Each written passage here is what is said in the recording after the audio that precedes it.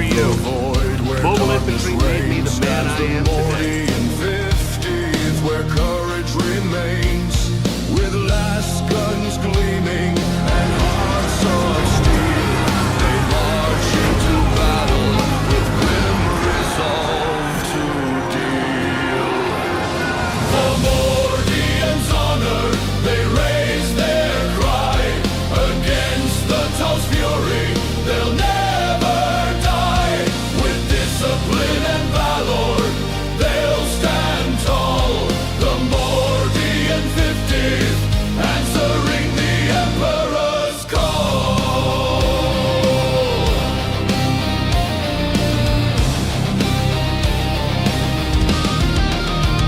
Through the fire and smoke, they press on, facing Vaccinal's horde until the dawn.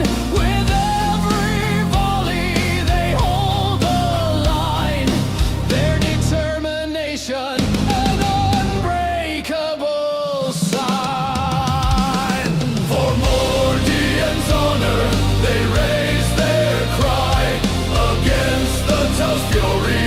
They'll never die. With discipline and valor, they'll stand tall. The Mordian 50th, answering the Emperor's call.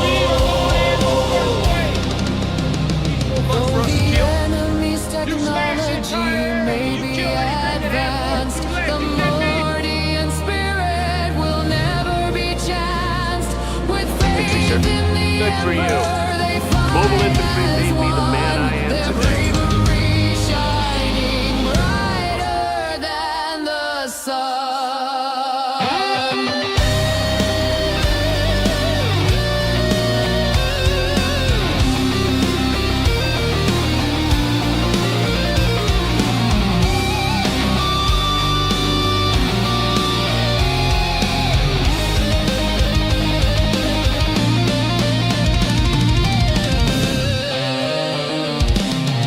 Backbone of the guard, ready to serve.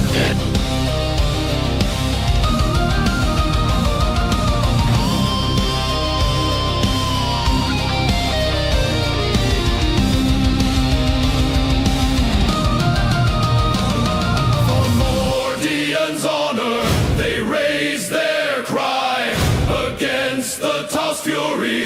They'll never die.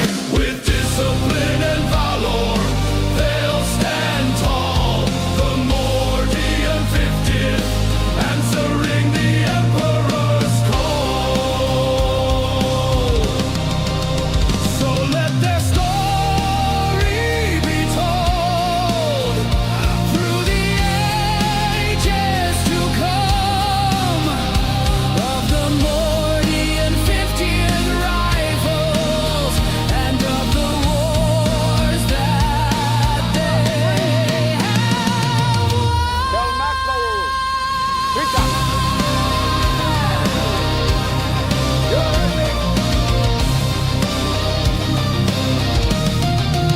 Backbone of the guard, ready to serve.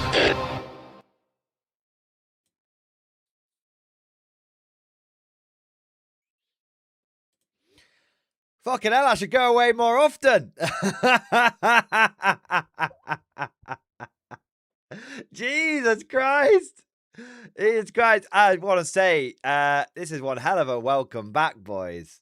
Thank you so much. We've had goddamn death strikes. We've had goddamn full companies being sent in. I think that's it. Stream's done. You guys completed the stream before it even started.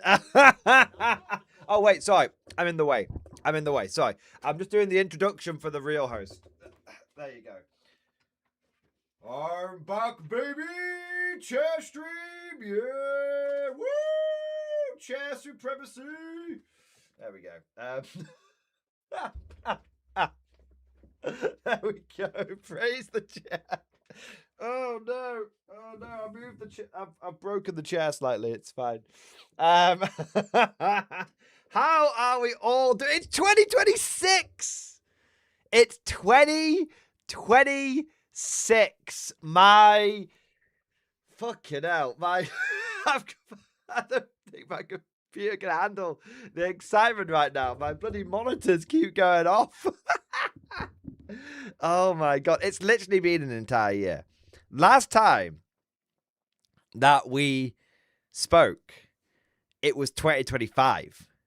Now it's 2026. It's been an entire year. That's just science. That's just mathematics. All right. And I tell you what, boys, I've enjoyed being away, but Mrs. Mordian will confirm I've been getting itchy feet to come back. I've been looking forward to coming back. Yeah, I had a hell of a 2 weeks off. If you guys want to know what I've been up to for the last 2 weeks, literally fucking nothing. Like all I have done for 2 weeks is just chill out. I was completely unplugged from the Matrix. I didn't look at my channel. I didn't look at anything. I barely like one day halfway through the holidays, I let there's like 100 people or something crazy waiting to get into the Discord, and I was like, I'll get to it at some point. And then one day I let like most of them in, and I was like, no, too much work. I'm stepping away again. And I stepped away basically completely for 2 weeks. But the last couple of days I've been like, I want to go back. I want to go back. I want to go back. I want to go back. And now I'm ready and I'm back and I'm awesome. And I'm very, very, very excited. Loads of stuff's been going on. I tell you what, I didn't just do nothing. I will say, I painted a lot. Oh my fucking God. Like, I literally painted an entire Soviet army for Conflict 47 and Bolt Action. I now own over 200 Soviet infantry, over 8 Soviet vehicles, which is quite a lot for Bolt Action. Normally, you only need like 3. If you include my Conflict 47 stuff, I'm on double digits of like Soviet vehicles. I've painted artillery. I've painted loads of Americans. I've just been working on some American power armor. I'm actually pretty happy with how these guys came out and the little transfers and everything. Been painting up some armor as well. I've been painting up like Hanomag, got it all conflicted up and everything. Working on a little bit of a German power armor as well, getting that, Star Wars Stormtrooper vibe going on. A little bit of painted a little bit of American armor as well. Literally, I've just been painting like a man possessed, essentially. And but I have been painting and watching TV basically for 2 weeks uninterrupted. So that is the 2 week catch up. What do you get up to for 2 weeks, Mordian? Ate a lot. I've gained a lot. I've ate a lot. Didn't think it was possible to bulk. I'm cultivating mass over the last 2 weeks, but it is possible. Just painted a lot, ate a lot, chilled out a lot, but now I'm ready to hit things hard. So there you go, and I'm ready. I'm back, and I'm really, I'm really, really looking forward to 2026. I've had this overwhelming feeling that like 2026 is going to be a big year. The black ships are talking to me. The whispers in the warp are talking to me. Just my gut instinct is talking to me, and I feel like 2026 is going to be such a fucking hype year. And I'm just talking like, I think 40k is going to pop off. I think Conflict is going to pop off. I think it's going to be the year of gain on like multiple fronts. It's like Halo Reach, like the winter contingency. We're on all fronts, we're going to be gaining, and I'm just really excited for it. I just got this. I think a lot of it is like, taking that time away to sort of just refresh, relax, rest and relax, all that kind of stuff. But yeah, I think 2026 is going to be a great year, and so I am absolutely hyped, absolutely excited. I'm buzzing, and I am just ready to rock out with my cock out. So there we go. That's the what I've been doing for 2 weeks and what I'm looking forward to for the next 12 months. There we go. Channel goal. Channel goal is 100,000 subscribers by the end of this year. I can taste it. So close. I'm so close. I can taste it. All I need to do now is avoid. All I need to do now is avoid the Tau subreddit and avoid like the middle of winter and avoid getting cancelled, and we're ready. We're on the way, baby. We're on the way.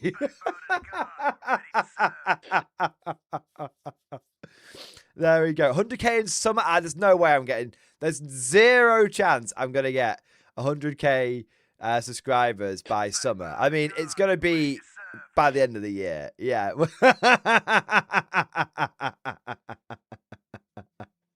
There you are. Getting cancelled attention. All attention is good. Don't worry. Cancel culture. Cancel culture has been cancelled, man. Yeah, it's well, to a certain extent, you know. But yeah, it's crazy. Like, yeah, it's definitely, you know. Me and Evan were actually, you know, like, I know I've got some big super chats stuff to get to as well. Okay, I know I've got some big super chats, but me and Evan were actually chatting about this because we've been like, can we bring some edgy jokes back? And we've tested the waters a little bit, and yeah, turns out edgy jokes are back, and it turns out that absolutely, you know, inappropriate stuff is back on the menu, boys. That's right. Yeah. You can say rare again. That's true. 100%. All right. But anyway, look, it's absolutely popping off. I think let's get. I'm a little rusty. You're gonna have to bear with me, guys. But what speed paint do we use from US Army Green? I use Desolate Brown. That one. Speed Desolate Brown.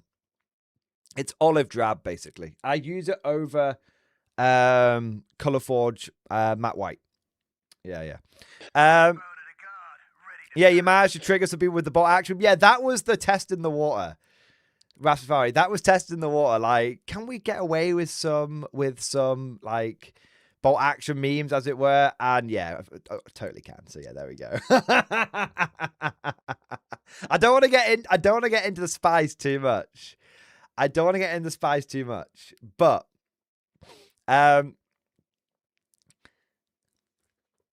the foolproof test,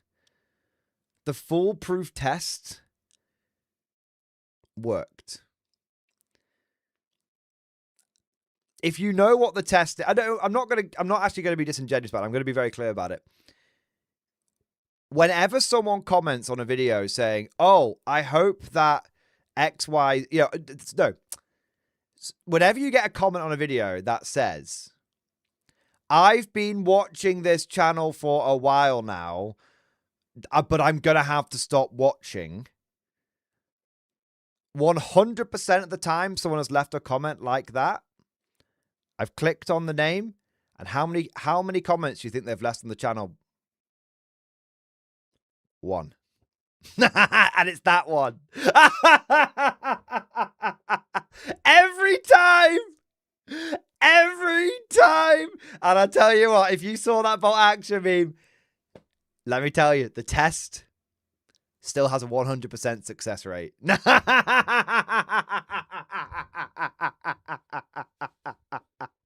It still has. I used to respect this channel. That's it. I've been watching these streams for a while now. That's it. They can't help themselves. Like, there you go.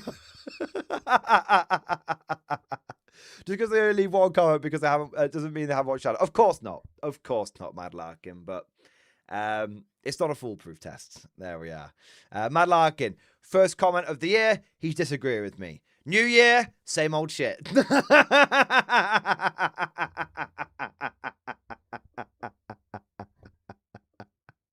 Love you too, buddy. There you go. Disrespect on the lurkers. That's true. There you go. New year. Hashtag Iron Commander. Right. It is a new year. It is the first stream of the year. I think the first stream of the year is just going to be us catching up. Obviously, it's the usual. I actually do have a new thing for the new year. But we'll get to it. I need to just set myself a timer. 1 second. I need to set myself a timer.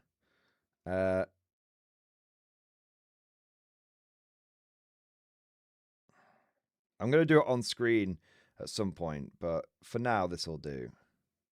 As a secret one. There we go. But, basically, there is going to be a new thing for the streams, but you're going to have to wait. You're going to have to wait like 45 minutes. Then you'll see.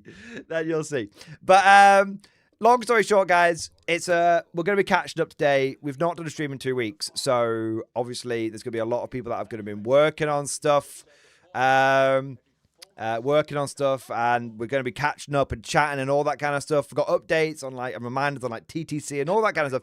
So today, anything goes as per usual. It's a nice, chill catch-up stream, and we could talk about anything and everything. And I've probably missed a lot of stuff.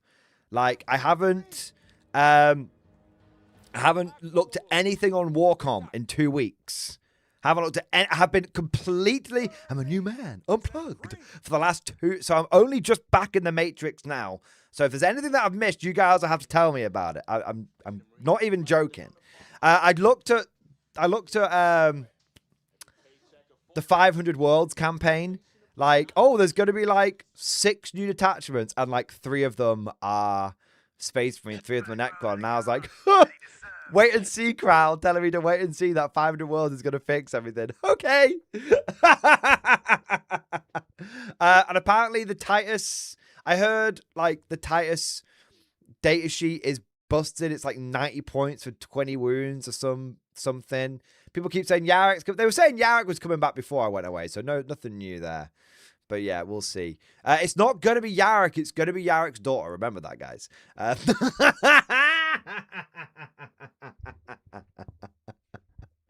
But I'm taking the piss. Hopefully it is. Serious note. I hope it is Yarek coming back. That would be fucking cool, man. But anyway, so before we go any further, we've had a very long introduction. For a very, very long introduction.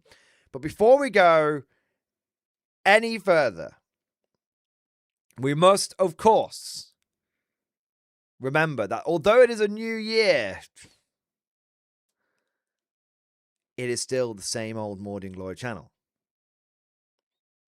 And that means that traditions must be observed and respected. And so, it's time for roll call, baby! Stand up and be counted, baby! Yeah, buddy! Yeah, buddy! Yeah, buddy! Oh my god! Between Spriggs and Chansey. I'm just gonna say everyone's here. Fucking hell. The stream analytics are saying the chat rate is going up.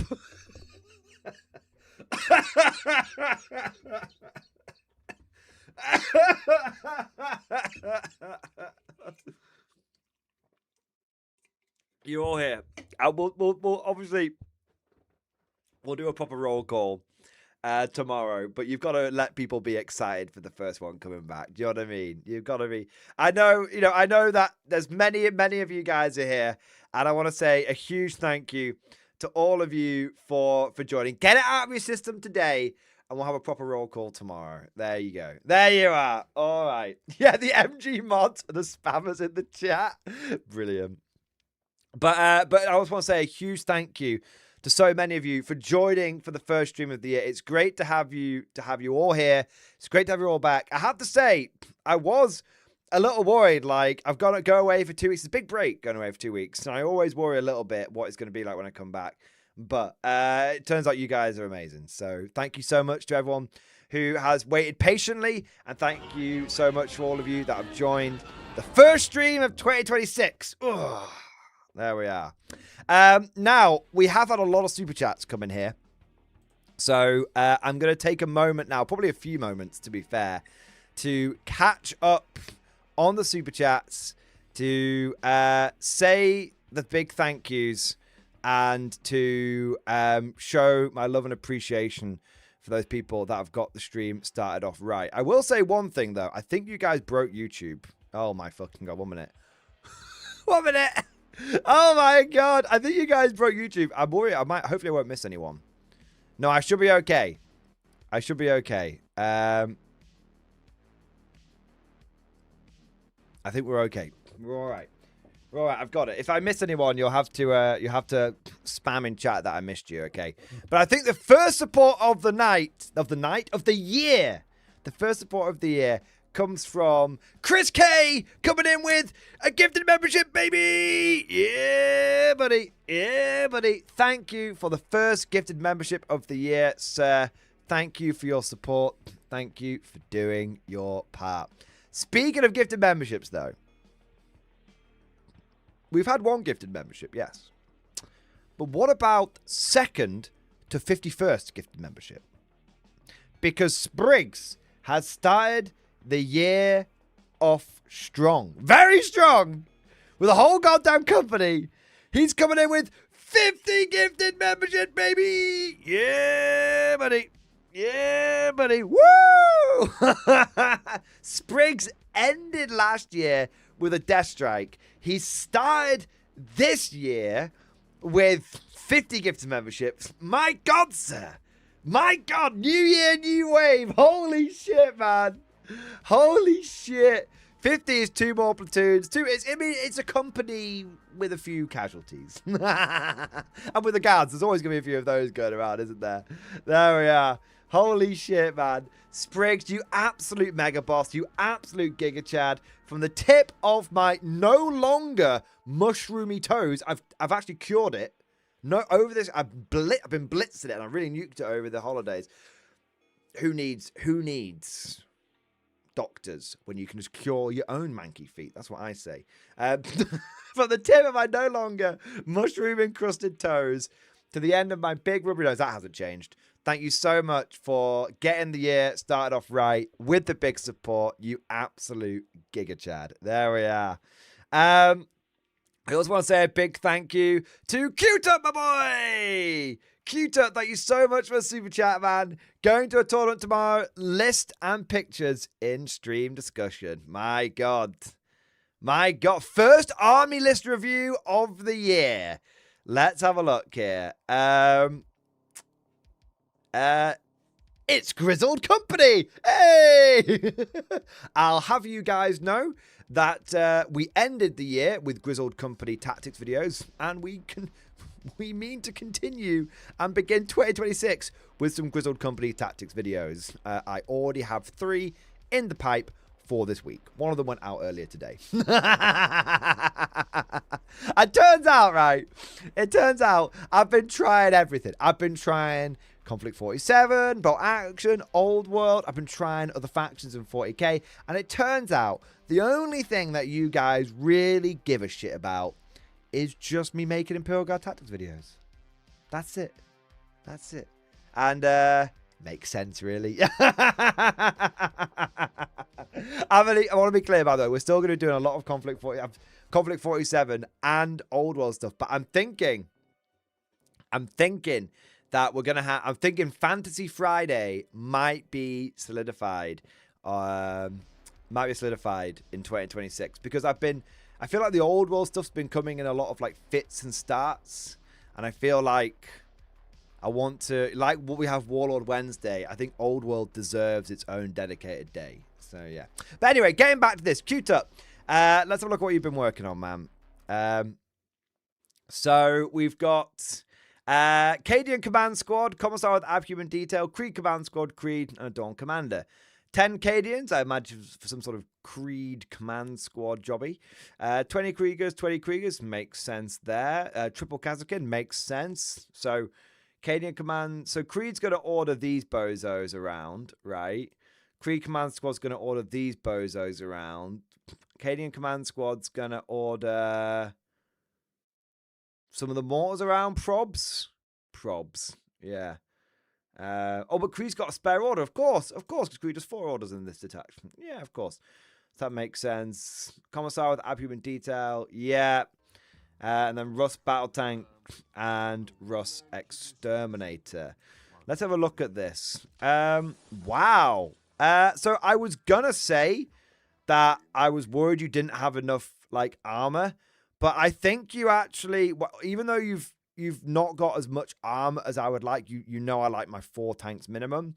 I think you actually get away with it. It's always good when you can actually visualize the lists. And I think you get away with it because I think you've got 3 squads of Kazakin, which are obvious damage dealers, and you've got the Bulgrin as well. I kind of think that sacrificing a tank to get more elite infantry in there is actually a solid, viable choice. Now, I wouldn't have said that if I hadn't seen it, but seeing it is making me think, yeah, okay, I can get behind that tactic. You got indirect fire, you got a bit of fire support, plenty of elite infantry, lots of assets. Yeah, I can see it. Nice. Loving the Sabaton. Look, I've got my Sabaton t-shirt. I need to wear it on stream sometime. Dude, looking good, man. Did you say you painted 54 models in the last 3 days? Amazing, man. That's a solid effort. That's a very solid effort. Overall, I think that the list makes sense. It's got some good bones in it, and yeah, I think it's solid. I think good luck at your tournament. Win what you can win, and if whatever you lose, take it as a learning experience, and you always learn more from your losses. So there you go. But I think you should do all right with that. Depends on your meta, obviously, but the fundamentals are there, and that's the main thing. So nice. There we go. What we got next? We got Jack Handsome. It's time for Handsome's Heroes, baby. Jack Handsome is here, and he has got 20 gifted memberships. Yes, 20 gifted memberships, 20 conscripts. We are going in with the first wave. Technically, don't ask what happened to the Spriggs wave. They've already died. We are going in with the first wave. Means more bugs for us to kill. You smash the entire area. You can end more than 2 legs. You get me? We get you, sir. We get you, sir. Jack Handsome, thank you for the 20 gifted memberships, sir. Thank you for the extra platoon to hold the line in the name of the Emperor. Oh, there we are. Mad Larkin, we want a degenerate list review? No, because it's just going to be 18 Victrix Guard. Can you confirm, is 18 Victrix Guard still a thing, or did it die over Christmas? I figured like someone must have beaten it by now. Someone have to let me know. Like, it was a thing. It was so 2025 18 Victrix. I don't know if it's still a thing in 2026. All right, what do we got next? Russell W. Russell W. Thank you for the gifted membership. Thank you for your support. Thank you for doing your part. We've also got Cosmic, my boy. Cosmic, thank you for the Death Strike chat, baby. Yeah, buddy. First nuke of the year. My God, sir. My God. Cosmic, I raise my glass to you, sir. You're an officer, a gentleman, a scholar, a good sir, a kind sir. Well, actually, you're none of those things. Frankly, you're a fucking degenerate. But I still love you, appreciate you, and I thank you for your support, man. Oh, man. Cosmic, thank you for your support, but also thank you for, not only for the Death Strike, but also thank you for the super comment that you left on the Death Road to Canada video. I did notice that, man. I didn't reply to it until earlier today, but I just want to say a big thank you for your support, mate. Absolutely smashing it, and dude, amazing. Fucking getting the year started off with a goddamn Death Strike. I'm gonna have to take him to a tournament again. I said they were meta. I'm gonna have to do it. Welcome back, MG. It's about time. I've been getting bored over here. You know what? I nearly came back on the 1st, on New Year's Day. But I forced myself to stay away until I was getting properly itchy feet. Because you want to, for me, that's the litmus test for when I know I'm refreshed and relaxed and I'm back on my A game. It's when I've taken, it's when I'm getting like irritable because I want to get back onto the streaming. Do you know what I mean? Yeah. So dude, trust me, I've been looking forward to coming back to it, man. How can I stay away? Project Paragon package made it over to you within 5 days, along with a little special extra gift. I hope when you're able to get a chance to get it, I can't wait to see you open it. I'll tell you what I'll do right now, man. I haven't seen your messages because I've been completely unplugged. But what I'll do is I will message my PO box guy. Let's have a look. Let's have a look here.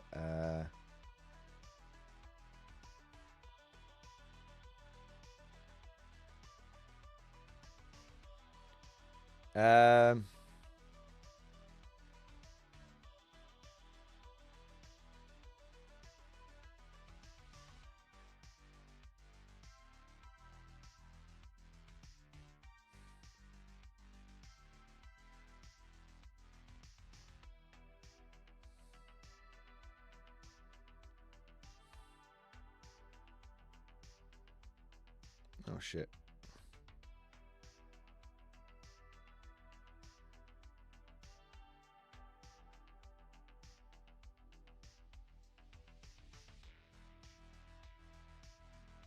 Okay, I got it.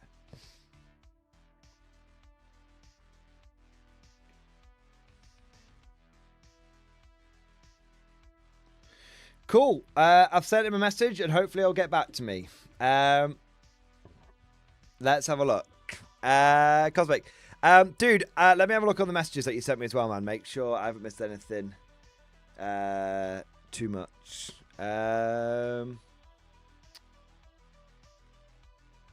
Oh, cool. When did it arrive? Oh, cool. It arrived last week. Fucking hell. It seems like it went through a bit more seamlessly than last year. I don't know what was going on last year with all the postage issues that were happening, but yeah. But Cosmic, it seems to have made it through. I've messaged my PO box guy, and as soon as I get confirmation from him when I can go and pick my stuff up, I will be there and I will be getting it and we'll be opening it on stream, and it'll be the first package that we open on stream in 2026. Cosmic, you are an absolute Giga Chad, sir. Thank you for all of your incredible support. Cannot wait for Project Paragon. Very curious about this extra gift, mate. And dude, thank you so fucking much. Ugh. There we are. I use FedEx. Fuck British Post. Yeah. Yeah, I know. I mean, it's a shame. I'm not going to get into it. Royal Mail used to be really good. And then, look. I don't want anyone getting the wrong end of the stick. I'm no bleeding heart liberal. But it was way better when it was not privatized. And then they privatized it and it went completely to shit. So, yeah. So, for now, FedEx is probably the better way to do it, man, for sure. Cosmic, thank you for the support, bro. And I will be getting my hands on your package ASAP. There we are. What we got next? Lord Castellan. Lord Castellan, thank you so much for the 33-month member flex. It's the first flexing member of the year. Double X-Force, baby. Yes, there we are, man. My 4-year-old and I painted a great and clean one in stream discussion. Let's have a look. Ooh. Let's have a look, man. Sorry, there we go. My son and I painted this together. He did the skin. Hey! That's really good, man. That's really, really good. Holy shit.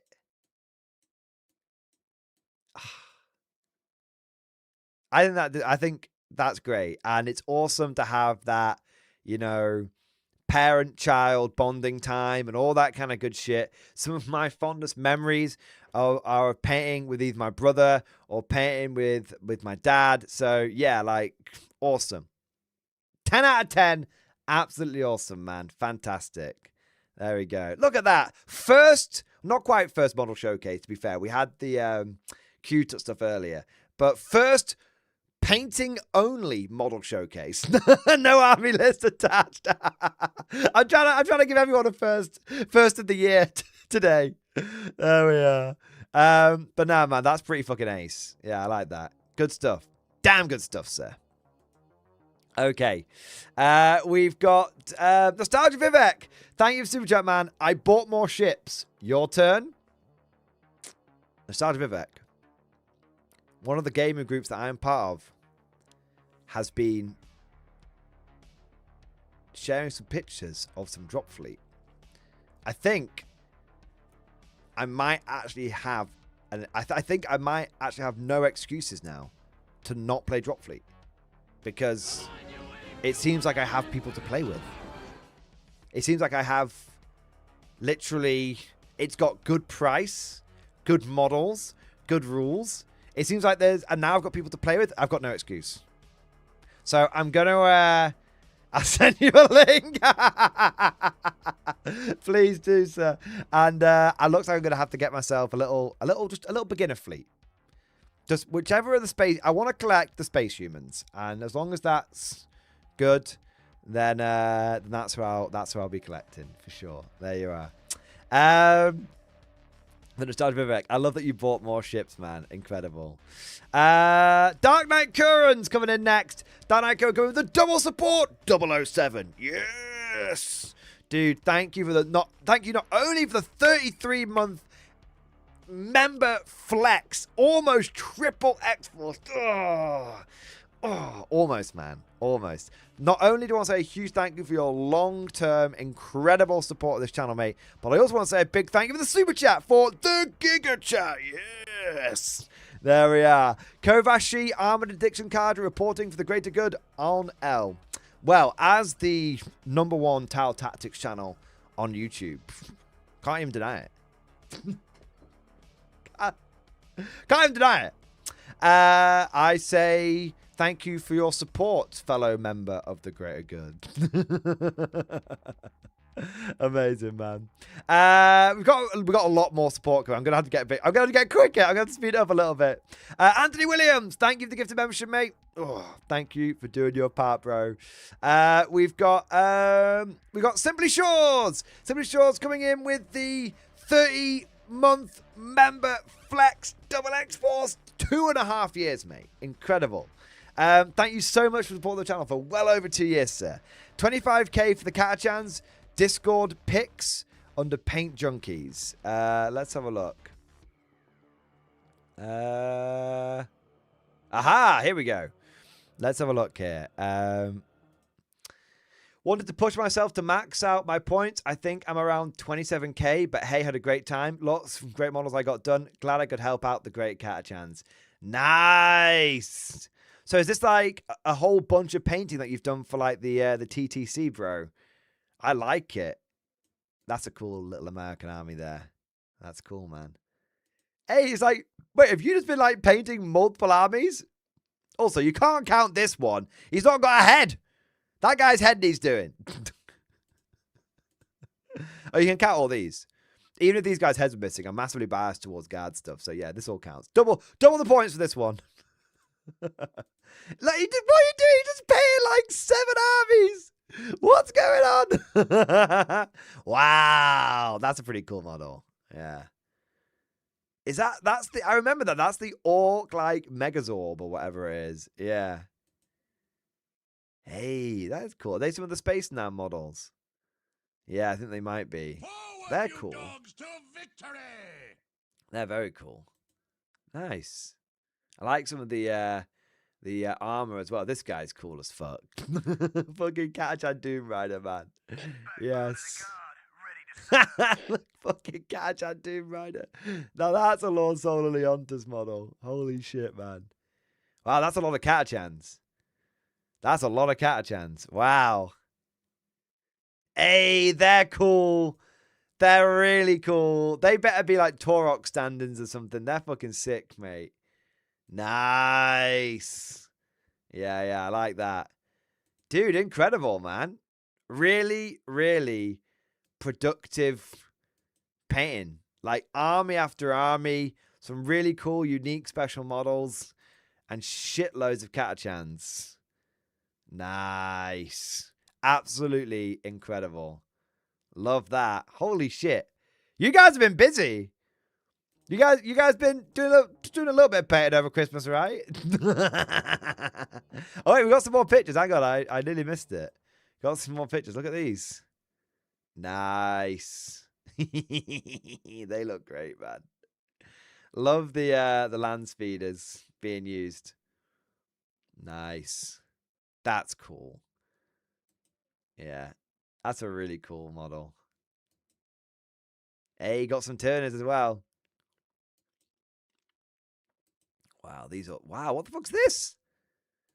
Fucking... Oh, the fucking Mega Chaos Army, man.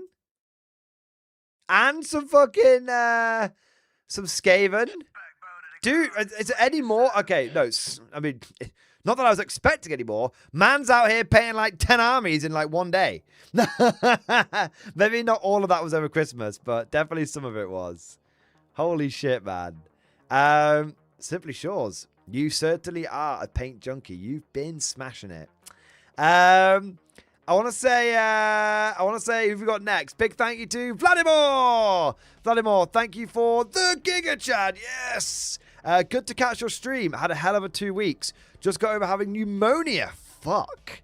Felt like hell, but I'm better now. Glad to be here doing my part. Well, dude, pneumonia is no joke. So I want to say I'm glad to hear that you're doing better. Well done on beating that thing. And, dude, thank you for the support. And, yeah, that sounds like you've had one hell of a Christmas and New Year. Fucking hell. Yeah, man. Holy shit. Well, thank you for the support. And I hope that you feel better now. And I hope that you continue to get better and go from strength to strength. There we go. So that was over the whole contest. Oh, fair enough. So that was over the last 6 months. Hey, you know, there's still like 2 weeks left. By the way, quick communication. I think the original idea was to have the TTC end on Friday the 16th. I think we're actually going to have it go to the 18th now. I'm going to give people the weekend because people are going to do a lot of painting. People like to leave things to the last minute. And as a fellow procrastinator, I know there's going to be some people that are going to leave their entire TTC to the last weekend, even if they've had 6 months. So you have got... I haven't... Yeah, it was not only started Vivek, but it was a few other people said as well. So you have got the weekend as well. I haven't told Ravenga yet, but you have got the weekend as well. There you are. Who have we got next? Gabby, thank you for becoming a new member. Welcome to his Imperial Guard, the Emperor's true finest. We've got Florida Eccentric. Thank you for the Giga Chat. 3 posts in stream discussion. Glad you're back. Let me have a look, man. It's old Gamer Vader, isn't it? In the Discord, as far as I remember. Most of the hobbying done over the break. Buffalo, Trace Bourbon, and some Coke. I mean, that's the best bit of hobbying, right? I did some. If that's what we class hobbying, I did some serious hobbying as well. And the start of my British K-47 army using some bolt action troops. Order today for the rest of the British K-47 army. Some Ultramarines built at work. Style Trooping, Vogel Spinners, and game versus the US. Nice. This doesn't look like Ultramarines. I actually just did. Speaking of Style Trooping, I actually just did. It's going to go out this Wednesday. My first ever Conflict 47 dedicated unit review and deep dive. And it's going to be for the Style Trooping. I don't know how long the video is going to be. Probably about 20 or 30 minutes on one unit. But for you, it's classic Mordian Glory content for K-47. So I hope you guys look forward to that one. I'm going to see how it does. These guys look fucking sick, man. Like the sort of scratched metal, the scratched sort of black metal armor. Yeah, that's kind of cool. I like the way that's come out. The basing's really nice as well. And it contrasts with like the big green eyes, the black armor. Yeah. That's cool, man. Hey!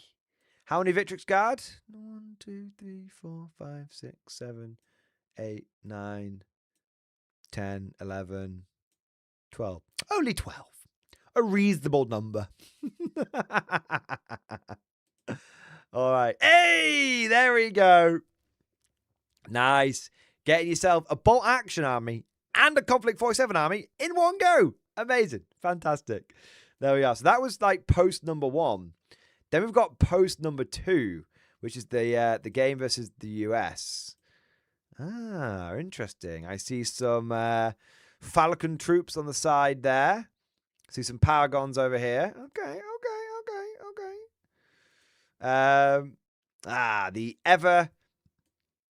The ever well-performing Shrek Wolfen, I imagine. Although they don't want to deal with that Tesla Sherman right there. That's a bit of a problem for them. Oh yes, I love the Walker Panzer IV. Nice. Every time I see you play, this fucking flamethrower half track is just going around bumming your opponent. This must be your opponent's most hated unit at this point, and I am so here for it. Incredible. I knew it. I knew it was going to be. Oh my God. Fuck's sake. He's like, God damn this Flammen Hanomag. The Flanomag. Jesus, man. Oh, there we go. Hey, that looks pretty cool, man. Nice. I like how the effect really works on the Style Trooper and on the Vogelspinner. Yeah. Oh, mate, I like that one though. I will say, like, look, this is kind of cool. Like, I do like it, but I think I really like that. I really like that color scheme. Looks proper like. I mean, it just looks rusty and ragged as fuck, and I like that. The Axe has been fighting for so long. I love that vibe with it. Yeah. Hey, he's getting himself a Rail Panther. Is that the Rail Panther or the Rail Tiger? Wait, that's the Rail Tiger, isn't it? Oh my God. Hey, guess what, bro? Me too.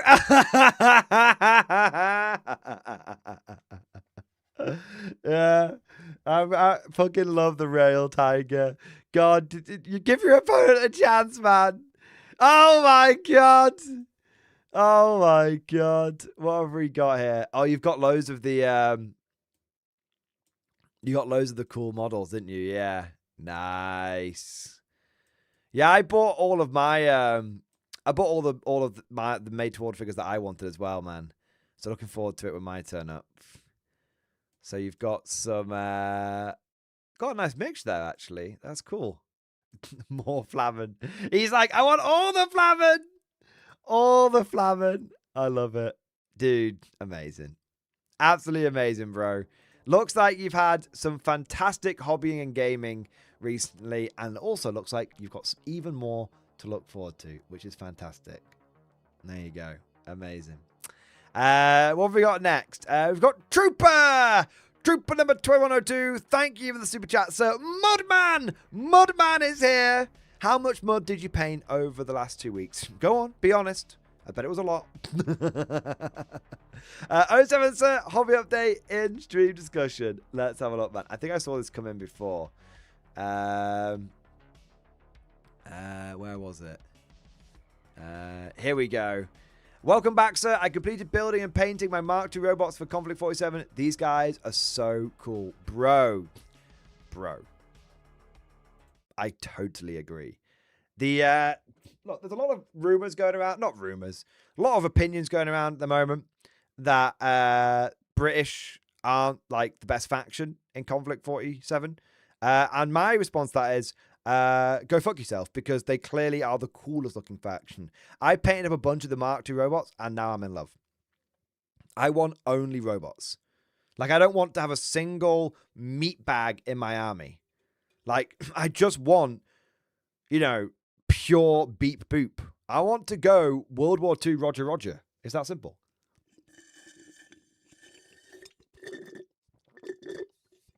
I saw 3 Mark IIs munch a full squad of Paragons in close quarters at a tournament weekend. Wait, why wasn't I at that tournament, Woodimp? I am dying to go to a Conflict 47 tournament. I've got every army painted up now. Every army. Woodimp, if you're going to a tournament, I need to know about it. I need to know about it. Because I don't know where to find this information yet. I don't know where to find it. It's more than 50 minutes for you. You wouldn't be interested. It's a good point, but I'm willing to travel to scratch my K47 itch. For sure.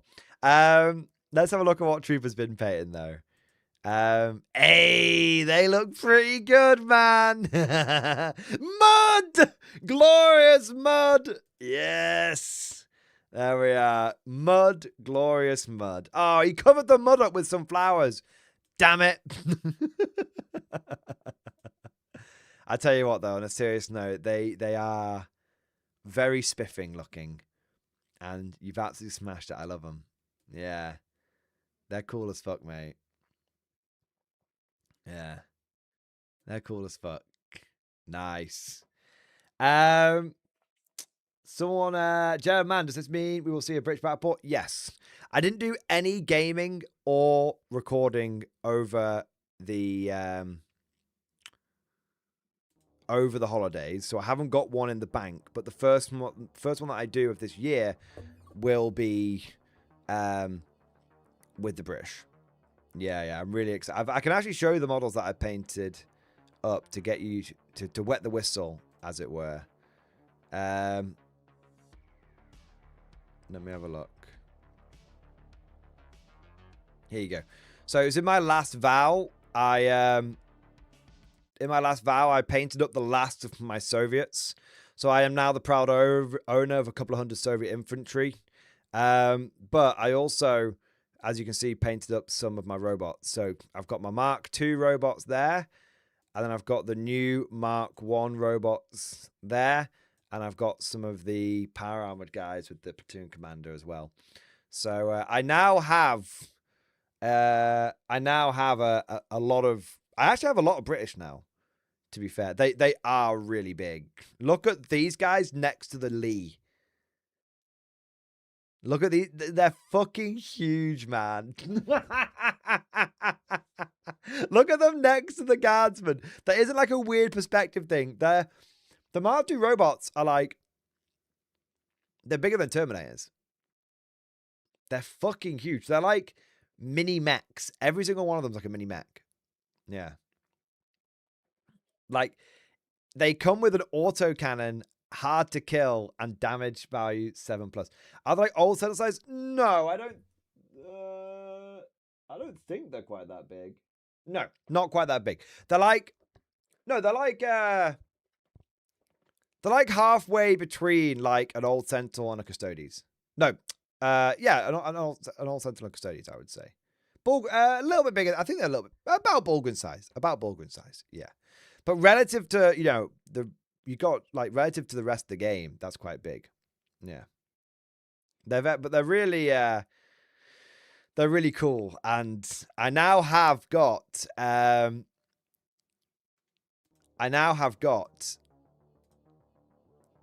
2 squads of Mark 1s, a squad of Mark 2s, a squad of 5 Galahad power armor, a squad of 8 Galahad power armor, and a power armored officer. And then I've got 3 Guardian mechs, 2 Tesla Cromwells, and a Merlin. So, like, truth be told, I kind of have completed my British, at least version 1. I'm going to play a few games with them. And then buy more of what I need, which is probably going to be... There's a strong chance I'm going to ditch all the humans in the army. Yeah. Do I have a meteor? No, but I have a spare Churchill and a Havoc launcher. So I, for all intents and purposes, have a meteor. Oh, I do have a Percival. I have a Percival, but I haven't built and painted that yet. And I have a Humber, which I haven't built and painted either. Yeah. Yeah. Someone asked me, did I lose weight over Christmas? No. The opposite.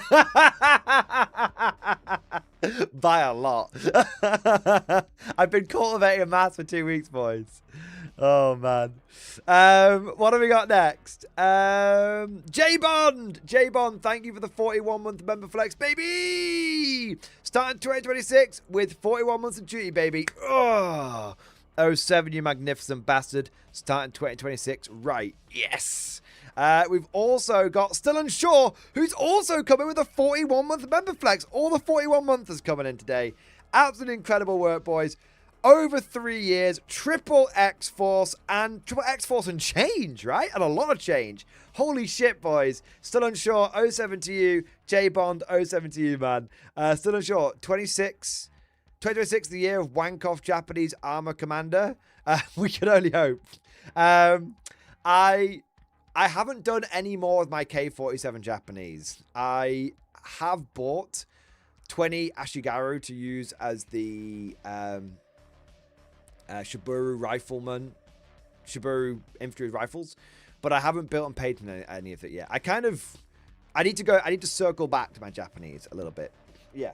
But yeah, I want to, I've kind of just been, my painting, I have to say, over the last 2 weeks, not even that, last like 4 months, for a little while now, my painting has been quite scattershot. So many armies have had great progress, but none of them have been completed. They've all gone up like 10, 15%. So they're all at like 50 to 80% complete, but I've just not like completed a single one. Apart from my Soviets, I can, gentlemen, I hope you're all sitting down. I have achieved the impossible. I have completed a tabletop army. It has never been done. I have completed my Soviet army. There is literally nothing more for this army that I need. Nothing more that I need.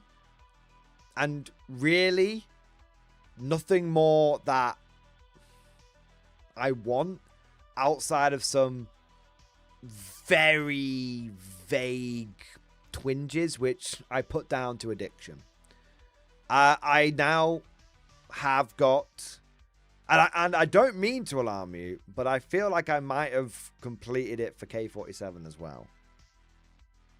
I haven't got the only thing I haven't got is a Katusha. And the only thing that I would want, I don't really want Katusha. I'm kind of morally against multiple launchers in bot action because they're so broken. So what I own is 200 Soviet infantry plus, more than 200 infantry. I have all the LMGs, all the SMGs, all the rifles, all the anti-tank rifles. I have got multiple different types of infantry. So I've got enough infantry to represent tank riders and basic conscripts and NKVD. I've got it all.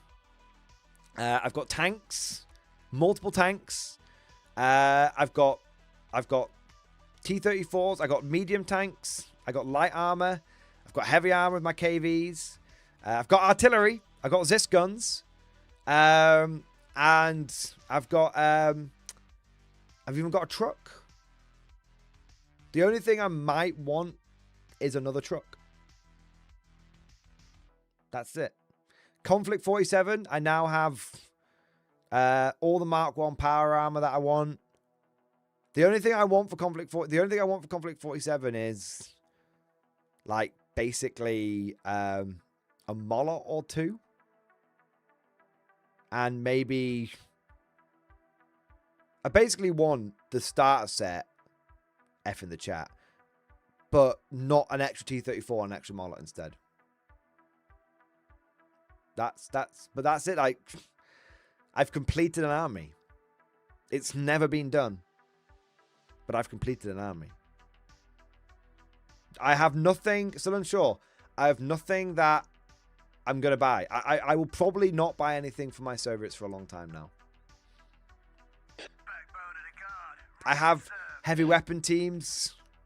I've got light, medium mortars. I've got machine guns. I have everything. I'm sorry, I have everything. And I don't mean to alarm you. Why you need a second Soviet army? I don't mean to alarm you, but I'm also very close to finishing my my British as well.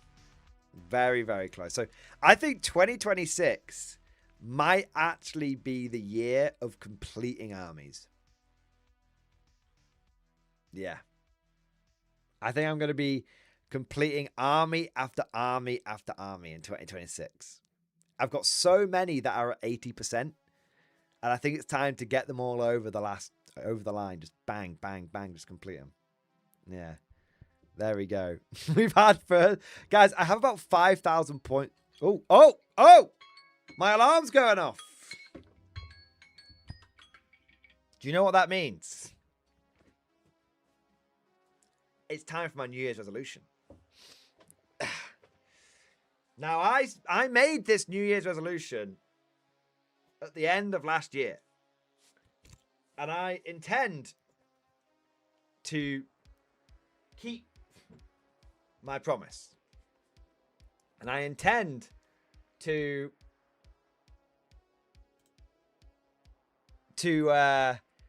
do this every hour. Every hour that I stream, I'm gonna do a mini Giga Chad, which is just gonna be like a set or two. That's it. I'm not gonna do a full Giga Chad every hour. I'm just gonna start off with just doing one set every hour, and I stream for like 5 or 6 hours. So 6 sets over the course of a stream. That's it. That's it. So there we go. My room's got so messy over the holidays, boys. I have not started off with a clean slate.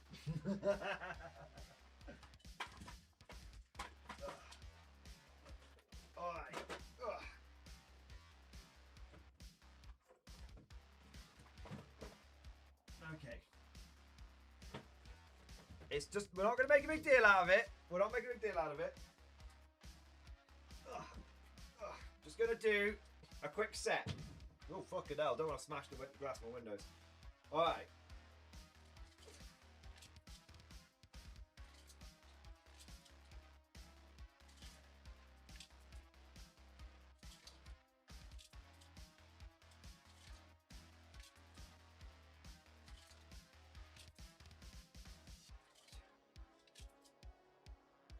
Eight. 9. 10.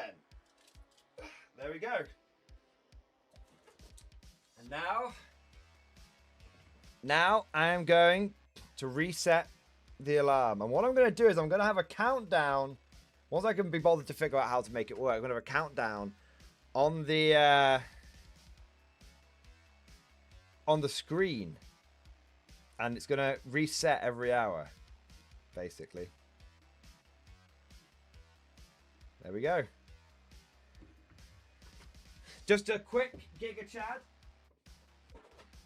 It's a quick. Well, it's only for one set. Still unsure. So I figured. I mean, I figured that it's only for one set. You should set the alarm noise to the Giga Chad song. That's a good point. I should do that. Yeah. It's only one set, and this is just going to be me. This is going to be me just getting into a little bit of shape, and we'll build it up.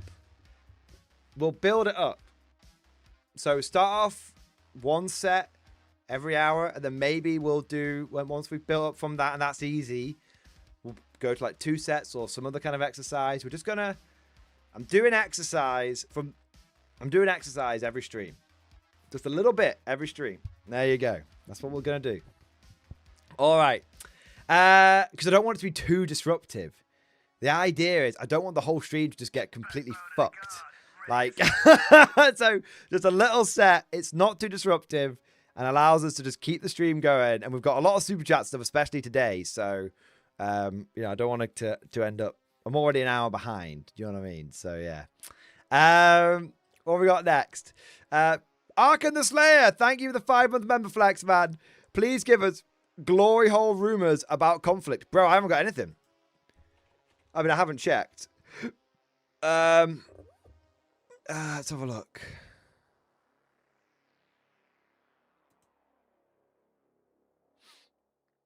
Oh, I got offered a free 3D printer that I didn't even know about. When was this? Oh, it was only yesterday. I can get back to them in a couple of weeks. That'll be fine.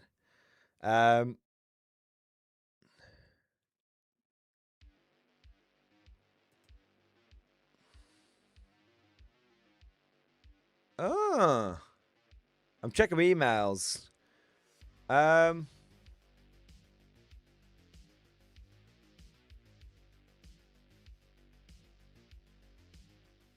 I think this is a dodgy app. Does anyone want me to take a sponsorship from a really dodgy app? It's called Givey. I'm guessing it's porno if it says Givey. That sounds like a pyramid scheme. No, okay. I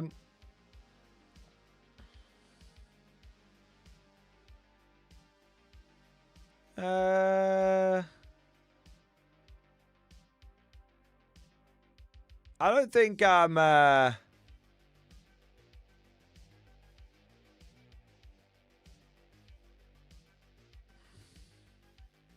Oh, no, these are all just, like, dodgy ones. None of these are any good. I got a lot of people who wanted me to push their products over Christmas. I wonder why. No,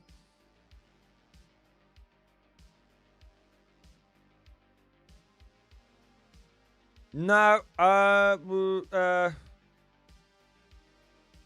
I don't have anything really to report. The only thing I have is at the end of last year. 1 minute. Today's the big sharp bayonets in your area. Hey, I'd do that sponsorship. The only rumor that I have, and it's not really a rumor, is around K47. At the end of last year, I had a very, very casual conversation with one of the higher ups at Warlord, and I want to make something clear. There was no promises made in this, so I don't want anyone to. If none of this stuff happens, I don't want any of you to get disappointed. All right, I want to make this clear. But I was chatting, and basically they asked me, would you like to have an idea where the entire army, where if you could run a British army with like no like humans in it, like do you want like an automated like platoon commander, for example? And I was like, yes, that would be amazing. And they were like, okay, we'll think about that. Again, there's no promises. That was literally just an idea that they bounced off me. And another one about there was, you know, it was a bit of a also the idea of maybe they want to like redoing the Mark 1 robot high voltage ability, but there was nothing confirmed about that. But they're sort of aware that might want people might want, yeah, people aren't super happy with that at the moment. And then maybe the idea of allowing Soviet basic infantry to take anti-tank rifles in a squad. All of these things were kind of like floated around as things that they were thinking about, but none of them may come to fruition. So that's the stuff that you know I was bouncing around. But it was only like I think it was like an hour-long call with just them, just some very high-level chat, sort of end-of-year stuff. Because remember, I don't work for Warlord. They just want to keep in touch with me, and I want to keep in touch with them because it's a mutually beneficial relationship. Like, it's good for me because I really like conflict, and it's great to be able to get the inside track on stuff. It's good for them because obviously if I'm like talking about their product, they love it, right? So it's good for everyone. And I don't really think in those terms. For me, it's more of a, I like conflict, so I want to talk about conflict. Do you know what I mean? Yeah, I always have to think about those things like afterwards. Like, I probably should have asked them about this. I do know some things that I do know. I know what the first 3 army books, not army books, like, because they're not doing army books, that's bot action. The first 3 expansions, or whatever you want to call them, are going to be. They already hint campaign books. That's the one. I do know what the first 3 of those are going to be now, so that's kind of cool. But yeah, so I can't say anything about that though. I wish I could, but I can't say anything about that. Yeah, Woodimp sweating right now. Woodimp, you probably know more than I do because I'm terrible at keeping in touch with them. So Woodimp, why don't you send some info down the old pipeline, and then I can really tap dance up and down the line. Do you know what I mean? Da, da, da, da. Leaky pipes everywhere. Well, pipe that leak right into my asshole, man. Give me some of it though. There we are. I can't talk. I mean, if I get a chance to talk about Japan today, I will do. But yeah. So yeah, I haven't got any more. I haven't got any more than that. I just know that the the Warlord expansions are coming soon. I think the first one, and I'm quoting John Stallard when he leaked this. I think the first one is coming in. It's coming in Q1. I think it's early Q1. I don't know if it's going to be towards the beginning or towards the end of it, but I'm pretty certain the first one is coming very, very, very, very, very soon. A matter of weeks and months, not more than that. Yeah. Wait, this is Q1. Yeah, exactly. So I think, literally it's. I mean, I don't know. I've no idea, guys. But my assumption would be wait for the people at Warlord to come back off holiday, and then you're gonna start seeing some stuff. Wouldn't very soon? Yeah, very soon. I mean, I think we could get info on it in January. Yeah, on the first one in January. So yeah, I think it's a case of days and weeks to start getting info, not a case of months and years. So there's a lot. I think 2026 is going to be a very big year for K47. I think you're going to be almost like, it's going to be like, I can't take any more. Oh, maybe just a little bit more. Go on, Warlord. Just a bit more.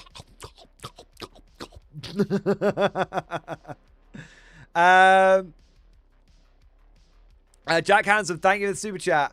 Thank you for the 2-month member flex. This year is so good. The US gained 2 presidents. No politics! Ah! Okay. Right. We have a no politics rule on the channel, but also there's obviously the news, and yeah, I don't think anyone's missed what's happened over the last few days. I'm not gonna say what I support or believe one way or another, because obviously that's not what we do here. But what I will say is that it was a big start for the year. Fucking hell, 2026 has been a long year, and it's only the 5th of Jan. Fucking hell. Oh man, yeah. Where do you think Mordian has been for the last week? Ah. Clear. You can, if you get the reference, you get the reference. Yeah. All right. I want to say what we got next. Rapture, thank you for the 24-month member flex, baby. Double X Force, baby. Yes. There we go. 2 years, Rapture, Double X Force. Incredible, man. Thank you so much for doing your part, for more than doing your part, and for surviving 2 years in the Emperor's True Finest. Amazing. Spriggs, thank you for the super chat, man. 100k subs would be great. Lucky we aren't a Minecraft channel. Psh. Yeah, I mean, I think I'm just gonna say this. When I started YouTube 10 years ago, I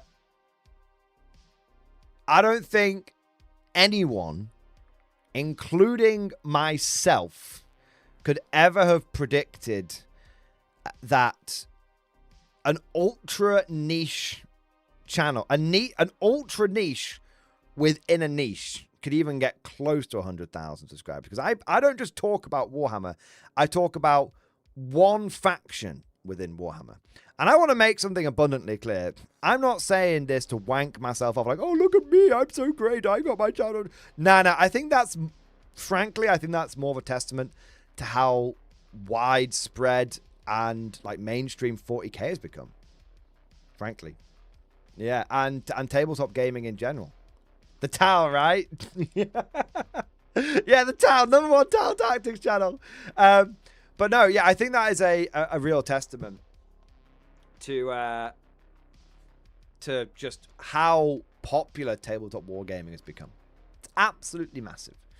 So yeah, I think that's really cool. And look, I want to make something clear. There's no assumptions being made here. You know, I'm aiming for 100K. I hope I get 100K by the end of this year.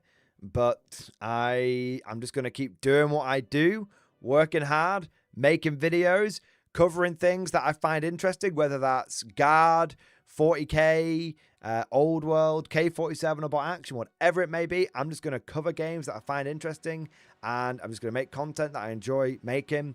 And yeah, I'm just going to see what happens. And if we get to 100K, we get to 100K. If we don't, we don't. And I know that might sound like I'm being a bit facetious about the whole thing, but I had a little bit of epiphany when I was away. And I realized, like, towards the end of last year, I almost lost sight of this job is meant to be fun. Do you know what I mean? And I always enjoy what I do, but I think, you know, the salty summer of Mordian, definitely, I almost lost sight of myself and lost sight of why I do this whole channel and everything. And whilst we're not going to shy away from any drama, and whilst we're still going to take it seriously, because I want to be able to do well at tournaments and show you things that work and show you things that don't work and tactics and all that kind of stuff. I do think that maybe there's an element of, and we'll come back to this at some point. Maybe not this stream, but at some point in the future. I think maybe there is a slight element of everyone in the 40K community sort of, I know it sounds crazy, but kind of like forgetting that it's meant to be fun. I think maybe sometimes we take it a bit seriously. And I think 2025 was I think for a lot of people, not just in my community, but in Warhammer and tabletop gaming in general, 2025, it felt like it was quite a serious year, quite a salty year, and I'm hoping, 2026. I'm like, you know what? It's meant to be fucking fun. Do you know what I mean? And whilst you can take something seriously, you shouldn't take something too seriously. And you should always remember that if you're not having fun, what's the fucking point? So yeah, like maybe my 2 weeks away have made me go insane. I don't know. But I don't know if it was just me, but there's definitely a vibe running through 2025 of this shit getting a bit serious. And I'm looking forward to 2026, just not going completely the other way, but just taking a step back from that and remembering the, we want to win, but we want to have fun. We want to win. We want to use meme tactics. We want to win, but our way. And if we're finding ourselves getting salty about something, that's probably a sign that we need a palate cleanser. And that's when we go and cleanse our palate. Yeah. Do you know what I mean? Yeah. So there you go. Just having a Outland Glory. Speaking of fun, in mid-January, the fan base is going to get spicy. Apparently, the first Fem Studies mini is coming to Heresy and getting shown off on January 16th at the reveal show. Forget everything I just said.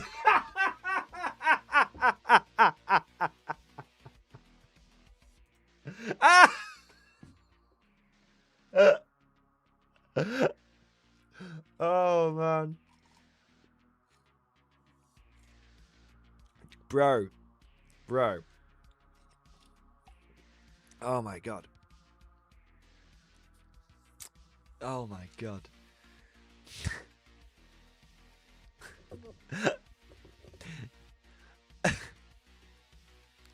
I thought they were honestly just gonna let that thing like just fade into the mists of time, you know? I thought GW was just gonna let it fade into the mists of time, like, ooh, a little bit of a misstep, but it's okay if we just sort of don't talk. If we don't look at it, it's like the sun. If we don't look at it, it's fine. But no, what they've decided to do is go back to Heresy and be like, see, we told you they were always here.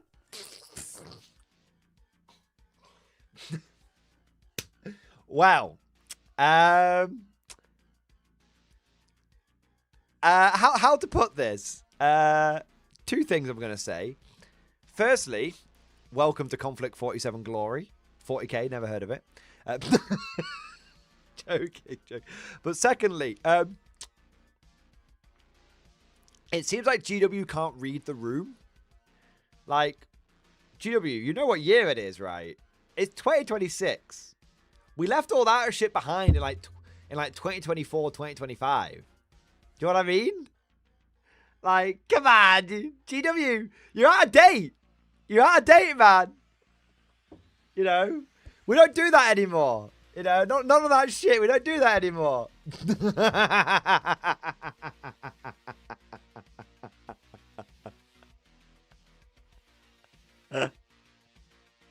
Oh my god.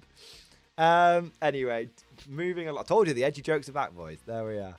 And what we got next? Chansey, my boy! Triple X Force, baby! Also, house move complete! Yes! Amazing, man. 07. Oh, fucking 7. Incredible, man. Chansey, I know I said we were going to meet up for some games over Christmas, but then I completely unplugged from the Matrix. And I know you're going to be busy. You were busy with your house move as well. And also, you're going to be busy we're both going to be busy getting back to work in the new year. But we still need to have that game. And just, I'm going to keep talking about it so that I don't lose sight of it and don't forget it. But yeah, we should meet up at Warlord HQ at some point and just do like a big game. It should be kind of cool. Yeah. Also, I've got more stuff painted for my Americans now. And my British. So, you can actually face off against something that isn't Shrek Wolfen. Or Ursus. There we are. John Shepherd, 9 months, mate. 9 months, Member Flex, and a super chat, man. Pictures in stream discussion. Let's have a look, man. Thank you for the double support, bro. Where are we up to? Hey, here we go. We could do Rising Sun if you want, Chancellor. I can do whatever. Honestly, I've just been painting. Honestly, man, I've just been painting a lot of Americans and British, so that's kind of been on my memory. I couldn't remember what we agreed, but you know, why pick? I'm sure we look. It's not. I can tell you now, mate.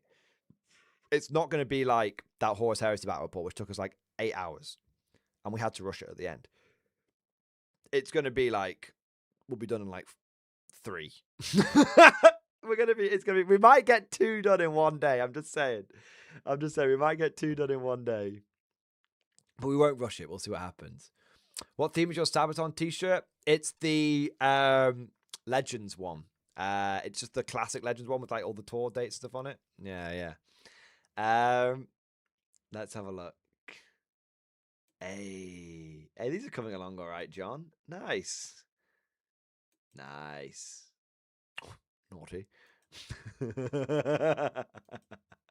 Are these the paints that you've used for, man? Let's have a look. Order the Bolt Action 3rd edition rules.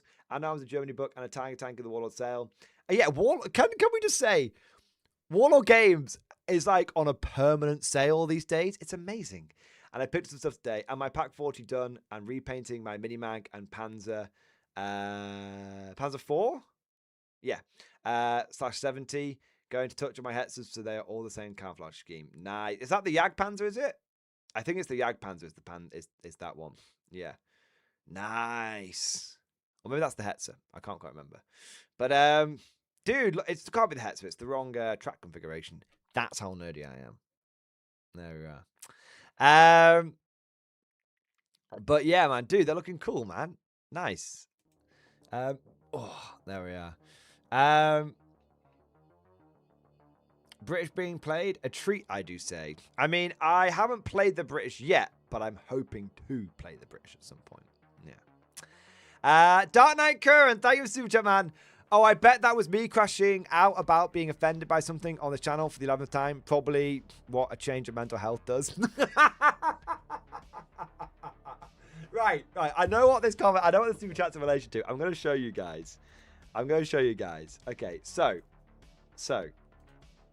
I've got a test. I've got a bit of a test going on here. Right. So, it's not a foolproof test. It's not a foolproof test at all. But, and I don't know if I've never tried doing this on other people's channels. So actually, I want to check something actually. Oh, I wonder if you can. I wonder if you can do it on other people's channels. Okay, no, you can. All right. Okay, so you guys can do this test as well. So, I'll give you an example here. So, earlier today, I was watching this Perun video. I haven't quite finished it yet. If you don't know who Perun is, by the way, he doesn't need a shout out from me. He's got over 600,000 subscribers. But he does weekly videos on, like, defense economics and, like, current military events, stuff like that. It's very, very nerdy. It's very, very cool. And I've been watching this guy for like probably like 3 years at this point. Like, I watched this Polish military modernization video come out when it came out, right? So yeah, he's Australian PowerPoint man. Yeah, he's very, very good. Now, if you ever want to, so I'm using him as an example. You can see obviously the comment section. If you click on someone's it's done it over here for some reason. Let's see if I can. There we go. So you can click on someone's like icon, not their name, but the icon, and it will bring up how many comments they've put on this channel and so, some stats related to this channel, right? So how many comments they've done and how many hearts they've received. Now, Dark Knight Curran's super chat was in relation to a video that I put out, which was this short, which Evan and I were like, let's see if 2026 is the year for edgy memes and edgy shorts. You know what I mean? Because we love a bit of edge. You know, the How to Get Cancelled series. It's very tongue-in-cheek, all this kind of stuff. And we like to lead into the memes, right? We like to lead into the memes. So there was a comment on this video. And there we go. So, Operation Omega 1. Please tell me this isn't another content creator I enjoy hinting they're fascist. Right.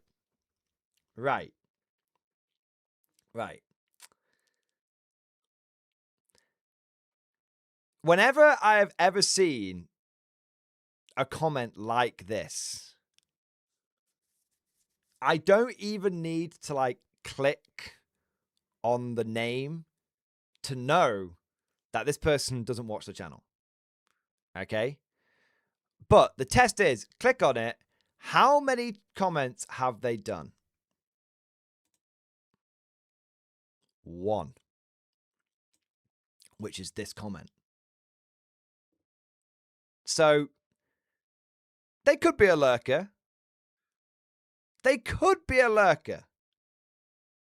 Okay? But, in my experience, this is someone that has never watched the channel before, and they're commenting to try and, how should we say this? To try and discredit, to try and cultivate some disingenuous support. Drum up some bullshit. Yeah, exactly. And this test I have done dozens of times on this channel. It literally, like, nearly every time I do anything about, like, bolt action or K47 or anything like that, I get a comment. And I'm like, check the name. So far, I have a 100... That test has a 100% success rate of sniffing out bullshit. So, whilst I appreciate a lot of people did reply to that comment and tried to, like, you know, run defense for the channel, I will say this. You don't need to run defense for the channel. Whilst I appreciate it, it's okay. You don't need to. Honestly, my advice to all of you is to not engage with it. Yeah. Exactly, Clove. It's like the Alex Jones meme you posted. Do you know what? Do you all know something? When I posted, if you guys want to see the Alex Jones meme, and I know he's a very controversial figure. Okay, so don't get me wrong. I don't know if I'll be able to find it actually. It probably wasn't one that like got like a lot of views, so it kind of got lost in time, as it were. But it was that if you've ever been on like any sort of short content format, whether it's Reels, Facebook Shorts, YouTube Shorts, whatever it may be, it's the meme where Alex Jones goes, "I love the pain." Do you know what I mean? It's that one, right? And it gets used for all sorts of stuff all the time, right? Now, I posted it was like, why do you keep going to Warhammer tournaments with Imperial Guard if you're just going to get, like, absolutely smashed? And this is when Guard weren't doing very well. And I posted that meme, and I actually had, I kid you not,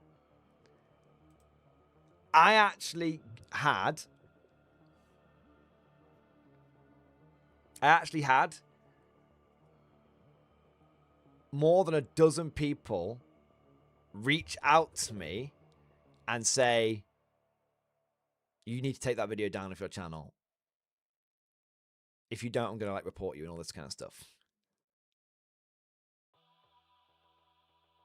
Do you know what I mean? And like, it was crazy. And it was absolutely crazy. And I was just like, look, in the nicest possible way, it's a very common meme format. And I'm going to use a meme format. And two, I'm not American. Your politics. Like, I'm not American. Stop trying to make me give a shit about your politics in the nicest possible way. Do you know what I mean? Like, I know some of you might not. I know this might come as a shock to some of you. But America, there are places outside of it. I think this is why so many people reacted so strongly to like what's happened in Venezuela recently. It was just the first time that I think a lot of Americans found out that there were other places other than America. They were like, wait, we went where? I never heard of no Venezuelan state. Why are you calling him the president of Venezuela? Do you mean like governor?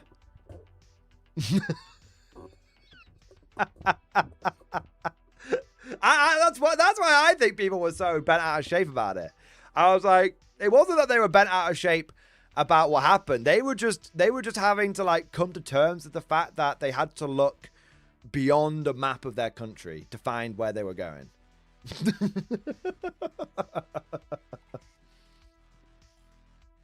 There you go.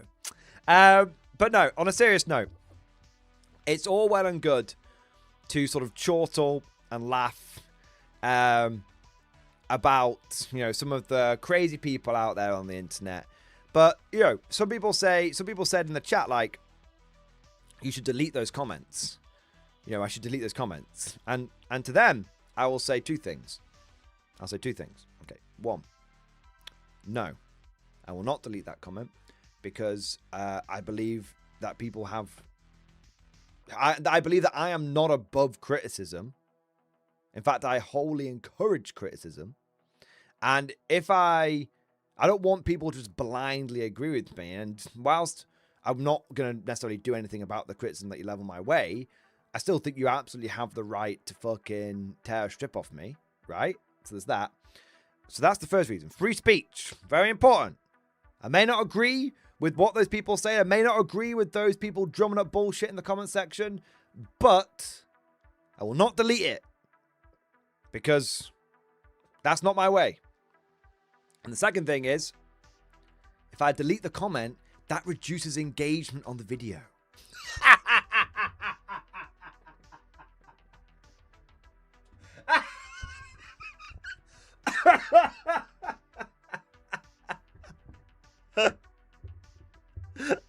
Oh, fucking hell. I saw that coming. There we are. All right. What have we got next? Daniel Simpson. Daniel Simpson coming in the 31-month member flex, baby. Hey, Justin just popped in. Hey, Justin, popping in, popping out for the first stream of the year. Amazing, man. Daniel Simpson, thank you so much for 31 months, man. Double X-Force, baby. Currently painting my 100th Metal Mordian for TTC. My God, sir. Amazing. I haven't painted a Metal Mordian model in like 2 years. I am a disgrace. I don't... Why am I even called Mordian Glory anymore? Like...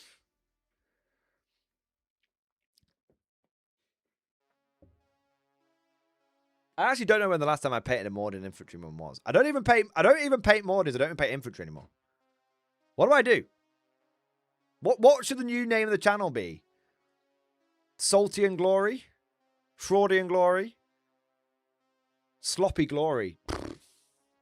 That's my OnlyFans. Axis Glory! No! Nostalgia Mimic! No! Why? Oh my God. Drop Fleet Glory. I like this one. Glory 47. There you go. There you go. Glory 47. Yeah. No. I am. Stop it. Right. You're all getting out of hand now. Clove literally fucking put Aryan Glory. For fuck's sake. Obviously not. Just like, there's no joke there. Just no. Just fucking no. Femstodi's Glory. Right? There you go. Oh, I did say I was going to give you guys feet pics at 80k, didn't I? I'll figure it out. No, I'll say Morning Glory. No, I'm still a Mordian at heart. I'm still a Mordian at heart. It's all good. I'm still a Mordian at heart. It's just, look. I've painted like over 1,000 guard infantry. There's kind of a reason why I don't really paint much 40k guard infantry anymore, because I have it all in every iteration and 0 magnets. There you are. But Daniel Simpson, on a serious note, man, that's incredible. Very, very, very big well done to you, mate. Thank you for your support and well done on painting your 100th Metal Mordian for TTC. Incredible, man. Godlike Poet, thank you for super chat, bro. Been busy, 2 vowels and more in stream discussion. Welcome back, man. Bro, it's really good to be back. Like on a serious note, I actually was a little worried about coming back. I was worried. You know, I've been 2 weeks from like, for me, I've gone from like working like every day of the week, literally not even having a day off. I had 1 day off in before my week off in December. I had 1 day off, and before that, I had 1 day off in like November. It was something crazy, right? So going from that to going from like 2 weeks off, I was actually worried when I came out. I haven't been away too long and all this kind of stuff, but the reception has just been incredible, and Yeah, so I just want to say a huge thank you to all of you. Yeah, you're not allowed time off, mate. Yeah, I know. Stop the stream, take another week. Okay, like I actually did consider not coming back until what would the date have been? Until the 12th. I did consider it.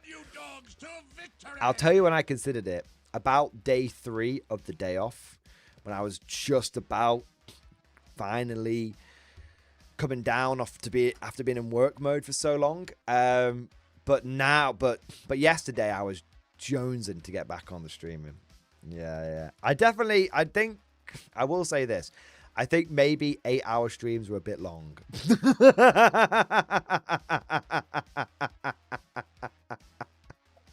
Yeah. But getting back to the super chat here. Finished my last for now. Finished my last for now. Lot of axes, and by golly, I got a lot of work.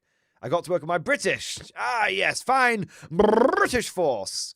Working regiment name is the Dust Devils. Pretty pleased with how they came out. Just got the Commonwealth K-47 starter set left to do. Waiting on a Merlin and a Comet to go with them, but may just have to start if they don't arrive soon. Also, I couldn't resist a cheeky name for my tank. Also, my brother was big into Lego for Christmas. My sister gave me a set that he'd bought but never had the chance to build. I enjoyed putting that together in his memory after TTC/Creeves is done. Hope you had a great break, man. I've started my new position today and it's been mixed. I'm sure it'll be okay. Just teething problems. I didn't know you'd yeah, man, dude, last year was a fucking... I'm not going to get into it too much, man, but last year was a bad one for you, man, and I think you did really well to weather it. So yeah, fucking yeah, that's pretty heavy. But yeah, doing something like that in his memory is a very good idea. Going back to the hobby, I just wanted to acknowledge that for a moment. I'm not just brushing past it. I wanted to just acknowledge that for a moment. Next thing I want to say is I didn't know you started a new position, man. I know that is it a new position in the same profession? Or is it a new position in a new profession? That's the first question I was going to ask. I'm literally asking out of idle curiosity. Feel free to, obviously, if you want to keep that private, that's totally fine, man. Let's have a look at what you've been working on. Yes, I love how the Mao makes the tiger look small. Shit, man. Oh, bro, I've got my rail tiger, and I'm going to be painting it up over the... I'm going to be painting it up on Thursday, actually. It's going to be my Thursday painting stream model, because I think painting a rail tiger on stream will be cool. Yeah, I like how you've got this is the regular tiger, but do you have the rail tiger turret for it? I feel like you do, but I could be wrong. I love your Hannah Mags, man. Yeah, you've done a good job on all that. It's crazy. I'm working on a King Tiger, and then after that, I'm going to be working on a Yag Tiger. Yeah. Wow, the British look fantastic, mate. So is the idea to run these as... Well, I guess you can run them as bolt action and conflict 47, can't you? Yeah. I really like that, bro. Dude, I love the color scheme for that. That's really, really cool. Yeah. I saw this. Hugh Grant. Ha! Brilliant. I actually love that name, bro. It's fantastic. Yeah. Nice. Do you know what? I was actually rewatching Lord of the Rings. You know, I was very fortunate. I think after many years, I've finally managed. I've finally indoctrinated Mrs. Mordian, because over the Christmas holidays, Mrs. Mordian said to me that she wanted to do a Lord of the Rings marathon, and we watched all 3 Lord of the Rings movies, extended edition. 2 on one day, one. It wasn't quite a full marathon. It's 2 on one day, one on the other. So, yeah. So it's kind of cool that you're doing that, the Rivendell thing, because it's like I was just watching the first film.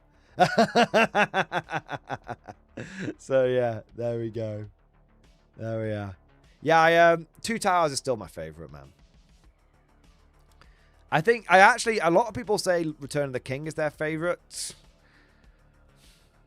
I still think Two Towers is my favorite. I just don't think the Siege of Minas Tirith is as good as the Siege of Helm's Deep. I just don't. I think, you know, in Helm's Deep, both sides show great competency. Whereas I feel like in Minas Tirith, it just feels like a lot of the time the Gondorian soldiers just get bummed.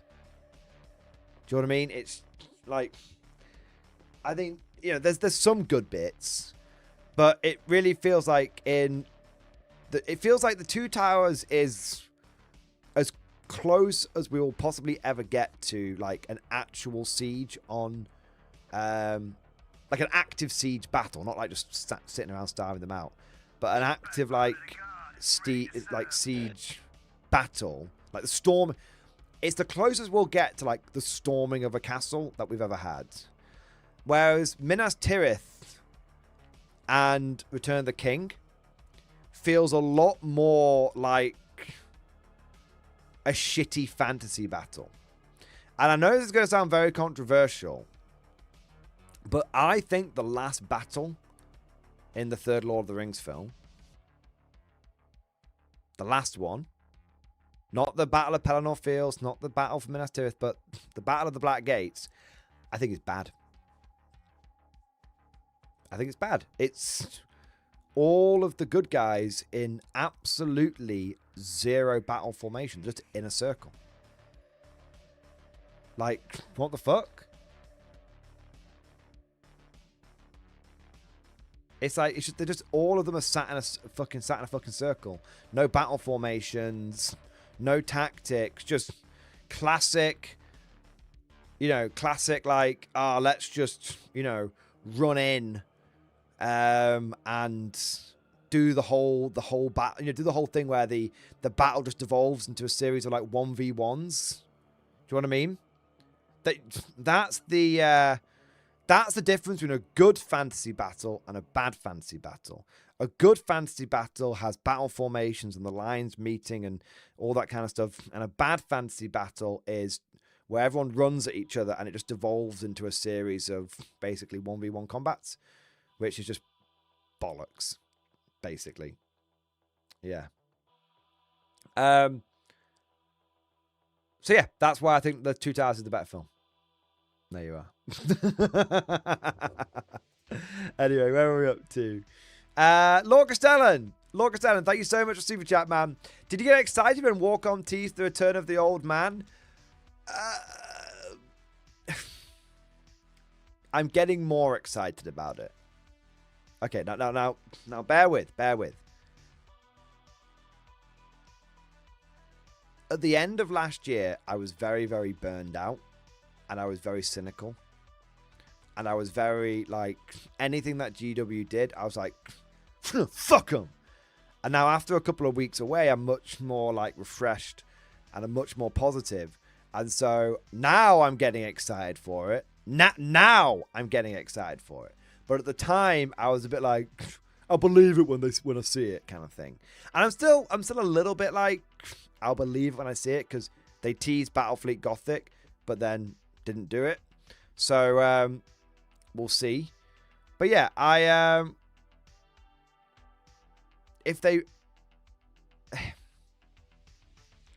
it's okay. Let me put it this way. I am excited for the idea of Commissar Yarrick coming back, and if he does come back, I will more than likely really, really support it. Be really excited for it. Okay. And also, like, Yarrick dying and coming back is kind of like part of his lore, like what happened like Gazgul when he got captured and all that kind of stuff. So I'm very ready to be excited for it. But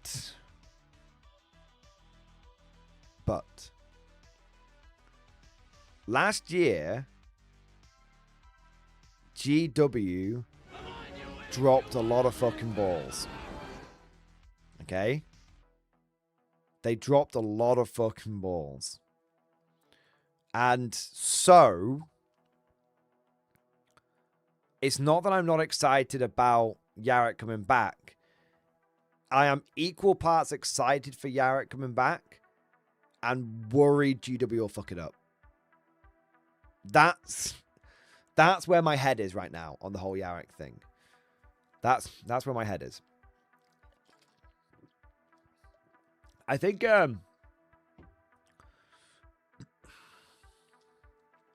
GW has done some serious damage to their reputation recently, and I really hope that 2026 does end up being the year of gain, and I really hope that GW is able to rebuild their reputation a little bit.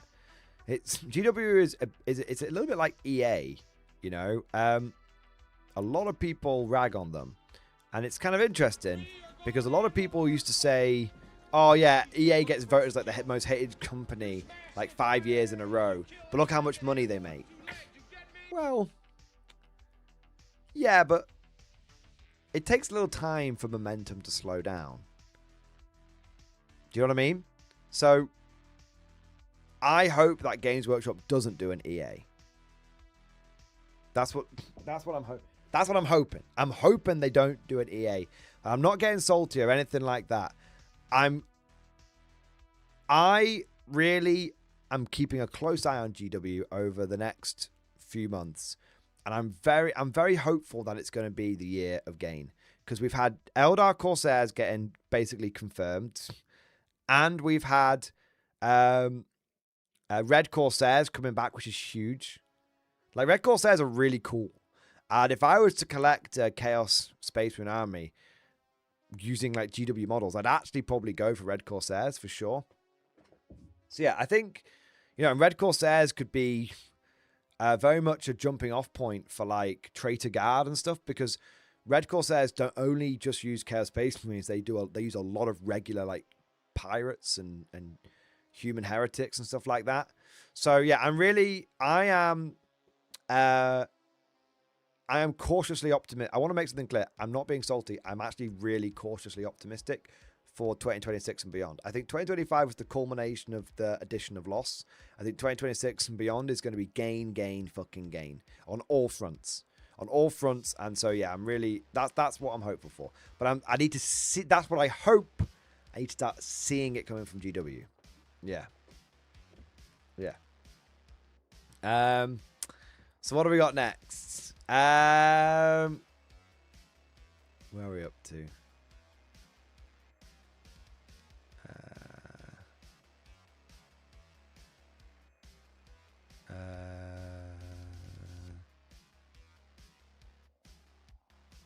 Oh man, I'm well far behind.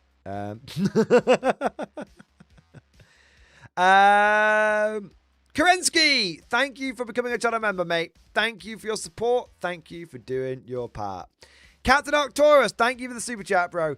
Did my first RTT with Dark Angels and came 15th with a 1-2 record. Mad proud of myself. Dude, that's amazing. Getting a win at your first RTT is big. I didn't get a win until my third tournament. One RTT and one GT. Wasn't until my... Sorry, to blow my nose. It wasn't until my second RTT that I actually got a win at an event. And it was one win. So it's my second GT. And I beat, the only guy I beat, I came second last, and the guy I beat came last. That was it.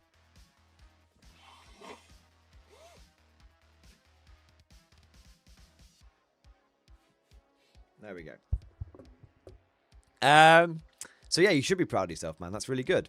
Jared Man, thank you for the 5 gifted memberships, mate. Thank you for doing your part, sir. Thank you for keeping us fresh stocked with new conscripts. The lower decks, my triumphant entry into the city in stream discussion. Ah, yes. Our first lower decks lore update. Let's have a look, man. Sir, it is a new day. After providing a sound drubbing to the Von Humping Curs, I dress and proceed into the City of Alchemists. Squire Jenkins' cowardice in the fight has not yet been forgotten. I'll have to ditch him in some local ditch at the first available opportunity. Upon entering the city, it would appear the local authorities are quite keen for my attention, with various notables waiting for me past the gate. As they droned on about welcomes, keys to the city, and their inevitable pleas for aid in several domestic problems, my mind drifted. What is Admiral Bricks doing at the moment? Why do my banked turnips in the Von Schaus dynasty never seem to noticeably increase?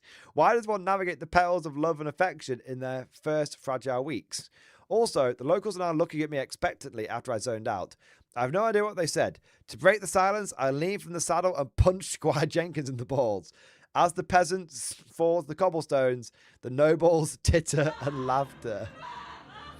Not to be dramatic or anything, but tomorrow I had to go back to work.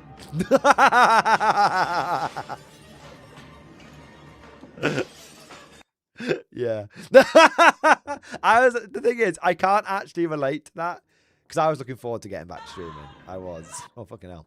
I love the one that I've seen another one like that.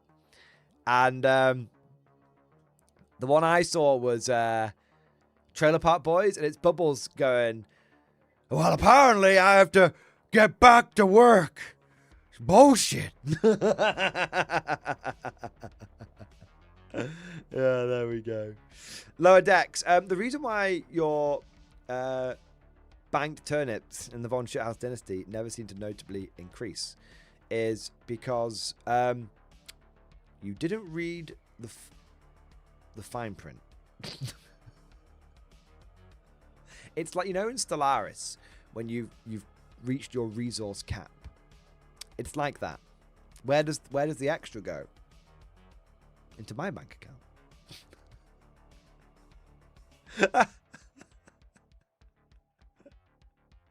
Stellaris game night soon. We'll get a few streams in, and then we'll start thinking about it. Yeah. Rules of the road, Bubbles. Rules of the road. I kind of want to do a Hoi 4. I kind of want to do a Hoi 4 game. Yeah. Maybe like a modded Hoi 4 game. Yeah, maybe something like that. Blackstone Chapter Master. Thank you for the super chat, man. I thought you were dead. Anyway, memes in stream discussion. I'm not dead. Thankfully. Let's have a look here. First, no, Val did not propose to his girlfriend yet. Never say never.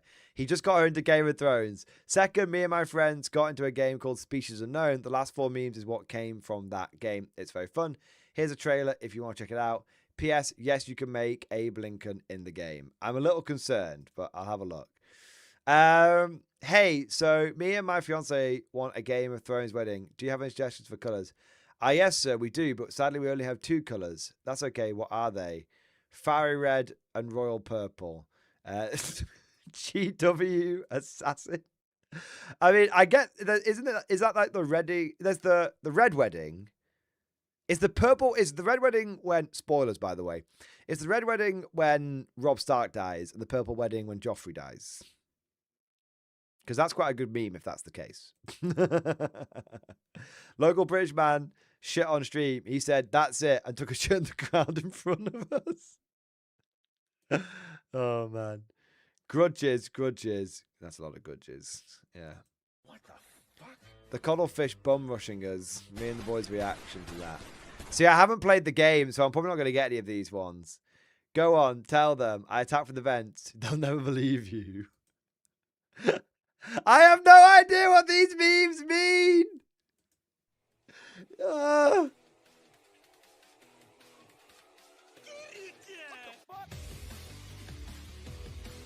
I will just believe you. I will just believe you that those are yeah, that those are good memes. I'll have a look at the let me have a look at the trailer. Let's have a look.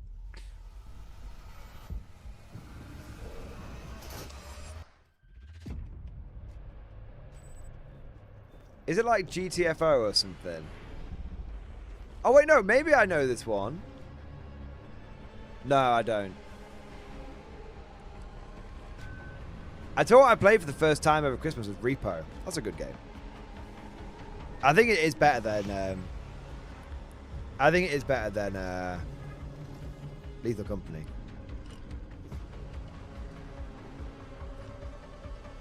I don't know, I just enjoyed it more.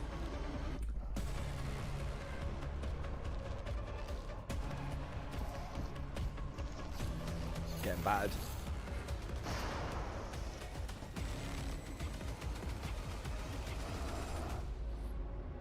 Nice. It looks like a classic sort of squad-based horror survival kind of game. Yeah. There you go.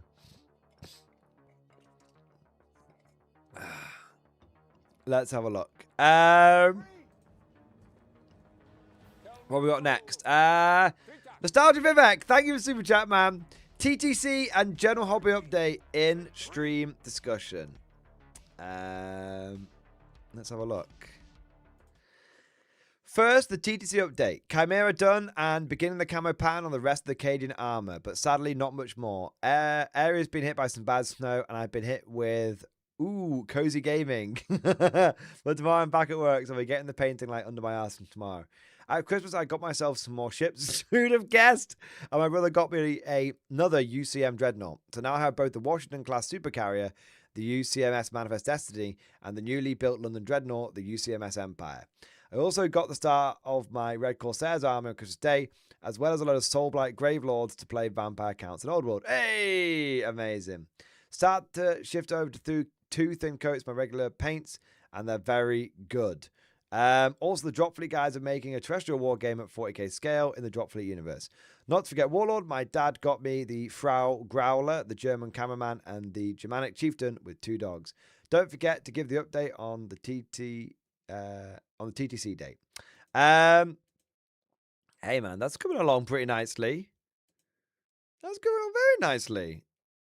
Nice. Yeah, cool. I do love a classic Cadian color scheme done well. I really do. I'm actually looking for. I'm planning on actually building up a couple of Rogel Dawns myself, like 2 or 3 of the bastards. I'm thinking what I might do is I've got 1 Rogel Dawn right now, but it's in my Steel Legion color scheme. I'm kind of tempted to just take it and the 2 that I've got new in box and just do them all for my Mordian color scheme. Yeah. Nice. Yeah. Hey, it's looking good, man. It's looking good, and it seems like you have been... It seems like you've been doing some cozy wargaming, but it also kind of seems like you've been a busy bee and doing some good work as well. So, yeah. I think you've been... yeah, I think you've been busy and also relaxing, which is good. That's the way it should be. What have we got next? Chris K! Chris K, thank you for the super chat, man. Musings in chat. All right. I've made some headway this past week. I've been learning my way around an airbrush while working on the Conflict 47 goodies. Knocked out an armored scout, a Stuart, and the Jackal with 2 right legs. Did you not get it replaced from Warlord? I thought you were going to get it, get the bits replaced. Fireflies and heavy infantry are primed. My apologies for lack of infantry pictures. Mudskipper and linebackers are primed and base. On a side note, did the envelope from Florida arrive? At the very least, it should make an interesting objective marker. Did you send me the fucking Coast Guard badge? Because I do have it. Was that the one that you were... Because I did get something and I didn't know who it was from. Oh. It's time.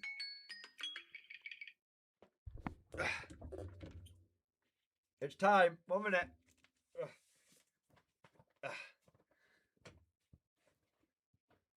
I'm going to try and do them more on camera this time.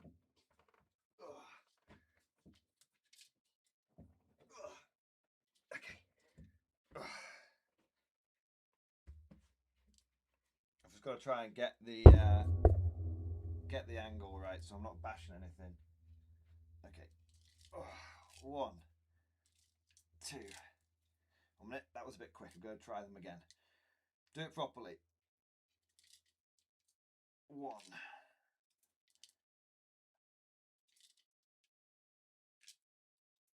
2.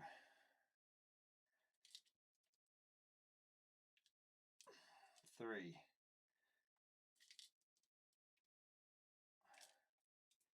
4.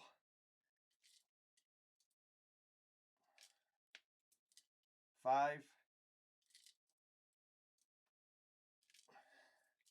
6.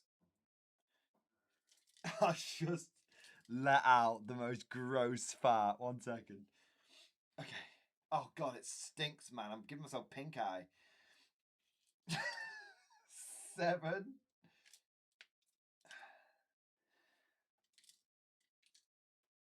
8.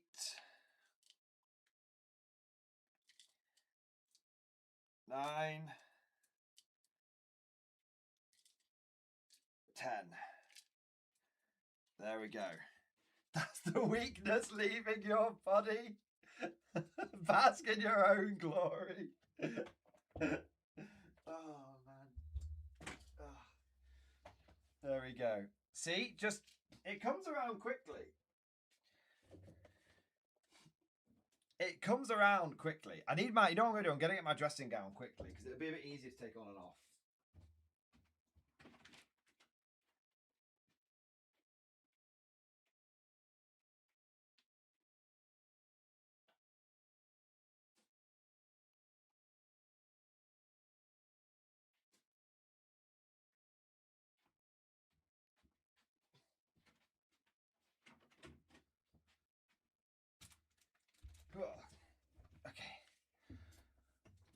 Okay, I've reset the clock.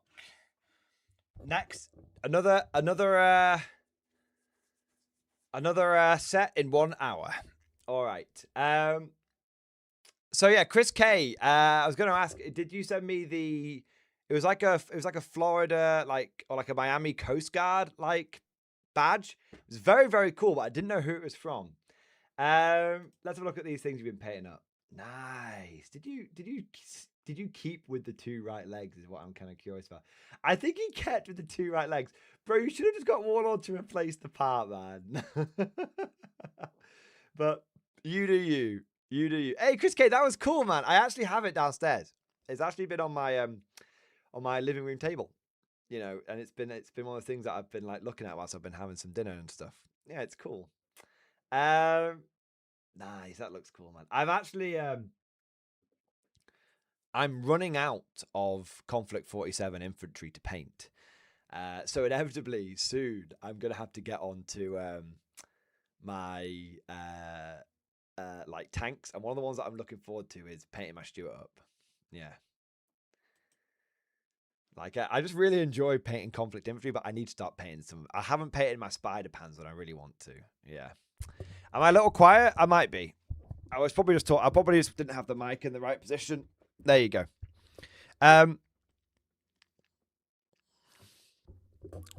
Just run out of power armored infantry and stuff.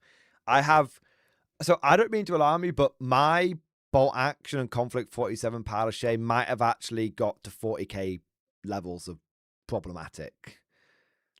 Remember, guys, at one point I painted every bolt action model I have. Now I don't think I'm halfway through.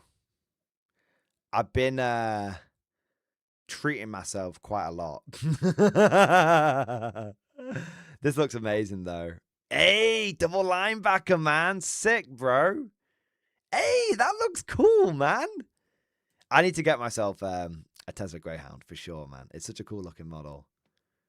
Yeah, baby. But no, I don't. I need to stop buying stuff.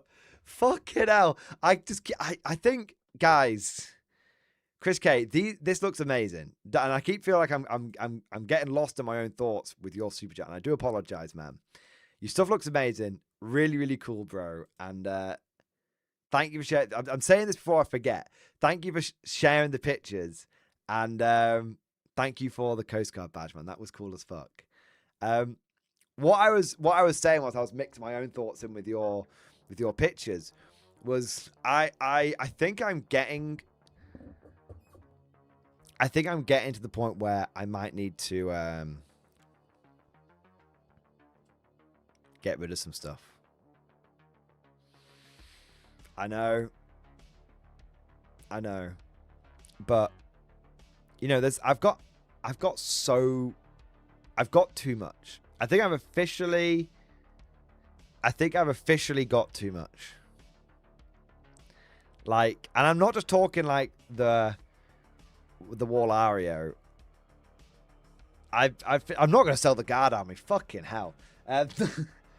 But, like, do you want to know how much I have used my Gene Stealer Cult army in the last 6 years? Well, 5.5 years. It'll be 6 years. Because I got it. I got it in 8th edition, and I played the shit out of it in 8th. I've played it 3 times in 6 years. I really love the army. I really, really love the army. It was a massive passion project. But, you know, it's getting to the point where if I'm not using it, it's the thing is, Mankiewicz Bronski, it's not about power, it's about playstyle. And the thing is, the army has been broken and been powerful several times throughout the last 6 years. It's just not been a fun army to play. It's always the army when GW nailed it in 8th edition. They literally got it right first time.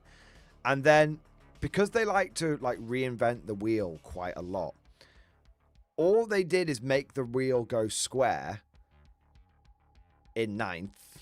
And that didn't turn out to be a good shape for a wheel. And now they've decided that, you know what, we're not going to have wheels anymore. We're going to go back to just everything being on like horseback and shit.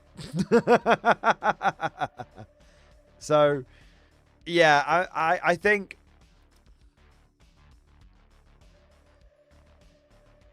if 11th edition doesn't save the army, and I'm going to give it a little while, but if 11th edition doesn't save the army, I think they might have to go. I know. It's sad, isn't it? But I think I'm just getting to that point where, you know, I just prefer playing Tyranids over Gene Stealer Cult. And there's no point in having an army that I just never fucking use. Do you know what I mean? But I don't want to sell it because I put so much effort into it. But that's a sunk cost fallacy. You know? Yeah. I personally just the Will Sutherland, fuck's sake. What we got next? Trevor S. Thank you for becoming a channel member, mate. Thank you for doing your part. Also want to say a big thank you to Zajon. Zajon, thank you for the super chat, bro. What you have missed is my last 2 Crusade games, lol. Hey! Well, I hope the last 2 Crusade games were fun. I hope they went well. And I hope that your Votan have managed to do lots of mining and acquiring. There we are. Simple Logic, thank you for the 5 gifted memberships, bro. Fantastic, buddy. Sam and the Motorcycle Man, thank you for the big super chat. Gentlemen, I set out a task for myself to build a Dark Angels army in December. I printed, assembled, and painted some of my new 2,000 point army and was able to play for the first time against a friend. Hooray! Nice. Amazing, man. Amazing. Sam and the Motorcycle Man, well done on setting yourself a task and essentially completing it. Excellent work, bro. Fantastic. Amazing. N. Harper, thank you so much for the 26 of the flex. Double X Force, baby. Cautiously optimistic for the Old Blood update. What about you? I haven't paid attention to it. I'm gonna just see. I'm just gonna see what it's like when it comes out. I know it's meant to be coming out soon-ish. Has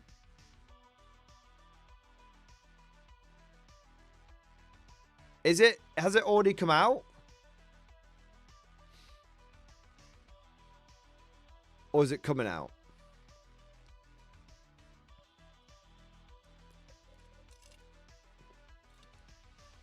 Yeah, I agree with Masher Sinclair. We don't know anything yet, but all the FAQs have been saw so far. Yeah. History would say that it'll be a good update. But I did a video a few months ago saying that Old World is the last bastion. Old World and Necromunda are the last bastion of good, of like properly good GW games, which is a little unfair to 40k, but I'm not going to get into the nuance of it now. I really, really hope that I don't get sent to the black ships. That's my hope. Manzaglair, we'll find out how deep the Cathay bench is if they cut back on balloons. That's the big question to my mind. Yeah, Cathay needs an update. But the thing is, Old World doesn't really correct that kind of stuff. Never has done. It's always kind of... I mean, no, that's not true. They corrected, like, Poison Bow Goblin Spam, didn't they? And that's not true at all. Yeah, if they fix... I think if they fix Cathay... What I would like is them to fix Cathay and... I would like some slightly more imaginative missions. Yeah. Yeah. I just do not like the standing on circles part of the missions. But Cathay first. Yeah. Cathay first. Get them fixed, and then we'll see. You see the new missions in the Arcane Journals? Well, I haven't seen anything for Old World in a little while, so hopefully they're good. Yeah. It's L-shaped terrain, and so Tuggers builds character. True. Ibram Gorn, thank you for the 14-month member. So yeah, overall, I am 1 minute. Ibram Gorn, and Harper. Overall, I am cautiously optimistic for the Old World update. Cautiously. I have no genuine reasons apart from cynicism to not be excited for it. And I'm not going to let my cynicism get the better of me. So I am just excited for it. Yeah. Ibram Gorn, thank you for the 14-month member flex. Fighting for old Charlie in stream discussion. Let's have a look. Christmas came late this year. Played a game of Victory at Sea with my friend over New Year's. 750 points, 1 battleship, 1 cruiser, and 3 destroyers each. Ended in a draw. All ships were printed and painted by him. We plan on doing a Pacific War campaign. We'll definitely play more. Stalingrad table will be great, and American Civil War in Epic will be played with the same friend from Victory at Sea. The sprues are amazing. Not a single bent pike. I've painted 9,145 points so far. And I'm painting the last of my vow to break 10k. Nice. Let's have a look, man. Hey. That's cool, man. Is that American Civil War? Or is it Pike and Shot?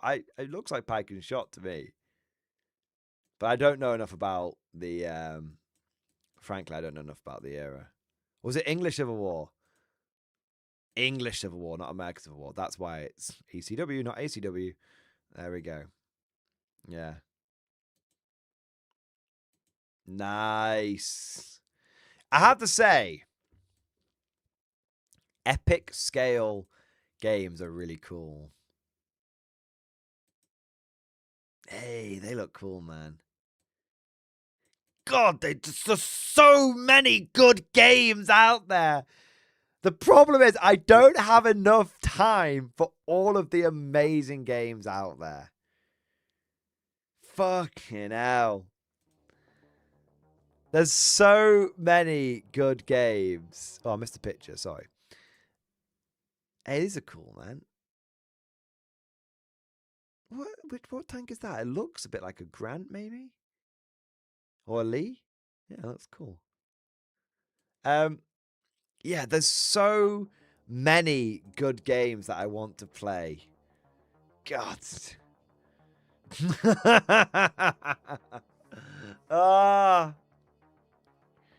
So when are we getting that big game of Waterloo? Bro, I'm itching so badly to play Waterloo.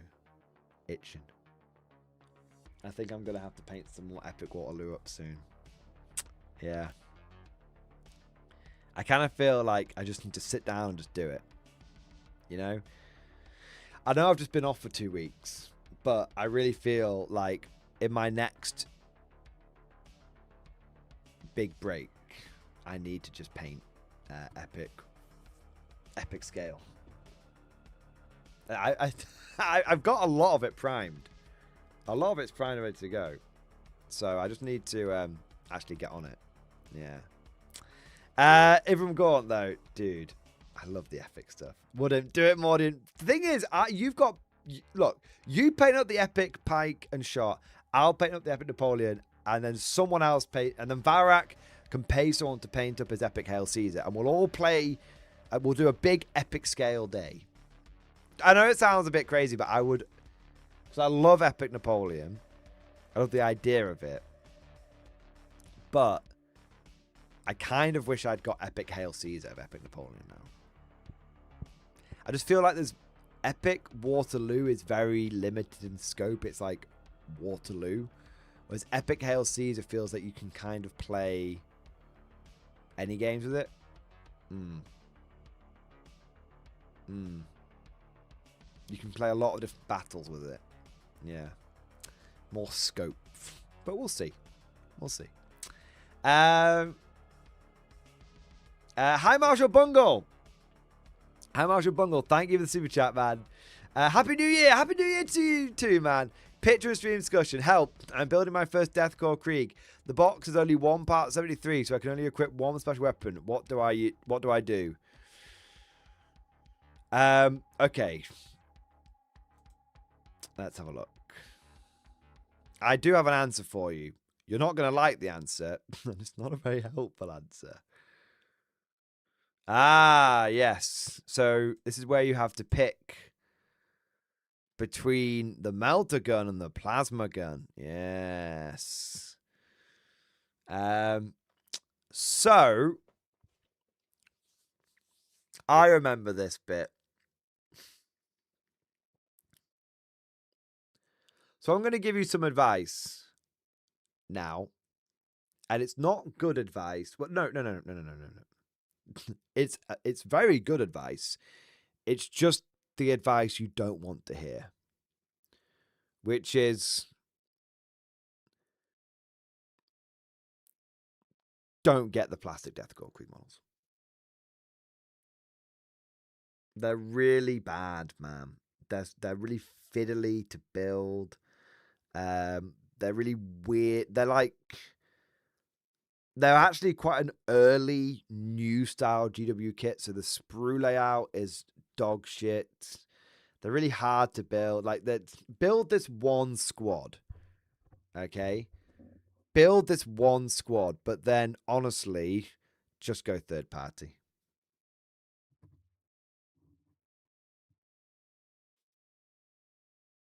Just go War Games Atlantic Le Grognards. You will find it actually enjoyable to build the models. And I know that that's not going to help you right now, but that's like the truth. If you want hard plastic, Deathcore Krieg, buy War Games Atlantic Le Grognards. Now, that doesn't help you right now.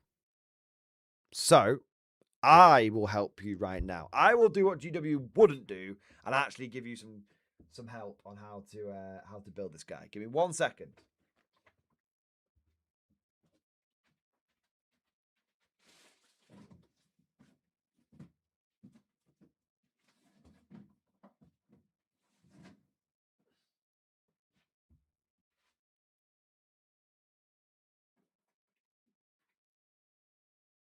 Backbone of the guard, ready to serve.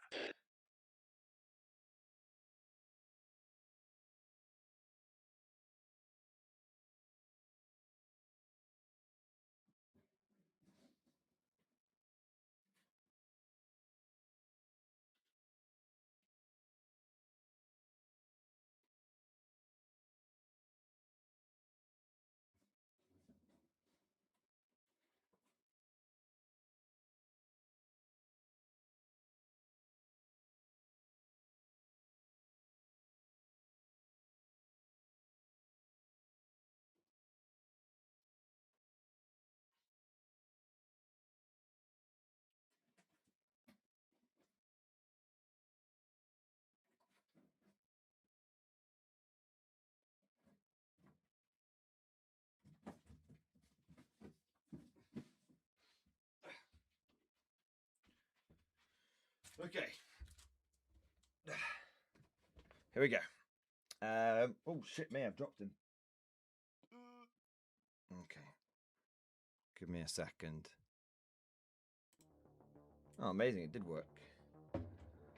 My camera's a bit squiffy, so you have to give me a second to adjust it. So, this is what I did. This is actually the same Death Cove Creek squad. I've just done a head swap and painted him in blood pack colours.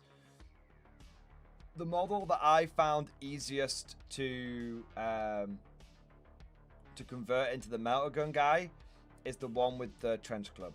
So what I did is I just whatever weapon's meant to be here, I just put the melter gun hand on here, and then I just scraped off the glove there. And so I just had him basically just sort of, he just pulled out his trench club to bop someone on the head before you know, going back to melting someone. So that's the conversion that I would do. There you go.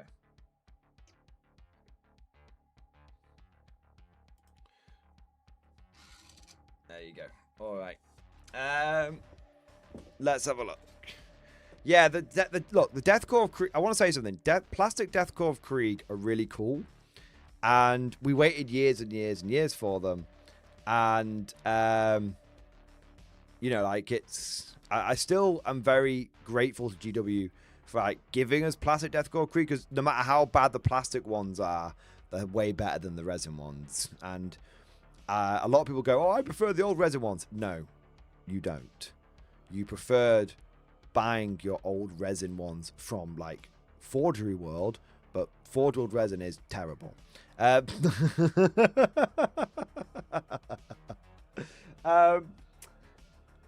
new ones, the new plastic ones from GW are better than the old Forge World ones, but the new plastic ones are still bad because they're just like, and I'm sure you'll find this, High Marshal Bungle, they're just a chore to build.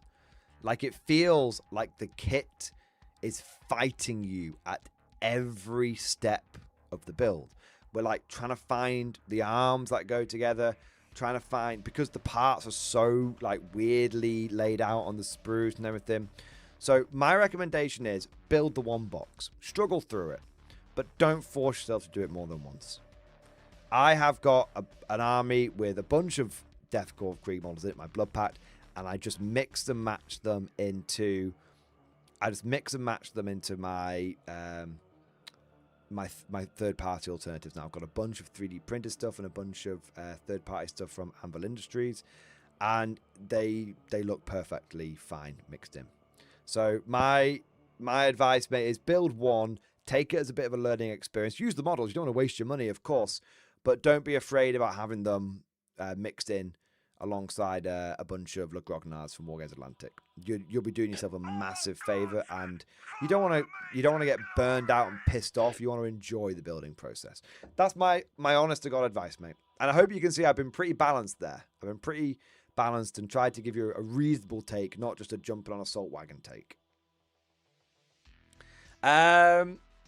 Next up, I want to say a big thank you to Jenny Bratz. Jenny Bratz, thank you for the 9 months. New year, new hobby update in stream discussion. Let's have a look. In spite of how much work I had, I managed to get some minis done before the end of the year. Hey! Hey! They look great, man. They look so good. Nice.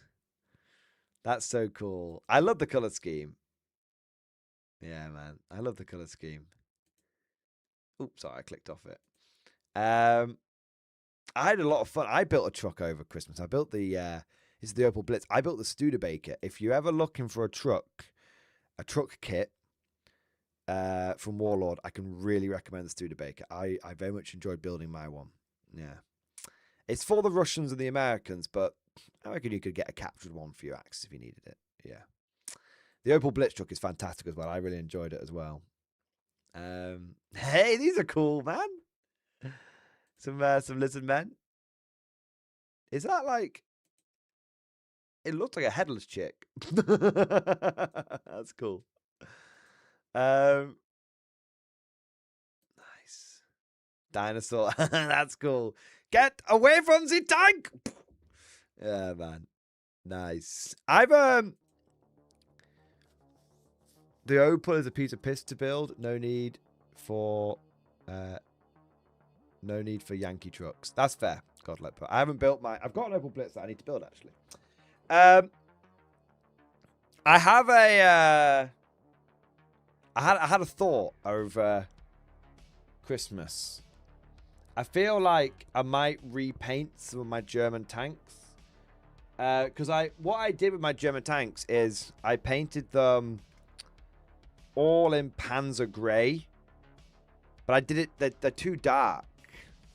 Because what I did is I spray painted them grey, and then I went over them doing 2 thin coats of Munitorum Field. Not Munitorum, Mechanicus Standard Grey.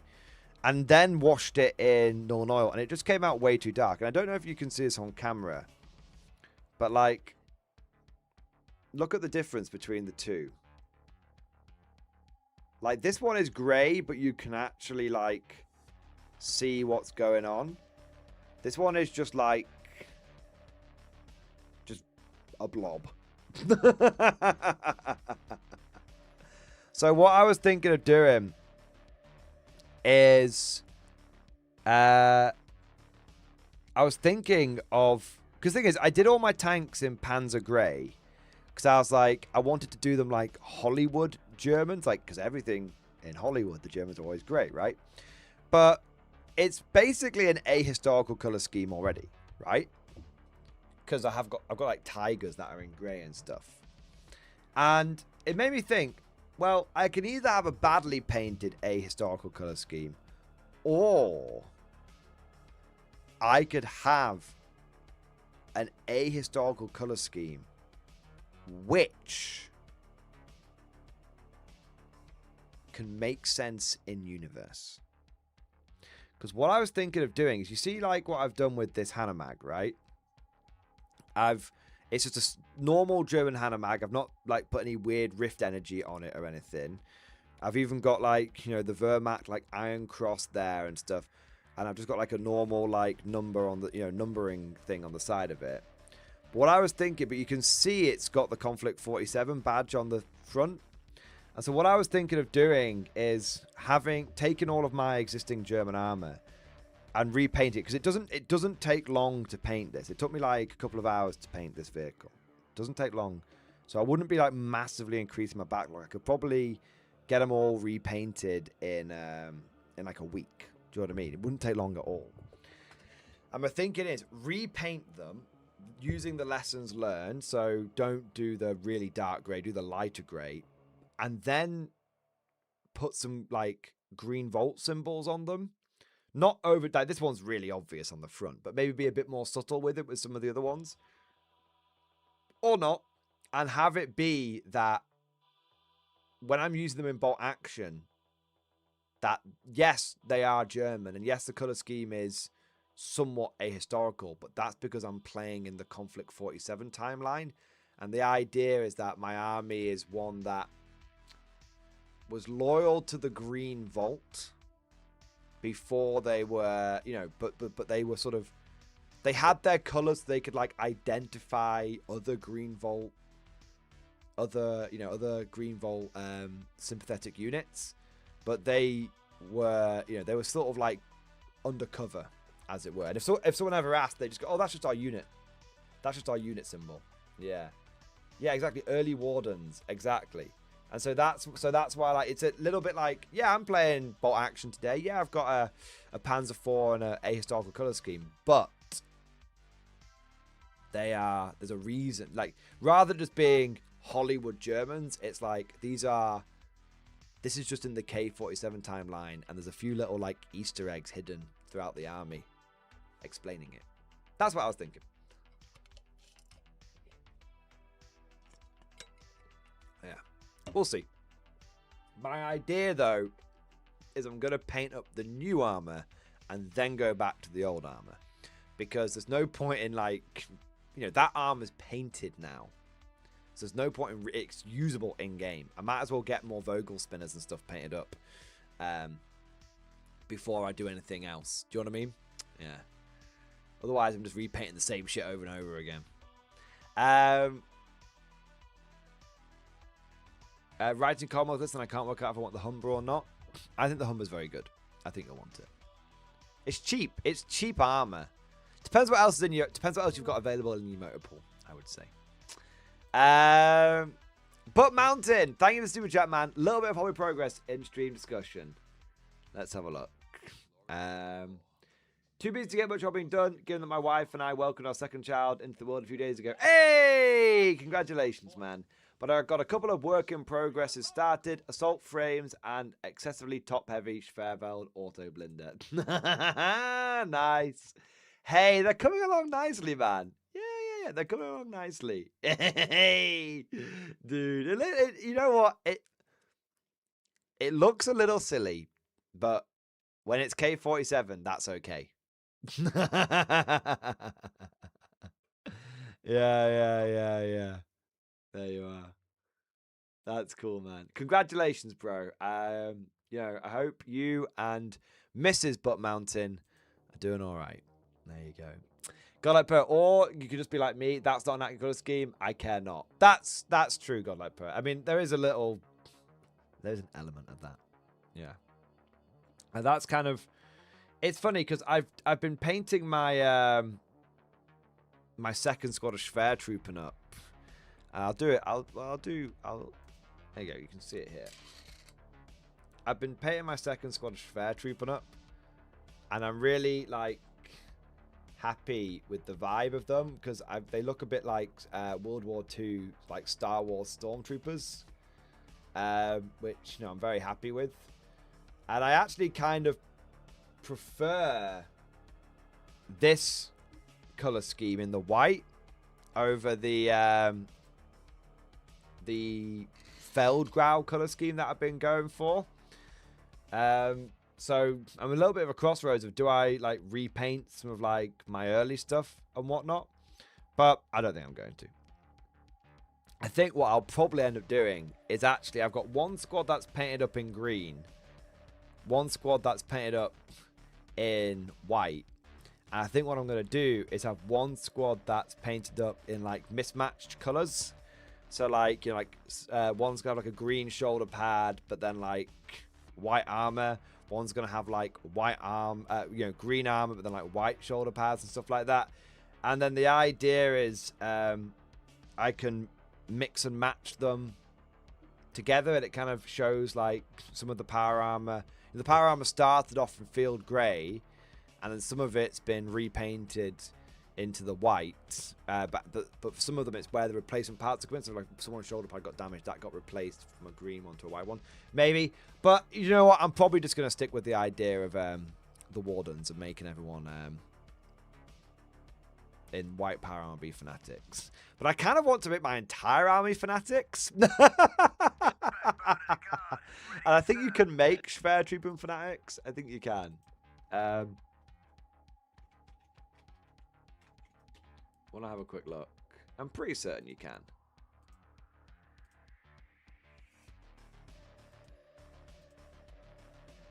Yeah, you can. So there's a little element of maybe I just make them all. There's an element of I might want to repaint some of them. Everyone fights. But I haven't decided yet. I just really like the white color scheme. I haven't decided yet. Yeah. We'll see.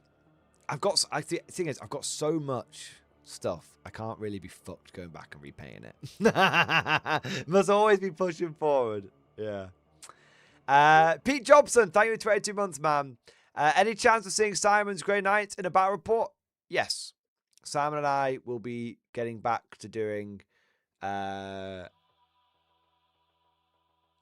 think Simon and I are going to be doing a fair amount of 40k battle reports at the beginning of this year. Yeah, I think it's going to be. We both want to try out Grizzled Company, and he wants to try out both his Grey Knights and his Imperial Knights, and I want to try out just loads of different Grizzle Company lists. So, yeah, I think there's a chance that we're going to be seeing a lot. Yeah. I think there's a chance we're seeing a fair amount. It's one of those though. It's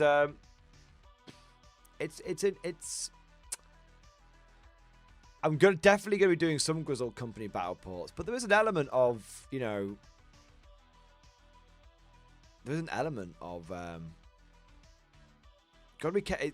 got to be careful not to, how to put this, 11th edition is just around the corner.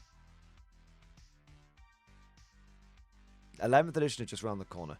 We're going to be doing some 40k battle reports and some 40k after action reports right the way up until 11th edition coming out. But they are going to be balanced by Conflict 47 and Old World battle reports as well. Because right now there's a huge amount of interest for that stuff on the channel. Because everyone's kind of waiting for 11th edition. Yeah. So, dude, I won't need to make him do anything. That's the list he wants to run in our first game. So, yeah, I think that I don't need to persuade him to do that at all. That's locked in, I suspect, for game one. What have we got next? Rat Bastard! Thank you so much for 17 months, man. Where did the time go? 17 months, man. X-Force, baby! X-Force! Dude, Rat Bastard. I know you've been very busy recently with recovering, because I know you're a little unwell, to put it mildly. And I know you've also been busy planning weddings and all that kind of stuff. Well, wedding, singular, hopefully. So let me know when you've got a little, speaking of time, let me know when you've got a little bit of it free. Because we're long overdue another game. I actually have a Father Gregory model now. So we're long overdue another game of Old World. And it's long past time that I introduce you to Conflict 47, bro. This game, you're almost going to want to not play it because it's going to fucking sink its hooks into you like you'd never believe. Yeah. So, that Rat Bastard, dude, brace yourself. Dark Knight Curran, thank you for the super chat, man. Dude, you've been smashing tonight, super chats. Really appreciate it. Forgot to mention, got my first 10th of victory. Hooray! One of my fire warriors killed a swarm lord with a grenade. No picks though, so it didn't happen. Hey, there you go. Dude. Before I go any further, I want to say, well done. Well done. That is a very, very good effort. And I am properly chuffed for you. I also want to say something else, mate.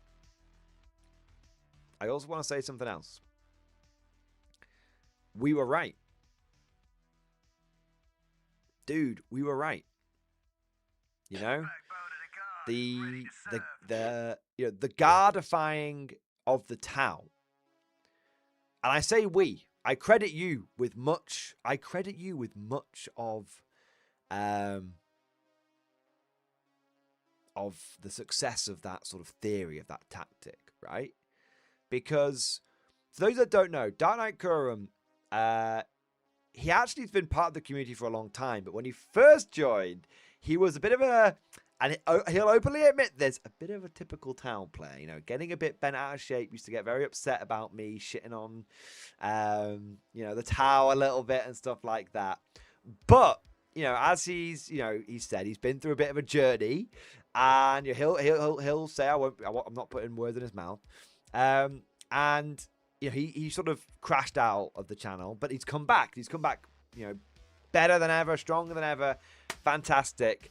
And it was actually Dark Knight Curran kind of having my back in many ways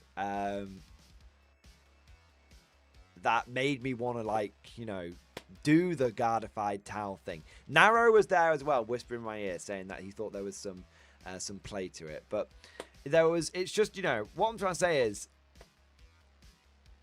it was not just my idea, but there was a few people that can take some credit for the Gardified Tau and, like, you know, breaking the Tau dogma, breaking the Tau mantra of battle suits, battle suits, battle suits. And Dark Knight Curran, I know that the Tau list that he was running was very atypical. He's been running a Gardified Tau list. And look at that. He's been building it up, painting it up, theory crafting it, honing that list. We're talking Devilfish, but no breaches inside him. We're talking like Sky Rays, Hammerheads, this kind of stuff. And look at that. Taking Fire Warriors. Got his first victory. What unit did he credit in that victory? Fire Warriors. Not Breaches. Not Riptides. Not Battlesuits. Fire Warriors. The Tau community, they don't ever want to admit it. They can't admit it. But they don't even know how to play their own faction. Not in 10th edition. Maybe in previous editions they were right. But as much as it will make them all fucking fume, it took a guard player. It took not a guard player. It took the guard community and a few Guvesa to show them how to actually play their own fucking faction. Oh, beef! First beef of 2026, baby!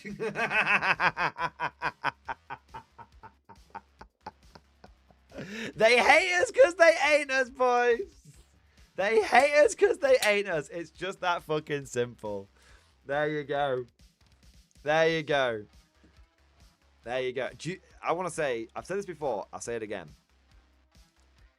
Ever since I made that video, ever since I challenged the Ethereals, I have had dozens and dozens of people message me, leave comments, email me, saying, I'm so glad that you made that video. I'd been like struggling with my Tau. I tried what you tried and it worked for me and it was amazing.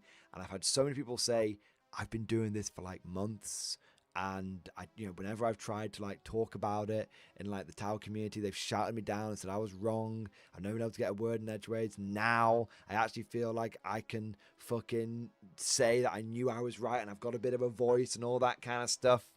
Yeah. So like the Ethereals of the Tau community were just, they were trying to control and push the propaganda. But it took the Mordian Enclave to see through the lies of the Ethereal and to bring hope to my people. To control the narrative. There you are. They called us Guela. They called us Guvesa. But they can't call us wrong. That's it, baby. That's it. Serie 8 first beef is the Nightbringer being £82. Right, like, I agree, Serie 8. That is actually the first beef. But I feel this is a testament to like how good taking some time away has been. At the end of last year, if I'd learned that the Nightbringer was £82, I would have crashed out about it. I would have been like, wee! That would have been me. And I would have gone off on an hour about being salty. And now, someone's Serie A tells me he's £82. I'm just like, pfft. Fair enough. It's not that I like, it just doesn't bother me. Do you know why? Because I'm never going to fucking buy a Nightbringer. And look, £82.50, got over that 50p. And look, I know there's an element of sticking my head in the sand, but complaining about Warhammer being too expensive, you're not wrong.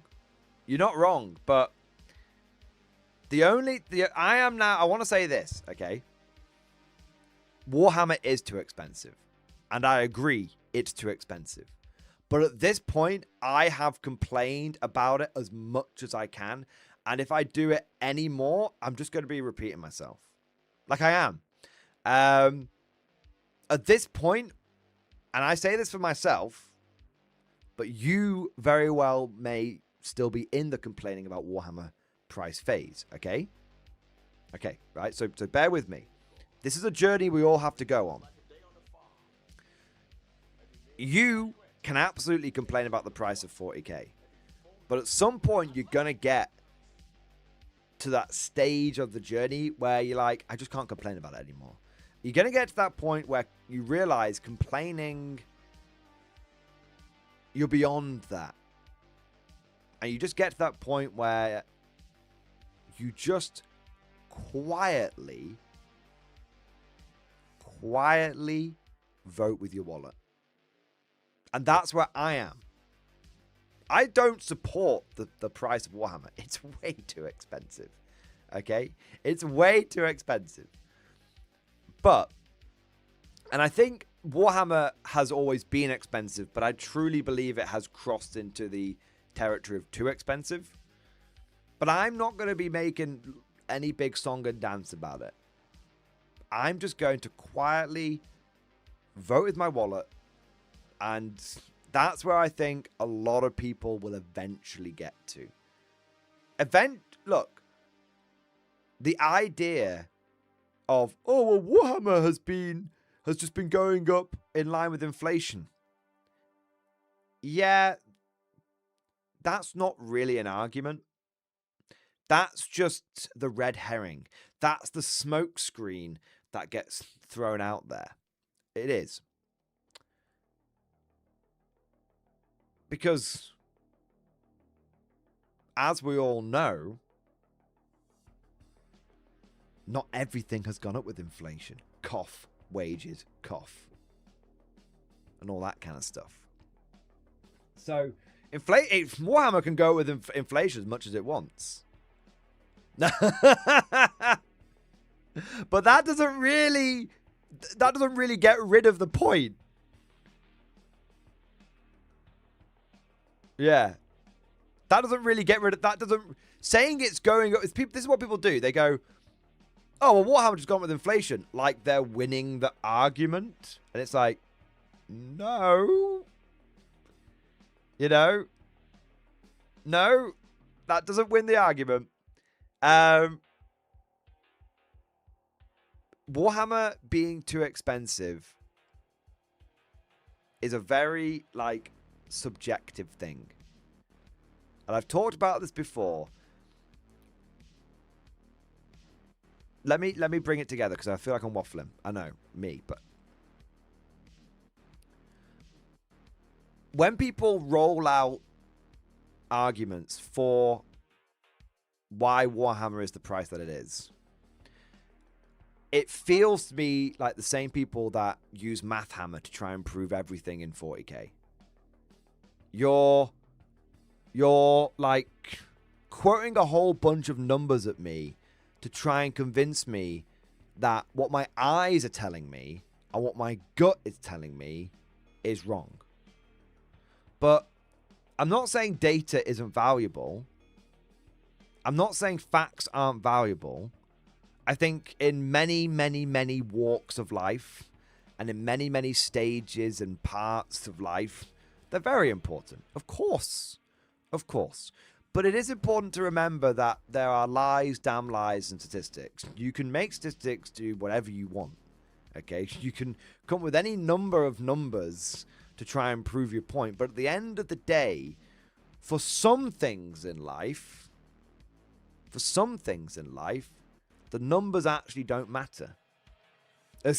You can quote all the numbers that you want, but the numbers don't matter. What actually matters is what your eyes are telling you and what your gut instinct is telling you. And so I said this years ago. I said that everyone who plays Warhammer has a line. It's a line in the chest somewhere. Might be in your gut, might be in your chest, but everyone who plays Warhammer 40k has a line. And that line is the line of what they're willing to pay for Warhammer. Some people will be a bit higher, some people will be a bit lower. But everyone has the line. And in my experience, every year that goes by, everyone's line stays the same in their chest. But the level, the water level, as it were, the rising level, goes up and up and up. And so more and more people's line gets surpassed by the cost of Warhammer. And that's why I think Warhammer has always been expensive. But what people are willing to spend on it has always kind of been the same in their chest. And no matter what facts you throw at people, you can't overcome that gut feeling. And I'll give you another example of this. Video games. People just assumed that video game costs would go up and up and up and up. You know, would it stop at $40? Would it stop at $50? Would it stop at $60? Would it stop at $70? And it got to a point where the games industry was saying that you're just going to have to accept $80 price tags.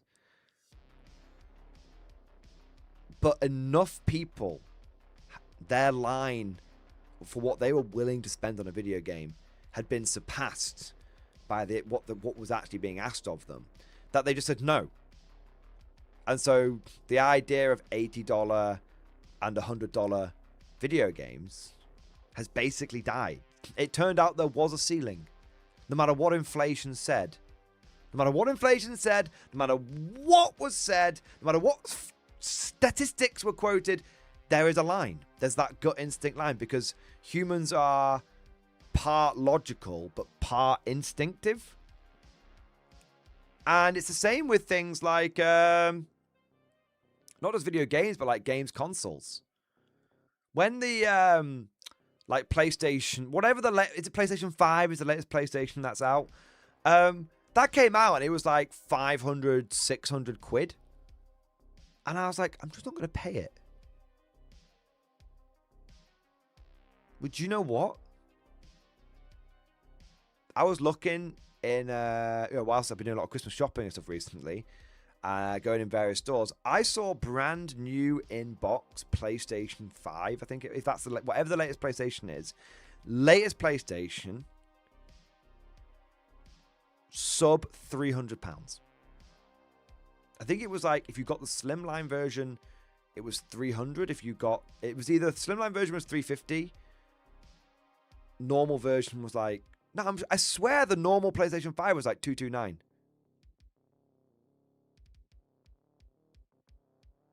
It was crazy cheap. And this was after Christmas, by the way. Yeah. Because it turns out if you try and sell a games console for hundreds and hundreds and hundreds and hundreds of fucking pounds, people just won't buy it. Yeah. And so I'm not saying that 40k isn't in line with wages or isn't in line with inflation and blah, blah, blah, blah. I'm saying that none of that matters.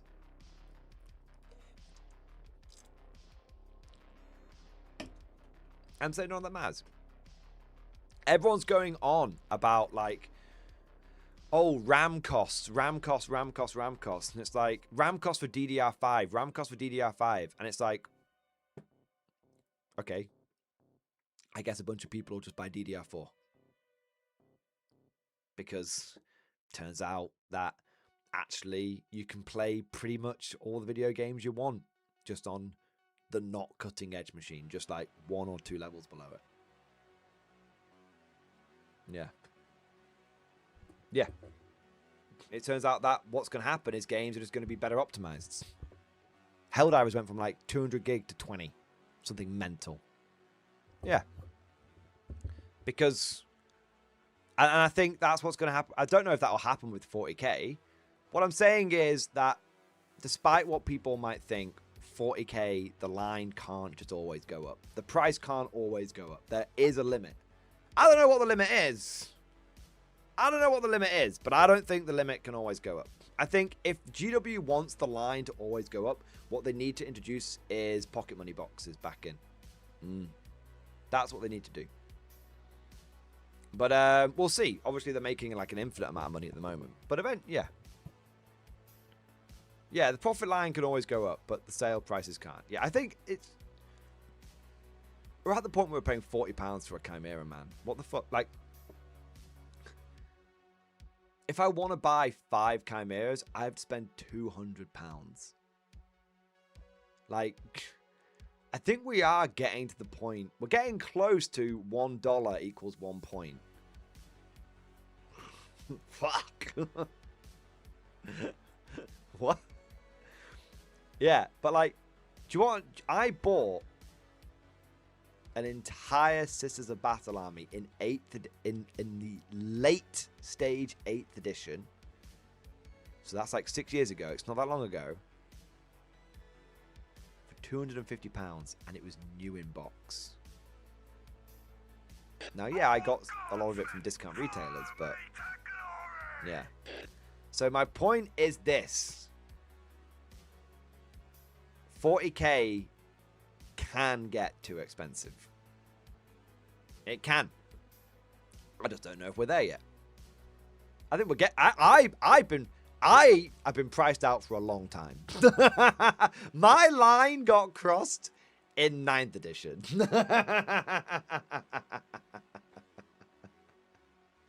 My line got crossed in 9th edition.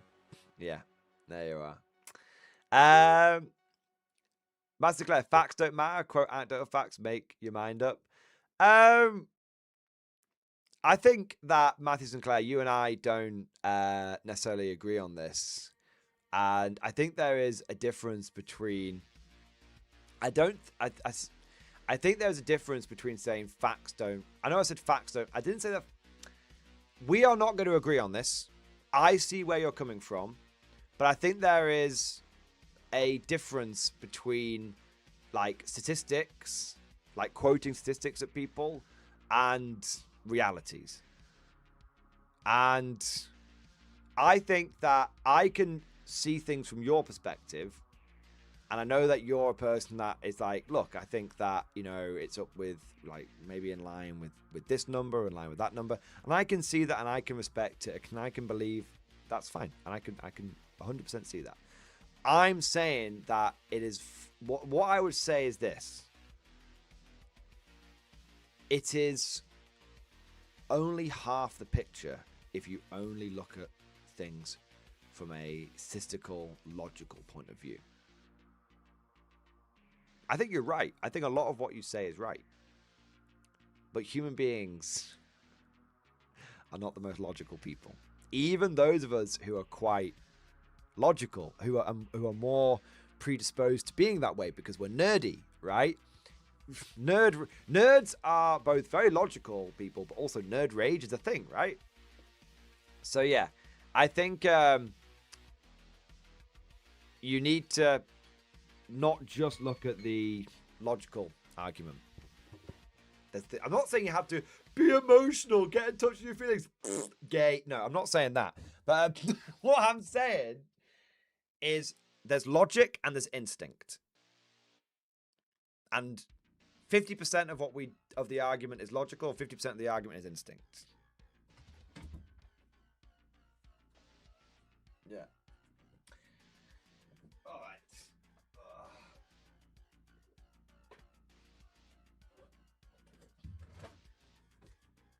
And I think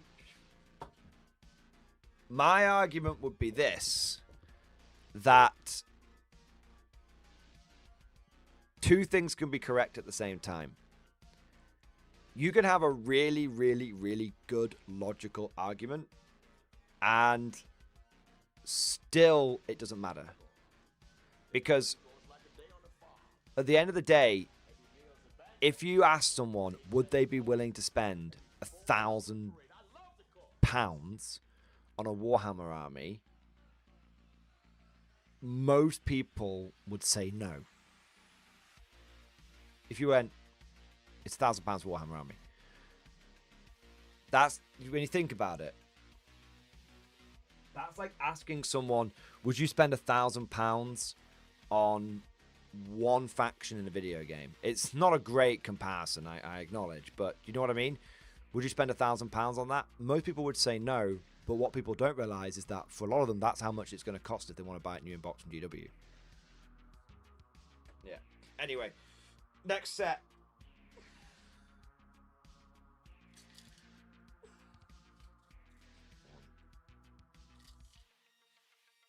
Two. I want to keep these arms down.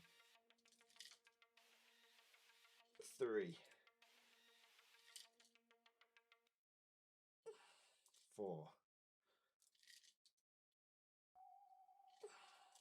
5, 6, 7, 8, 9, 10. There we go. I feel like I was double counting sometime there, but I'm just not going to worry about it. There we are.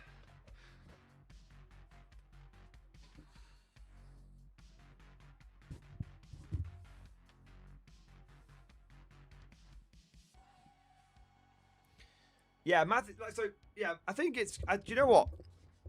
I want to make something clear. I don't want anyone thinking I'm and I think I came across a little dismissive before, Matthew, and I want to actually apologize for that because I didn't mean it in that way. I was kind of just in my own thoughts at the time. I do think that the perspective you bring is important because it's too easy sometimes to get like whipped up into a fervor around this kind of stuff. But I think this last point is what you've kind of said is really important. But I just think inflation is hard for people to process. I only share the numbers because prices do roughly go up with average earnings. It's just with keeping it in mind. That's all. No, you're absolutely right. You're absolutely right, and that's why, like, I think, you know, it's one of these things where it's like I'm not even talking about like cost of living. Like people go on about like Cosy lives, and it is a thing. Don't get me wrong, but I'm not even talking about that. I think, you know, it kind of comes down to that might move the line in your chest up and down like a little bit, but I actually think that line is relatively set. It might go up 5%, it might go down 5%, but I think that line is relatively set because we're not really talking about like current circumstances. I'm kind of talking about like long term. You know, before, put it this way,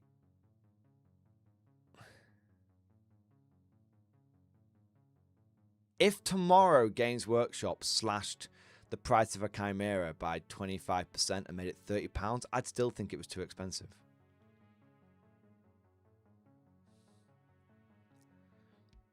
Do you know what I mean? It's maybe it's because I've just been playing the game for a long time and it's a bit like a bit of like a boomer mentality, like things just don't cost that much anymore, Dad. Do you know what I mean? It just kind of feels like a Chimera should be 25 quid.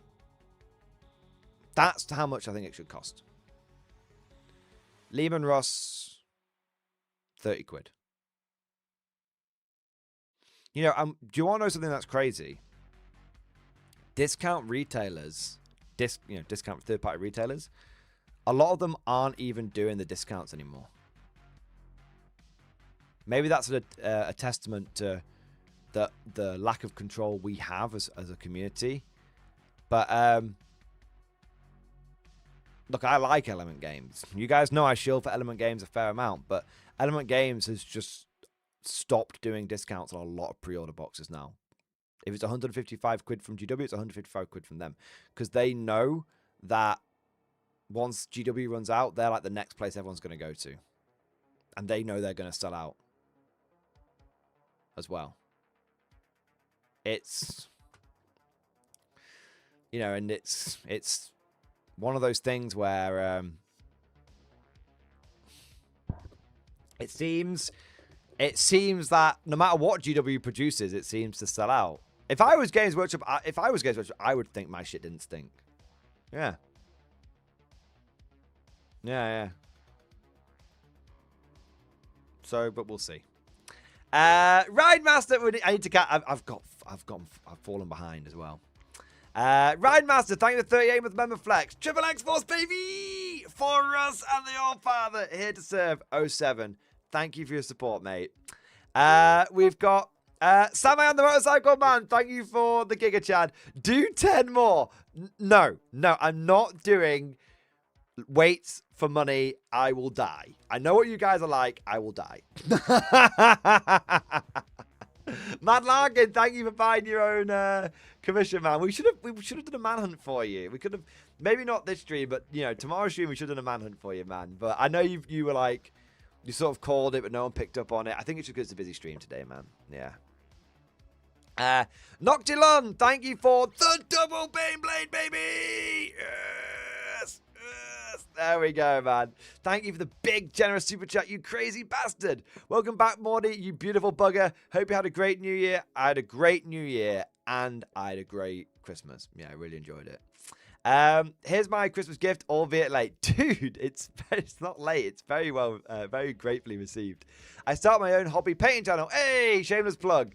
Razorwire Studios. I finally joined K47. Check stream chat as well as Krieg update. Dude, nothing wrong with a shameless plug. Let's have a look, mate. Oh, I needed. What's the name of the channel? I'll go and find it. Did you say Razorwire? Razorwire Studio.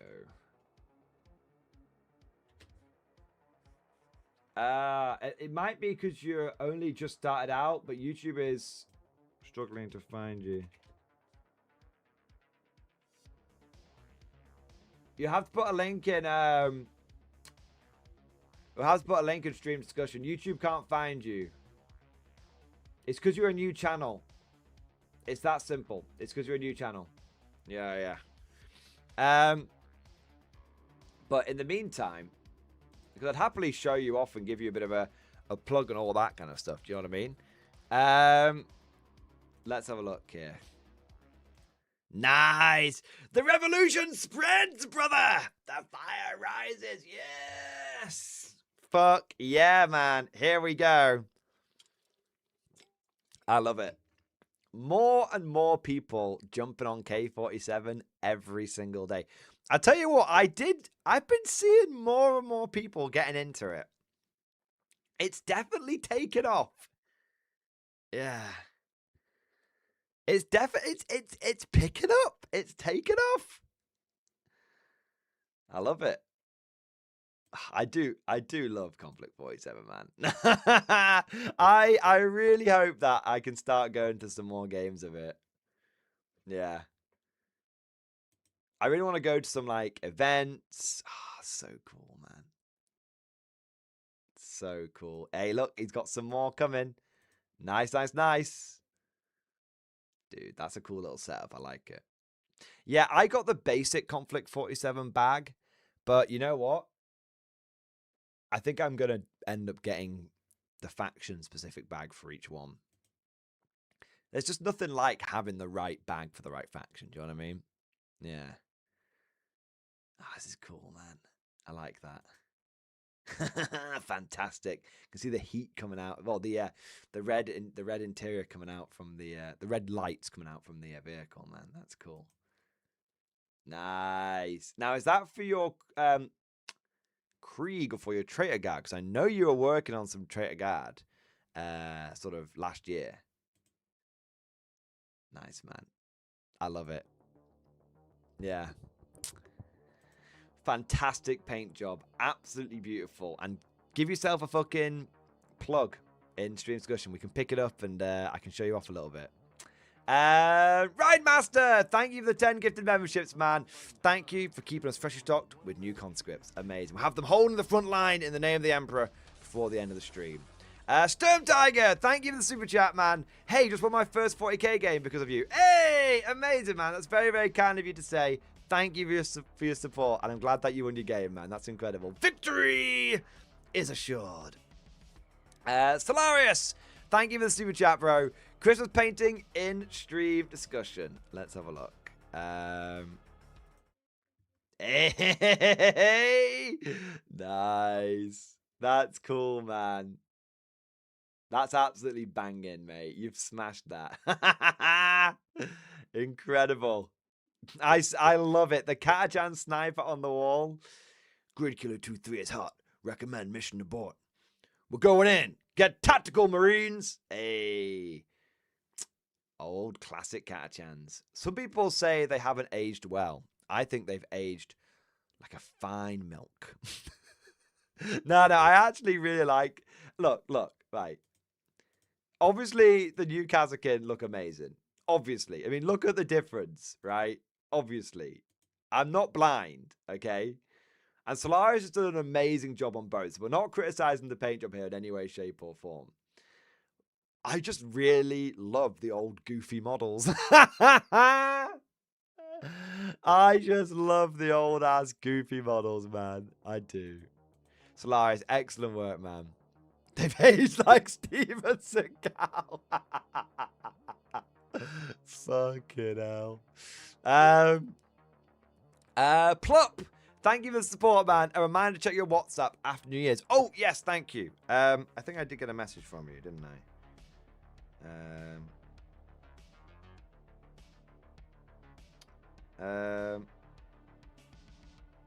Right, I want to actually leave this unread.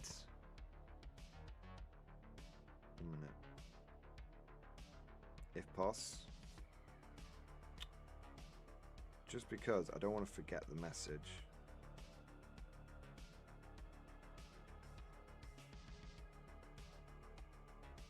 Markers unread.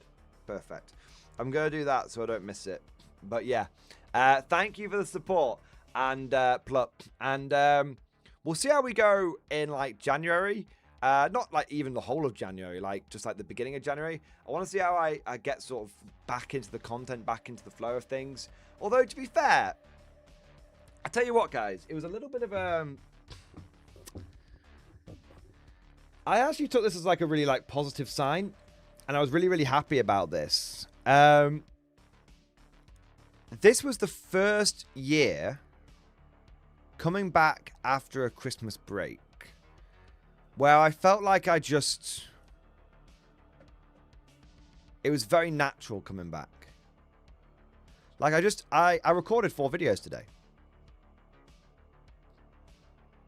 You know, like there was no struggling. There was no getting back into the flow. It was just, I went away for a couple of weeks. I came back and I just picked up right where I left off. And I can't remember it being that easy before. And this was like the 3rd Christmas break that I've had since going full time. I think it's just a little bit of a testament of me finally getting over a bit of imposter, you know, sort of what they call like imposter syndrome, where you feel like you're like you shouldn't be where you are, kind of thing. I don't know if that's the right term for it. Like, it's not that I'm getting arrogant or anything like that. It's just like I've been doing this, you know, 3.5 years, and whilst you never want to take your eye off the ball, you can actually sort of get into the groove of things in a good way. Not getting complacent. Never getting complacent. You know, I think complacency is death on a YouTube channel. You can be consistent, but you shouldn't be complacent. And I think that's what I've kind of felt like coming back this year. Like, I'm back on it, back on the content, really enjoying making it. But I've been doing this a few years now, so I think a big part of it is like having my systems in place. For the first 2 or 3 years, I say for the first couple of years, it was really just learning how to do stuff. And now just having systems in place. And this time it was just like, Oh yeah, no, that's the system I've got set up for recording videos. It's still good. That system I've got set up for like uploading them for like Evan. That's still good. You know, got the schedule, got everything. I think the operation is just, it's a little bit more. I'm not going to say it's perfect because it's not. There's always room for improvement, but it does feel a little bit like we're getting a slightly better oiled. Yeah. Slightly. I don't know. I have to be honest with you. I'm very much badly explaining it. And none of what I've said is truly accurate or truly right. And I think at best, everything I've said in the last sort of 30 seconds is like 50% accurate. I'm not really conveying my feelings about it very well. I think I'm trying to overcomplicate it. I think I'm maybe trying to over-explain it, overlook for meaning and all that kind of stuff. I don't think there's any of that. I think it goes as far as this. I found it easier this year to just come back to it. And for whatever reason that may be, I'm not going to overthink it. It just felt very natural coming back into it. It was just very, I slid straight back in. No dramas whatsoever. It's like riding a bike. That's what it felt like. Yeah. Woodimp, my boy. Woodimp coming in with the 22-month member flex. Photo dumper stream discussion. Axis first. GB second. 12 players. Let's have a look. All right. What? Oh my! It's a conflict, gentlemen. Hold on to your butts. I don't mean to alarm you, but we have our first pictures of the year of a Conflict 47 tournament. This is the second ever tournament pictures we've had, but these are the first ones in a little while. It's cool. Nice. I'm loving those Winter Americans, man. They're really, really cool. I want to start putting some transfers on my American infantry, I think. Yeah, they're really, really cool, man. Love that. Hey, big lads. Big fucking lads. Love that. That's cool. Nice. Look at that, man. Those Brits look great. Those Brits look absolutely stunning. Fantastic work. Look at that firefly. That's cool. Stahltruppen advancing forward. Nice. That's a cool little British force. I wonder if that's the whole army. I'd be surprised. That's, I don't know, 400. That's 500 points. That's about 100 points. So 600 points. Maybe it's just 1,000-point tournament. That would make sense. Nice. It's crazy seeing like that's the final result. And like that's the primer. Like taking it from that to that is really, really, really impressive. Wow, I love those Brits, man. It's great seeing, like, I really like that this guy's added in some non-drab colors, like the blue. I really like that. Wow. Wow. Okay. I'm going to need a source for these models. Holy shit, man. I'm gonna need a source for these models ASAP, because those might be the best looking like paragons I've seen. I'm sorry, Cosmic, I'm sorry, but those might be the best looking paragons I've seen, man. They're fantastic. Yeah. Let's have a look here. I mean, look at these boards, man. Look at these boards. Look at these armies. Incredible. Holy shit. Really, really beautiful looking stuff. I'm noticing like every British player is bringing a Merlin. Shit, man. Every British player is bringing a Merlin.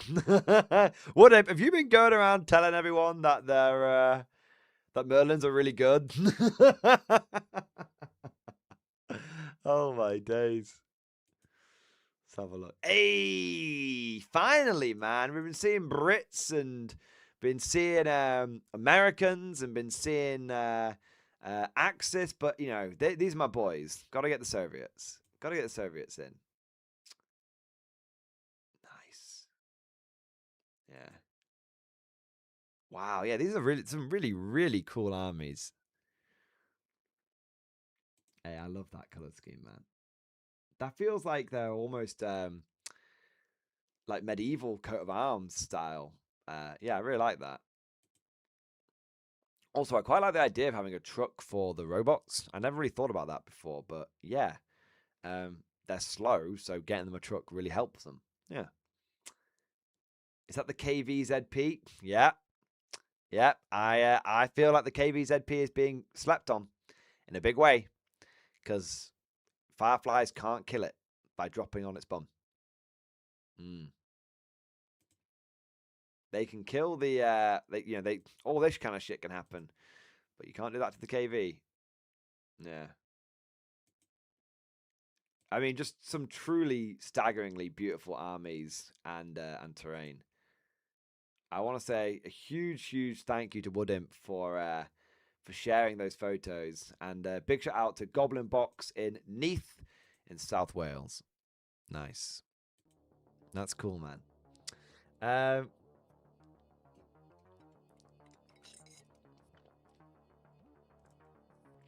Golden Dragon, Empires at War, Starborn Command Squad. Nice.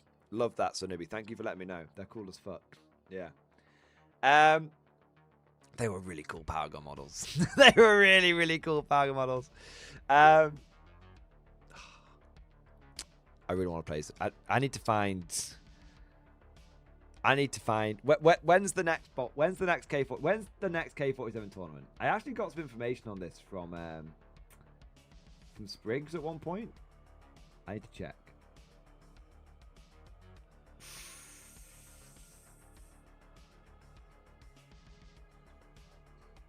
Interesting.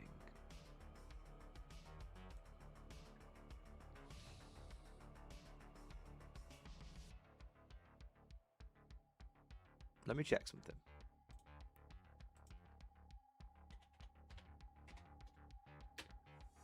Woodim, when is message me if it's not meant to be public yet. Remind me what day. If it's not meant to be public yet, DM it to me. But remind me which day the Warlord Battle Report is meant to be, because I'm meant to be doing that with Varak. But I can't remember which day it's meant to be. I'm clear all of January. I just don't want to double book myself. Because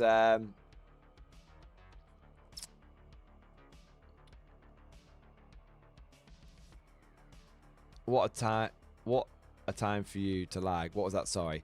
Oh, I just said what day is the Varak Battle Report meant to be? And if we're not meant to be saying it publicly, can you DM it to me? What date? Because I have found the 23rd.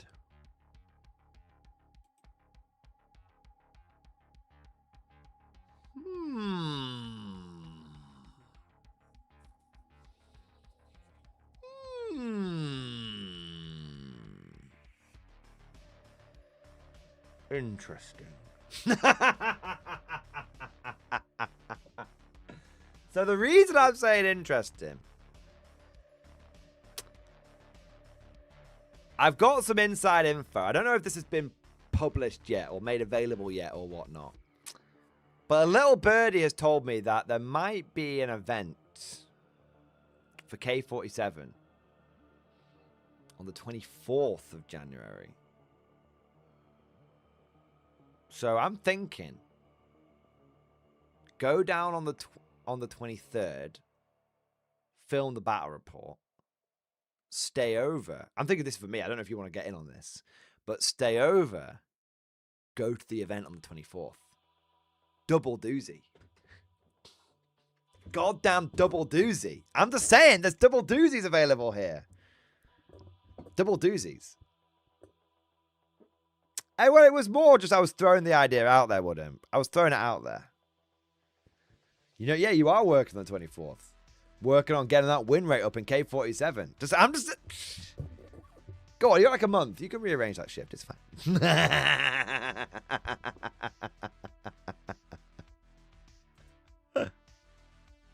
Go on, go on, go on. Come on, bro. Let's go. Anyway. It is interesting. I might have a... Yeah. I might have a bit of a big conflict sort of weekend. Which would be kind of cool. And then there is a 40k tournament on the 25th. Just fucking mega weekend of work. Fuck me. I'd probably have to have some time off after that. Not like lots. I'd probably have to have the Monday off. No stream on the Monday. Yeah. We'll see. Yeah, I don't want to burn myself out in the first month of 2026. Yeah. But there's, you know, that's a big weekend. Big weekend potential there. Yeah. We'll see. All right. Woodham, going back to the main thing, those pictures looked ace, and I really want to get in on some of this K47 tournament action. I would ask you this, Woodham, is there any meta that you've seen yet? What you know, it's all very much in the melting pot at the moment, but I didn't see any Shrek Wolfen in those Axis pictures, which I found kind of interesting. Because I thought they were kind of OP. But, moving on, I want to say a big thank you to Ridemaster. Thank you for the 10 gifted memberships, sir. Thank you for your support. Thank you for doing your part. 10 more conscripts to hold the line in the name of the other. That's 20 conscripts you've given in total, Ridemaster. Absolute Giga Chad maneuver. John Shepherd, thank you for the super chat, man. Yeah, I'm going to paint up the angry windmills as Croatian troops, so white smocks with the vest style heads, and they also have red fez or grey peak cap. That's cool, man. I like that. Yeah, going for some of those more like obscure, like lesser well known sort of World War II German sort of aligned units. Yeah, that's a cool way of doing it. I like it. Anthony Williams, thank you for the super chat. Hello, sir, and good to be back. Dude, it's good to be back. I've been busy kit bashing from rescues and repainting old models for all vibes, Blood Angels Army. I even crafted a Legions model, 2,000 point list. Check it out in stream discussion. All right, give me a second, mate.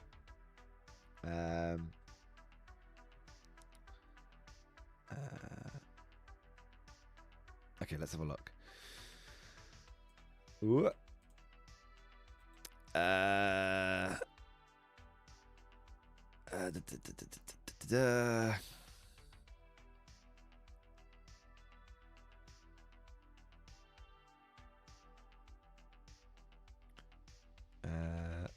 Okay. Okay, yeah, going for the Land Raider Crusader. Big fan. Crusader is the best Land Raider variant. Bow Predator, love that. Yeah, I'm very familiar with the old Bow Predator. Nice. That's a cool conversion on that, man. I like it. Hey, those have come out actually really cool. I'd say I like the that kind of. I don't. 1 minute. I want to check something. Yeah, I thought so. The extra armor panel you've put there. Oh, the Lehman Russ turrets. Ah, I wondered why they looked a little different. Do you know what they reminded me of, man? They look good, by the way. Don't get me wrong. They actually reminded me of the original Predator turret because I had the biggest bit of sort of front armor on the front of them. Yeah, cool. Dude, these are great, man. Some solid eBay rescues and kit bashing. Really good conversions. Love it. I really love those Lehman Russ turret conversions. I think that's very inspired. I think you did a good job on rescuing and getting your hands on a whole army here. And it goes to show that, we were talking about Warhammer being, a bit expensive, but it goes to show you can get yourself an army together if you're savvy about it. If you take advantage of secondhand markets, rescuing, kit bashing, that's the way you got to do it. Yeah, man. Cool as fuck. Cool as fuck. I like it. Really, really solid effort there, Anthony. Very, very impressive. Love the Librarian Dreadnought as well. That's cool. I forgot the list. Oh, you done a member flex as well. X-Force, baby! Let me have a look. Apothecary, Biologist, Captain Terminator Armor, Librarian Terminator Armor, Lieutenant, Tactical Squad, Assault Instance with Jump Packs, Assault Instance with Jump Packs, Assault Instance with Jump Packs, Terminator Squad, Bile Predator, Land Raider Crusader, Librarian Dreadnought, Legends, Annihilator, Rhino. Looks solid to me. I guess you can't have 2 characters join a Terminator squad. That's my only thinking. But I guess you don't need to. You can still have a lone librarian kicking about if you want, I guess.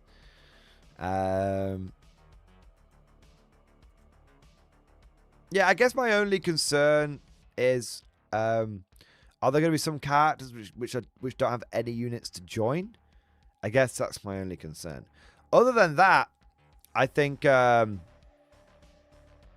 list seems to be going in the right direction. Got some battle line, got some elites, got some characters, got some support.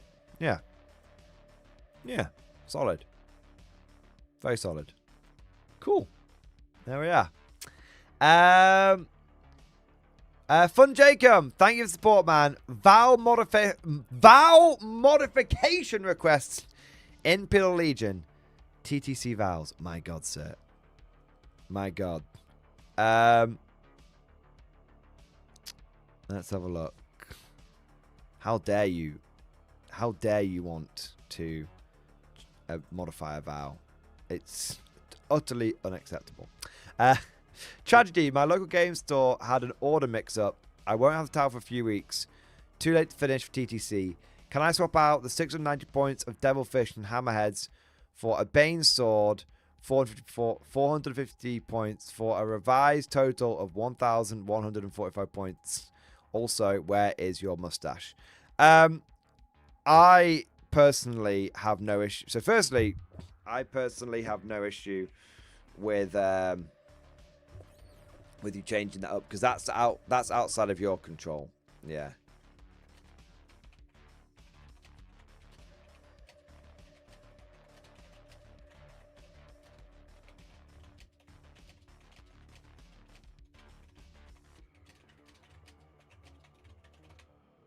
So I've just put a text reply back to you, but I'll say it here as well. I personally have no issue with this change. Please make sure it's reflected in the vow tracker. You can't get punished for things that are outside of your control, so that's fine. As for the mustache, I just have to confess, like, I failed. I failed before Christmas because I shaved it to try and see what it would look like, and then it just looked terrible. So then I just shaved it all off. And I knew that this conversation was coming. And I knew I'd have to face it. And I thought of all of the excuses under the sun. I thought of all of the ways I could try and, like, wheedle out of it. But I'm going to be honest with you, man. Like, I Googled it, and apparently it takes like 3 months to, like, grow a mustache, and I can't do it. I can't go looking like a hobo / nonce for 3 months. I can't do it. Like, I just... Either I've got to basically just not shave for 3 months to try and let the mustache fill out and let the other facial hair grow as well. At which point, like, it's not going to happen because I'm just going to look super, super fucking, like, scruffy, which I just don't like. You know? I don't like it. Or I have to, like, shave that off and just grow the mustache part. And, well, I just look like a fucking pedo. And, you know, if I was a pedo, maybe I'd want to look like one. But thankfully, I'm not a pedo, so I don't want to look like one. I'm sorry, man. Like, I'm sorry. So, look, it turns out I like being clean shaven.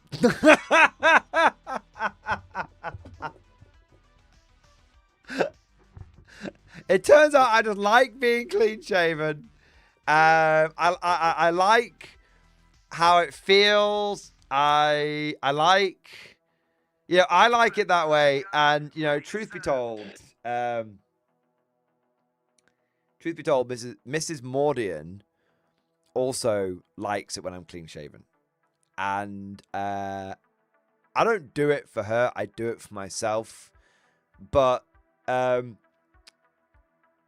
the same time, it makes Mrs. Mordian very happy when I'm clean shaven. So there you go. You can... I'm sorry, man. You could have had 2 coffins for your funeral. Look, some people just don't suit beards. I don't know. I just don't think I suit it. I just don't think I suit it. Maybe I'll come back to it. Maybe I'll just come back to it. But I don't know, man. See, here's the thing.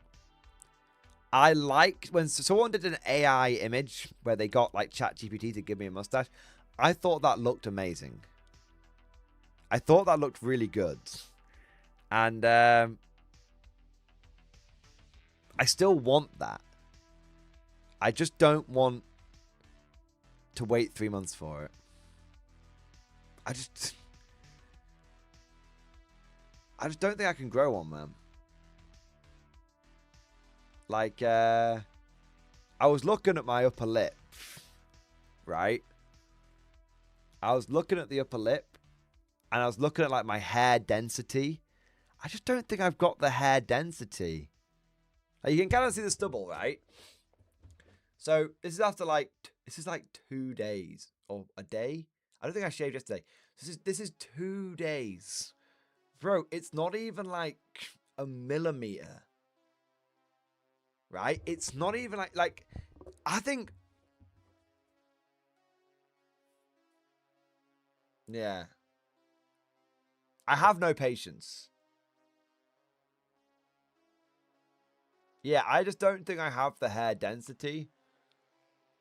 I don't think I have the hair density, and I don't think I have the patience for it.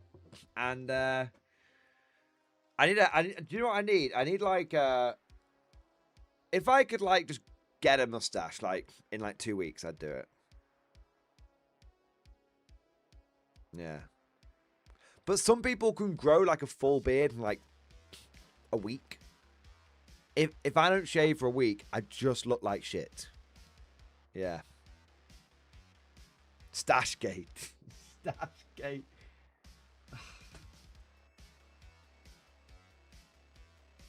See, now I do feel like I don't like failing.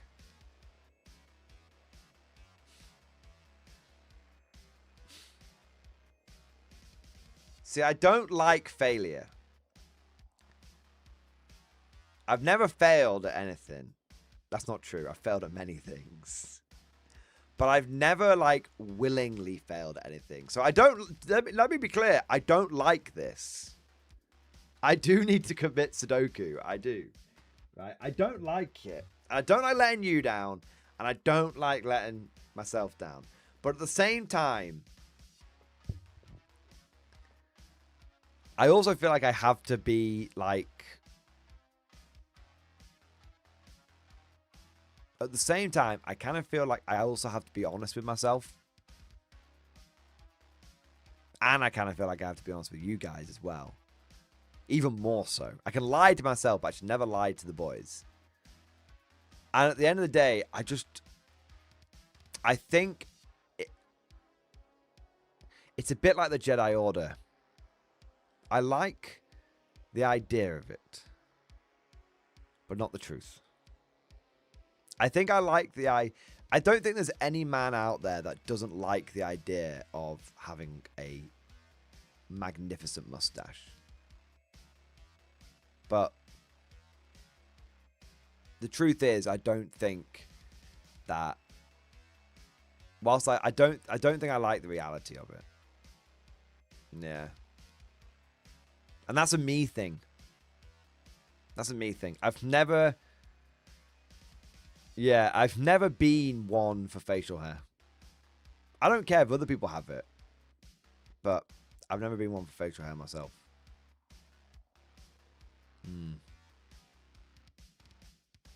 So I have to be like, I still love the idea of a mustache, but I think the likelihood of me getting a mustache is the same likelihood of me persuading Mrs. Mordian that we should move to one of those disused nuclear like launch silos and turning it into a like survive in the apocalypse bunker.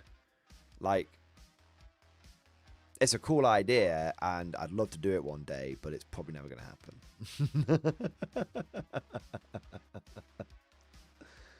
Do or do not. There is no try, right? Yeah.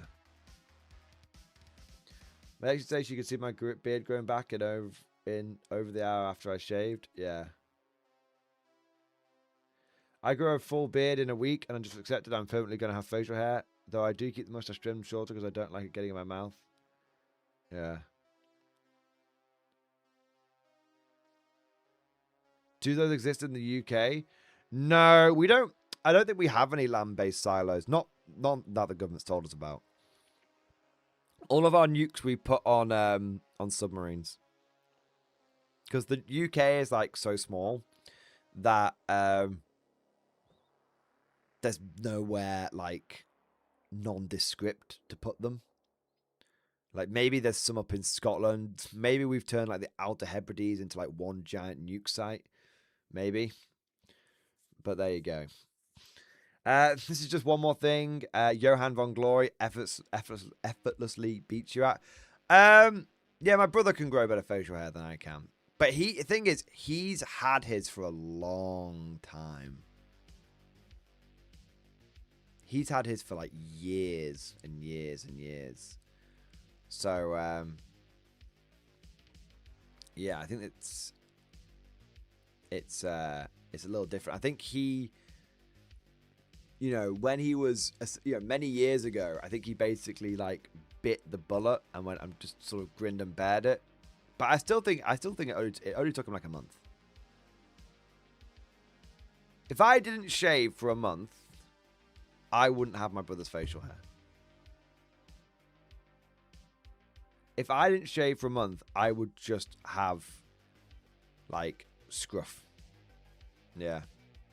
So look, Fun Jake. I think it's just not gonna happen, man. I think we're just gonna have to come to the reality of it. I'm just not if I get a mustache, I have to have a fake mustache. 26 years, the scruff.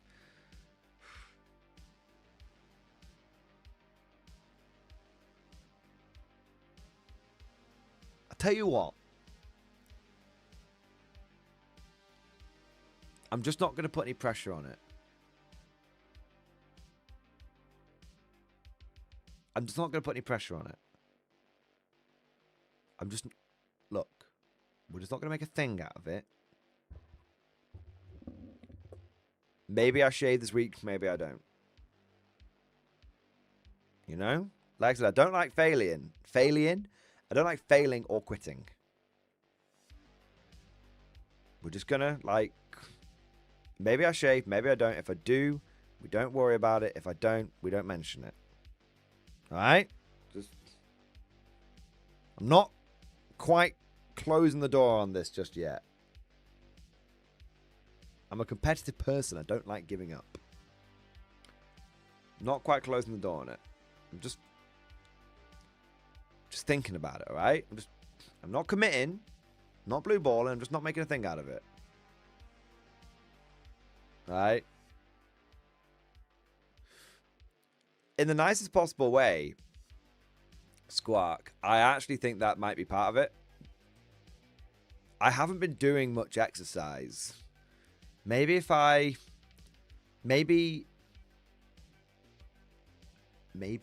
doing a bit of exercise gets the old testosterone going. We're just not going to make a thing out of it. We're just going to see what happens, okay? Just get some fucking peptides. Can I inject peptides into the lip? Yeah, I can do. I'll be like, look, like a puffer fish. What do they do? Like, like the fucking blowfish ones. You know what I mean? The lip filler ones. There you go. Quick call, major kill. Oh, there you go. Yeah, I need some lip filler. There you go. But yeah, fun, Jacob. The important thing is you can absolutely modify your Val because you're not getting diddled from something out of your control. Yeah. Nick the Salamander, thank you for the double support, mate. Thank you for the 5 gifted memberships. And also thank you for the super chat. Finally completed my vow after way too long. Think I kicked the depression enough to enjoy my hobby. Picture in stream discussion. Let's have a look, man.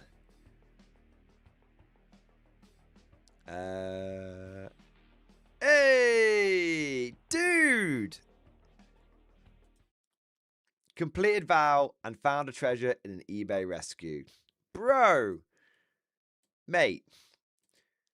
Give that depression a damn good thrashing, sir, because you should feel very proud and very happy with the results that you've got here. You've got some absolute classic banger models. You've got Harker, you've got the old Power Axe Commissar, you've got Strachan, and you've got Marbo, man. And you've done every single one of them justice. You've done them proud, mate. Smashed it, bro. Some fantastic models. Hey, look at that beast. Big old beast. Nice. Look at that fucking thing. That's a beaut. That is a beaut right there. Love that.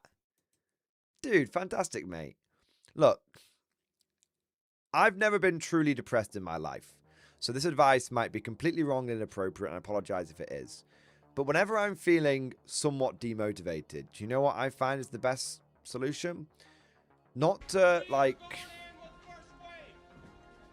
Sometimes, like, processing it can be important, whatever's making you feel down. But I feel like often taking action is better. And if you're feeling a bit depressed around paint, and I don't mean like taking action, like, yeah, I am going to go and fucking teach them all a lesson at the office. No, don't do that. Don't go on office rampage. What I mean is, sometimes being depressed in one area of your life, you can alleviate that a little bit by achieving something. And I found whenever I'm feeling down or demotivated, just sitting down and doing a little bit of painting and looking down at it and going, hey, look at what I achieved. That can help. I'm no expert. I'm no psychiatrist. I never claimed to be. And this is no medical advice or anything like that. It's just a personal experience I'm sharing. You know, like, you probably feel better after doing that painting. Maybe, you know, whilst you're feeling a little better, just start on something else. Just do a little bit on that. See how it goes. There you go.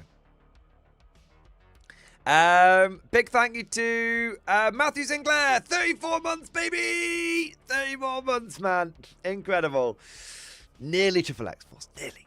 I'm bringing them together. They're getting close together. There you are. Dude, thank you for supporting the channel for nearly 3 years. You fucking mega boss. Let's have a look here. First unit for a new Old World escalation campaign we're running with the new Path to Glory campaign mode. Nice. I'll have a look at it in a moment. Beat Cathay over the weekend with many, many squig-based war crimes. If you didn't manage to beat Cathay with squigs, it's because you didn't bring enough squigs. If in doubt, bring more squigs.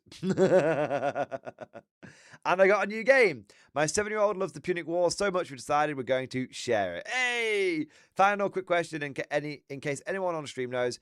I'm going ahead with the KMT bolt action idea, but I can't find any decals for the logos unless I pay post from the US. Got an idea of stencils, but figured some veterans might know a source I didn't. Anyone in chat who knows, or I think is KMT, that's the Chinese Nationalist Army. If anyone has a good place for getting Chinese World War II logo decals, please let Matthew Sinclair know in stream discussion or in stream chat. Let's have a look here. Hey, look, it's a big box, man. So jealous. I really, really want that. I really, really want to get into Epic Caesar. Hey, Wood Elves? I have to say, I never pegged you as a Wood Elf player, man. You know, you're an Orc and Goblin guy. It's a very different vibe, but it's good to go from. It can be very good to go from one extreme to another. Yeah, it's nice to have a serious army and a silly army. This is a beautiful game, though.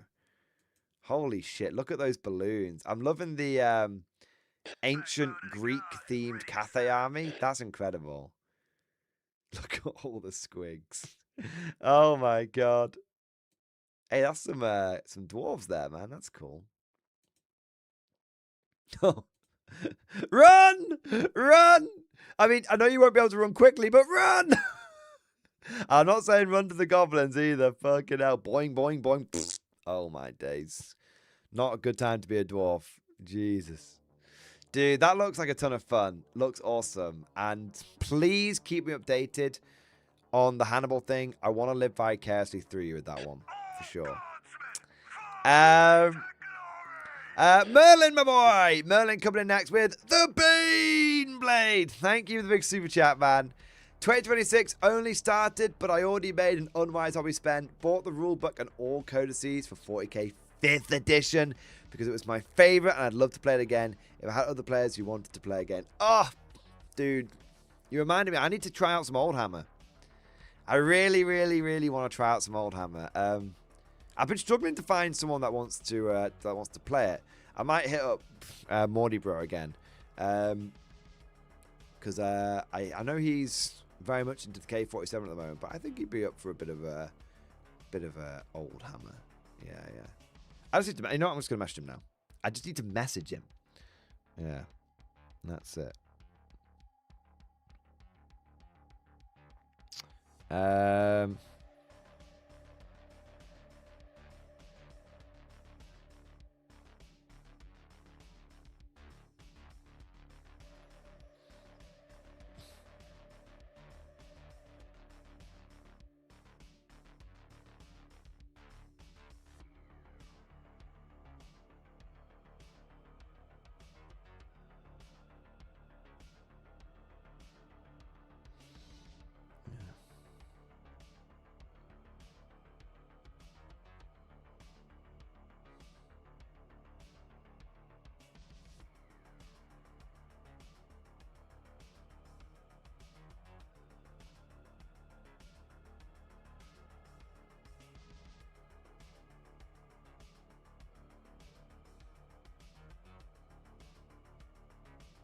Oh, shit.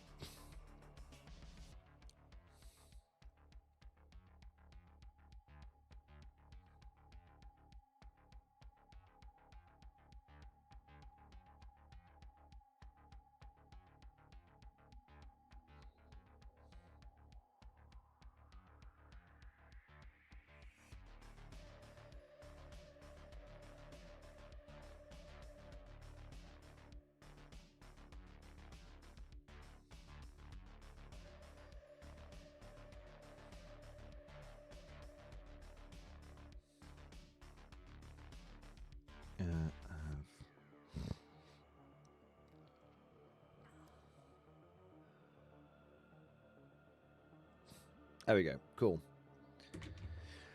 MG on minisodes. When? I mean, when I get back into it. But I want to start doing some more battle ports and stuff. I'd love to do some Oldhammer ones as well, especially with someone like minisodes.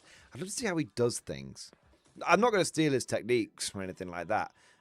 His style of battle port is very, very different to mine. But it'd be cool just to see behind the curtain on how he does it. But But Merlin, glad I could remind you to message your brother about this. The upside to the purchase is that it's making me want to start a new guard army, and uncatching for me a Dark Angels and Black Templars army. I mean, Merlin, I totally get it. I want to, with my Old Hammer army, with Old Hammer, I actually want to kind of start a dedicated army for that, because the thing is, you know it's not going to change, right? You know that you can buy that army for 5th edition, and it's not going to cost you too much, because you'll be able to get a whole bunch of like old tactical marines, like secondhand for peanuts. And you also know that it's not going to get fucked over by like an FAQ or something. Or maybe not even fucked over is the right word, but like you're not going to be encouraged to want to change it because of like an FAQ or balance data state or anything like that. You just buy the army, just use the army, and it just sort of, it's in like a time capsule.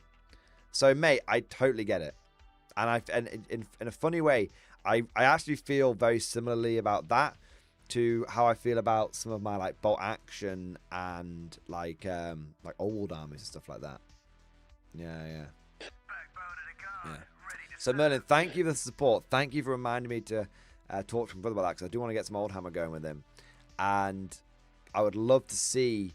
I'd love for you to keep me posted. See how your Old Hammer journey goes, because I've been wanting to do it for a little while, and it'd be cool to be able to live vicariously through you a little bit, man. So yeah. Next we got Sanubi. Thank you, Super Chat man. Glad to see you back and you had a nice time off. Hope you had a good Kriegsmas and New Year. Anyhow, talk about Plastic Krieg, a new wave in stream discussion. Let's have a look here, man. Holy shit, man. Holy shit. Let's have a look here. Well, it seems this year has really taken note of my late year spending. Seems I have more to send in with the waves. Yes, I found out how much of a pain they are to build, but that won't stop me. I can convert Admech and Votan. I can convert some of these, as I've already been, or already have been. More later picks when more are built. But yes, this is the start of the Callous 49th Armored Siege Regiment. So glory to the first man to die, send the next wave, and the God Emperor protects. P.S. Heads from Time Legends. It's where I'll be getting more Krieg stuff from now on. Nice. Oh my god. 1, 2 Krieg combat patrols. A couple of extra Krieg squads. Have this. Hey, you know what? Is that new? That looks like a reboxing of the Krieg stuff. Hey, I have to say, I do like that. I think, look, I think that's actually a really effective box design for Deathcore Krieg. Well done, GW. It's only a little thing, but it's always worth pointing out when you notice something that they've done good. Always worth it. I mean, to be fair, I think all of these look pretty solid. Yeah. They don't have the kill team set. Yeah. Yeah, I think it looks much better. I mean, I don't know if it looks much better. The old kill team, I did quite like the sort of traditional sort of art style vibe. But that is certainly not a downgrade. I'll put it that way. Hey, nice work, man. Yeah, really nice work. They look good with the Brody helmets as well. There's nothing quite like a big blob of infantry, is there? I know we go on about the tanks and we go on about the this, that, and the other, but there's nothing quite like just having. Oh, time to lift again. Told you it's coming around quickly. It's going around quickly, but there's nothing quite like having just a big blob of infantry. Yeah. All right, dude, looking good, man. So newbie, looks like you made some purchases towards the end of last year, and now you are starting off the new year right. There we are. Oh, by the way, 1 minute. Just need to, I've got my system. Got my system. There we are. All right. I tell you what, this lifting thing, it's coming around. It comes around quickly. Only feels like a moment ago we were. Only feels like a moment ago we were lifting, and now we're back on it. I think this is set number 4. Maybe set number 3. I'm not quite sure. I just want to move that microphone. Don't want to knock it.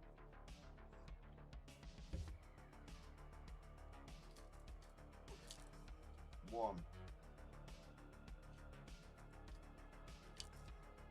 That's 1. The first one was too quick. That's 1. That's 2.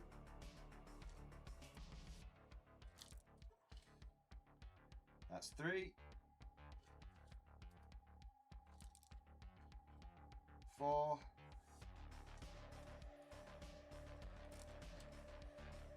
5.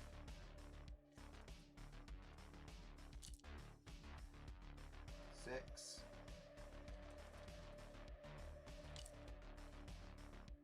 7.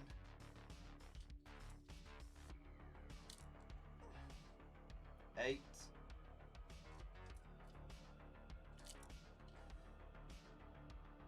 9.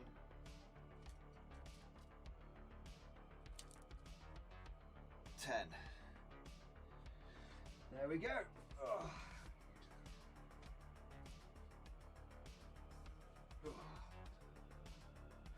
Oh, bugger.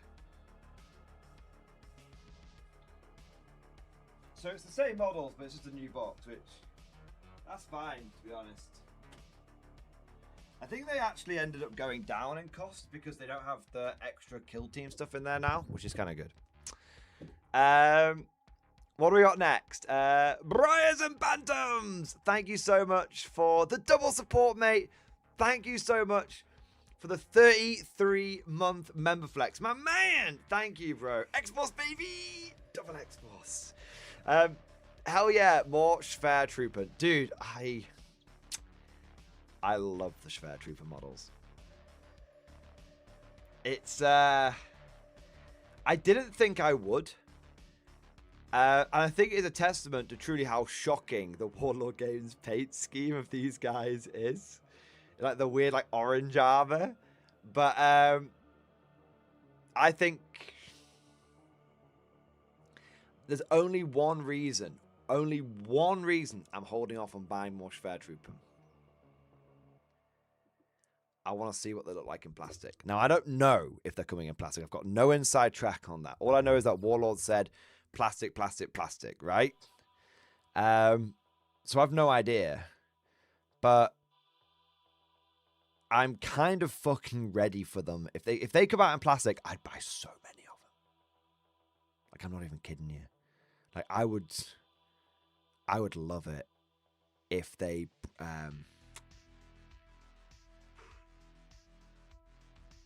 What's the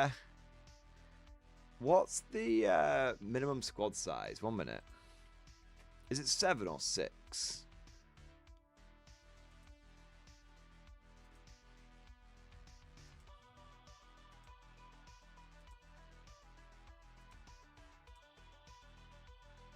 Six. I would love it if they brought out, like, you got 9 style trooping in a box, or you got 18 Schwer trooping. Bro. If they come out in plastic, I'd bet whole company. Dude, me too. Me too. So I'm kind of holding off right now because, you know, I've got quite a few of these buggers now, actually. Let me have a look.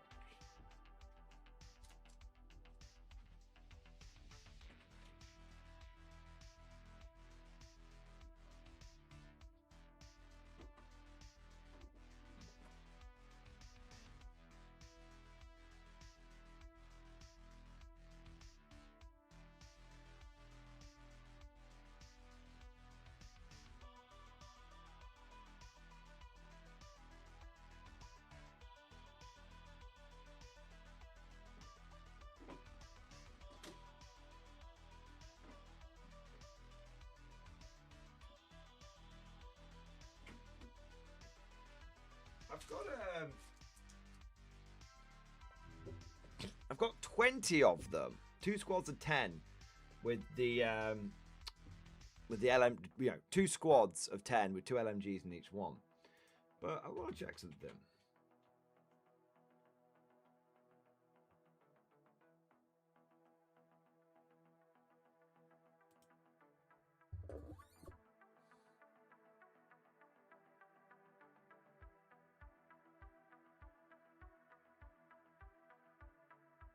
Yeah, I bought the Schwertruppen officer model. So I've got 2 more bozos knocking around here somewhere. Yeah. I don't know what... I bought the Schwertruppen officer, and I've painted the officer. I don't know what I've done with his 2 other lads that came with him. I'm going to have to find them somewhere. Yeah. Yeah, they're cool, though. Yeah, they're really, really cool. How many LMGs can you get in a Schwertruppen squad? 4. Fuck.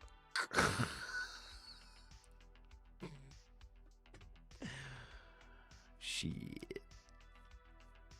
Yeah, I really hope that they come out with an 18-man box, and they come with enough LMGs. And I mean, how cool would it be if they came with like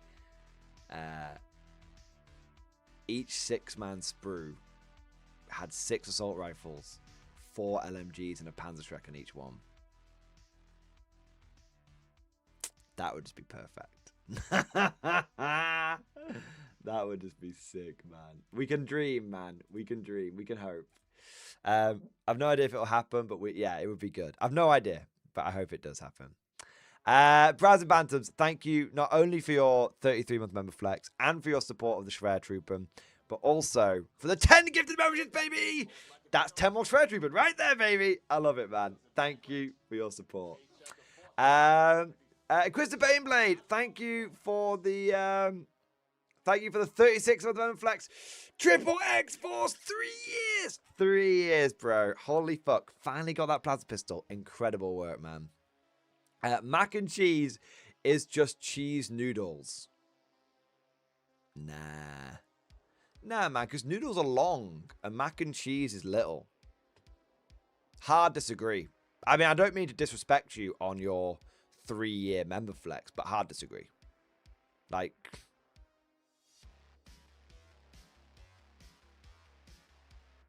maybe you could argue spaghetti carbonara is just cheese noodles. Maybe. Even then, I'm not sure. Even then, I'm not sure, man. I'm sorry. Dustin Polos, thank you for the 18 months, man. Xbox baby, 07 sir. 07, mate. Does Grizzled work with big infantry blobs? I don't know yet. I haven't tried it. Oh, well, actually, that's not true. I did try it. I used big infantry blobs and I used artillery teams. I found it worked really well with Krieg blobs. Yes, I found it worked very well with Krieg blobs because you could get them hitting on 2s, rerolling 1s. It's like socket custodies because of Grim Demeanor plus take aim plus Ruth's Discipline. And I found that it made that plus Mordian Minute on the Kriegers made my infantry blobs actually really powerful because it was the strength 10 that I could get on the melters, which was really, really good. So it works with Kriegers. I haven't tried it with other blobs yet, but it definitely worked with Kriegers. Yeah. And Kriegers through and through, including the command squads. Because now you can take 3 command squads and 6 blobs of Krieg and have all the orders that you need, which is very tasty.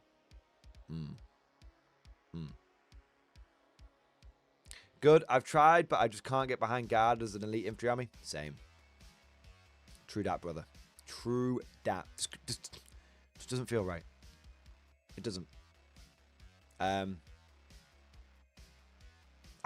build a list and logic tells me it's a good list, and I look down at it and it's like 50 infantry and I'm like, can't do it. Can't do it. Yeah.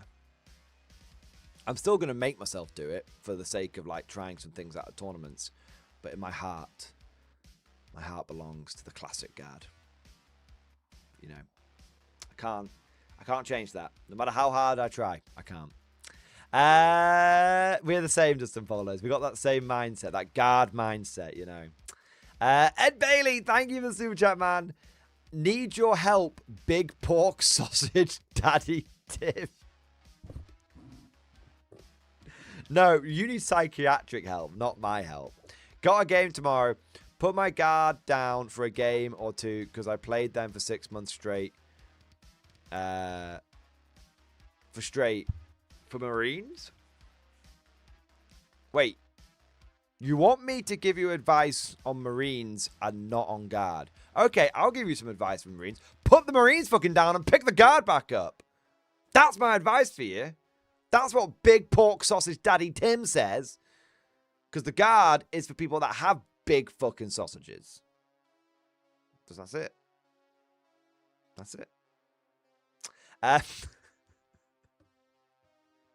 Ishmael, thank you for the Bane Blade. Ishmael, thank you for the big super chat, man. I don't have a cost line, but I do have principles. Getting blatantly stolen from, like console game prices, and insulting business practices like GW, removing kits and war gear. I went computer and bought a 3D printing printer. You know what, man? I totally get it. And it's the same for me.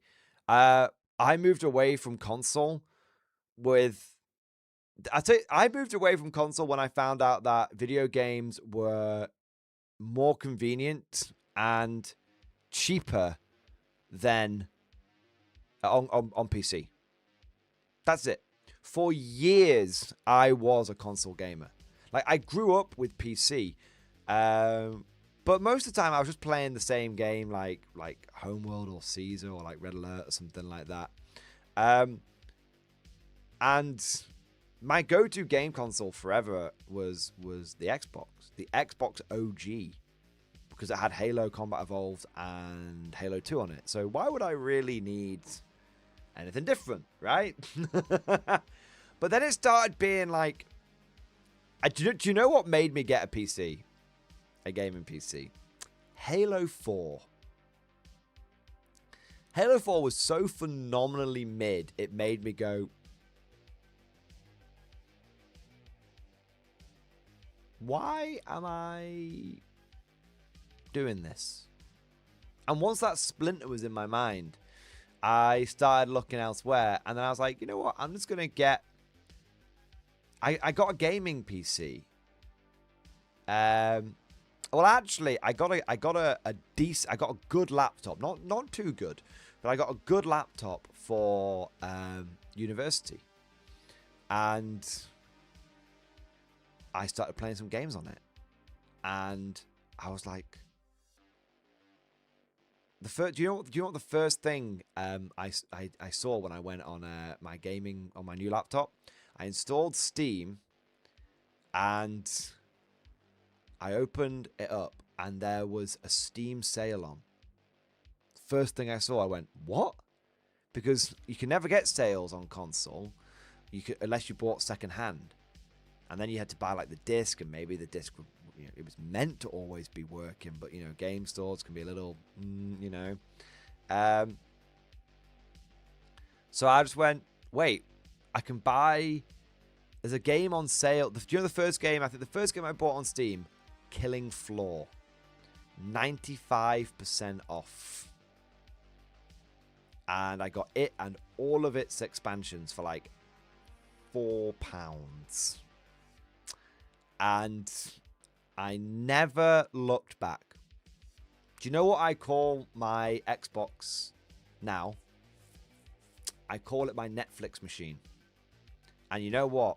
Its days are numbered as a Netflix machine, because they just took all of the Star Treks off Netflix. If you're someone who enjoys watching Star Trek on Netflix, you can't do that anymore. Well, after the 8th of Jan, you can't do that, because Netflix and Paramount got into a big dust-up over who was going to buy Warner Bros. Netflix won, so Paramount was like, fuck you, I'm taking all the Star Trek off you. So I won't be able to watch DS9 going forward, which is going to really fucking piss me off. I'm just going to have to buy it on like DVD or something. But apparently Stargate is coming to Netflix to make up for it. So I'll probably I'll probably keep my Netflix when that happens. Yeah, but the point is, yeah, that was my PC moment. That was my going to PC moment, and it's amazing the parallels you can draw from from video games and tabletop games. Yeah, Ishmael, it's amazing. Like you have, it's just, yeah. The same thing that is, there's a lot of universal truths, and piracy is a service issue. 3D printing is a service issue. It's that simple. Yeah. It's that simple. 3D printing wouldn't exist if there was no demand for it. Well, okay, 3D printing wouldn't exist to the extent that it exists, because there's always going to be people that, even if it was free, even if it was like $1, they'd pirate a game. But that's a minority. The vast majority of people are decent people that like a fair deal, and that's why even though people can get games for free, typically they won't mind spending a few dollars on a Steam sale to get a game. Yeah. Ishmael, yep, it's a good point. I mean, I do have a line, but I also have principles. Sora's Blood, thank you for the super chat, man. The old world calls. From the foul swamps, the war herd of the fell marches forth to find more sacrifice to the dark, hungering god. Going to TGX with my beast this weekend. Pictures in stream discussion. Let's have a look, mate. Wow. Holy shit, man. One minute, remove these. My weights are getting in the way. There we go. I'm going to take my wild herd out to their second GT. With the new core magic items, my Death Star that my combat shaman leads will now be minus 1 to hit and melee, minus 2 to hit and shooting, magic resistance 2, and no stomps allowed. I hope the unit will be truly unkillable now, especially if I manage to give the unit flying and reserve move. I'm also going to be running a 20-man gore unit of ambushers to hunt artillery or do object shenanigans. Picks are the new shield gores I got, my new razor gores, metal characters, and some objective markers I made. Wow, look at that, mate! Actually sick, bro. Actually fucking sick, man. Really, really cool. Yeah. Really cool, bro. I like those are the wait, I recognize those. Those are like the harvesters from War Games Atlantic. I recognize them. Fantastic model. Yeah, absolutely fantastic, mate. Yeah, really cool. I love it. Hey, that's cool, man. Wow, they have come out amazingly. Genuinely amazingly. I mean, it's a hell of a Death Star. It's a hell of a Death Star. Are they just regular gores as well? Man, you crazy. If I was going to build a Death Star, I'd probably go for Bester gores, right? But, yeah, got to respect the regular gores. Yeah. I guess Bester gores are expensive. Yeah. I need to use my Beastman more. I have a full Beastman army, and I really enjoy playing it. I just, they're just on round bases. I just need to bring them over to get some converters. Yeah. Oh wow, there's some more pictures down here. Let me have a look here. Oh wow, that's cool. I really like this army, man. It's one of my favorite community armies, and seeing it evolve over time, seeing where it started, seeing where it is now, and seeing it continuously evolve is amazing. I know at some point this army will be completed, and that's not a bad thing at all, but I'm very much enjoying this hobby journey. And I just want to say thank you for bringing us on it, man. It's cool as fuck. Yeah. Yeah. Vestigals can't be core on Wild Herd, sadly. Ah, makes sense.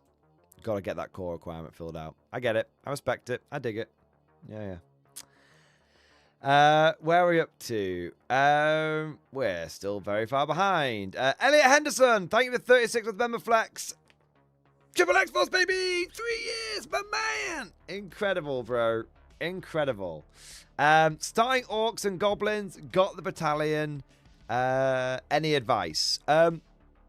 Firstly, dude, yes. Old world, yes. Orcs and goblins, yes. Next advice. I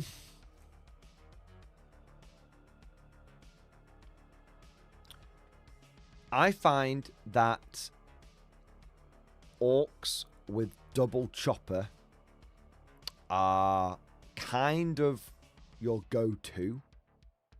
And a lot of people will tell you double chopper is the way to go. However, I think with recent changes, not recent, somewhat recent changes, the fact that you can have an orc with a shield, light armor, and hand weapon, and that is only 6 points, and that gets you a 4+ save. Now, he ain't going to do much damage, but he's going to be pretty durable. He's going to be pretty durable. So, I think a lot of people gravitate towards double chopper, but I actually think chopper and shield has a place. I'm not such a fan of chopper of spear and shield, mostly because it starts making the orcs actually expensive, and you don't want your orcs to be actually expensive. You want them to be cheap. Then you've got the goblins. It's a sad fact of life that night goblins are actually just better than common goblins. They just are. Mostly it just comes down to the fact that night goblins are cheaper because they just don't have any armor. At the end of the day, it's only like 1 point per dude, so it's not like a massive thing. But if I was to build common goblins,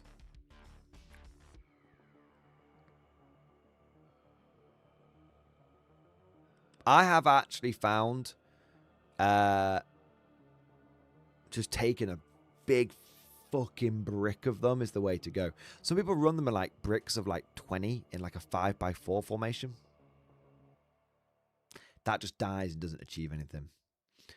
40. I have had personal success with 40 goblins in a 10x4 formation. I have the movement trade to prove it. It's just a big fucking brick. And I give mine spears and shields. And I'm not saying they're good, but they're certainly not bad. I've never been disappointed in taking them like that. Chariots, I actually don't have any advice with you. My only experience of chariots is firing cannonballs into them and them dying very easily. I'm not sure how great the chariots are, but, you know, try them out. They're cheap enough. Try them out. Maybe they end up being good. Maybe they end up being more of just of a starter unit. But the main orcs, the orc brick, you can never go wrong. It's like guard. You can never go wrong with more goblins. You can never go wrong with more orcs. It's that simple. There you are, man. Saurus Blood. Sorry, not Saurus Blood. Elliot Henderson. Thank you for your support, and I hope that advice has been helpful. Ibram Gorn, thank you for the support, man. Meme in stream discussion. My thoughts on the new Japanese book. Also, for all you Englishmen, talk shit about American politics. At least when we had Civil War, the good guys won. Can't wait to go to England and piss on Cromwell's grave. No politics. Anyway, to be honest, the English Civil War was quite a long time ago, and I don't know as much about it as I should do. I think how to put this? Oliver Cromwell is a divisive person. Some people think that he was good. Some people think that he was bad. Overall, I would say this. There are many great and important figures in history. And basically, none of them were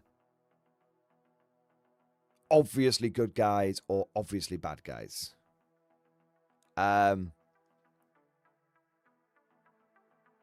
Whilst Hollywood might want us to think in those terms, the reality is that most great people are very flawed.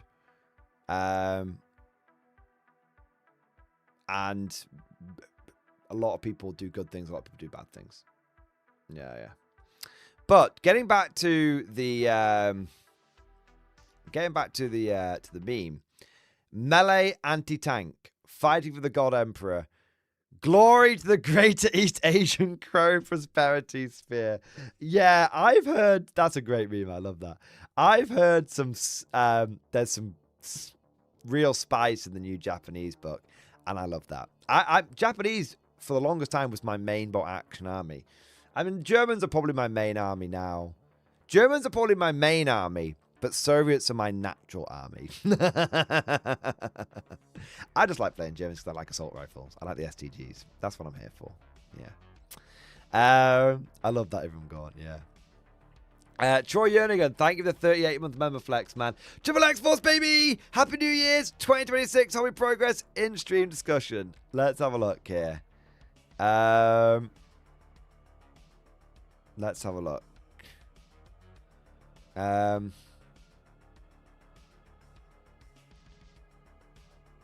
I can't see it. Oh, here we go. Sorry, man. I missed my 2025 painting goal spectacularly, so my New Year's resolution is to paint at least 1 hour every day. So far, so good. Hope to get my Steel Legion lads all done this year. Nice. And they're really good Steel Legion models as well. It would be a crying shame not to get those done. So well done on you for, saying, look, I fucked up, but now I'm going to fix it. I'm going to do better. And, mate, these guys look fantastic. They look really, really, really good already. And these ones at the back, which look a bit more finished, they look amazing, man. Keep working, keep doing it, and they're going to look fantastic, and they're going to look finished before you know it. A little bit every day is absolutely the right way to do it. Absolutely, man. Awesome stuff, bro.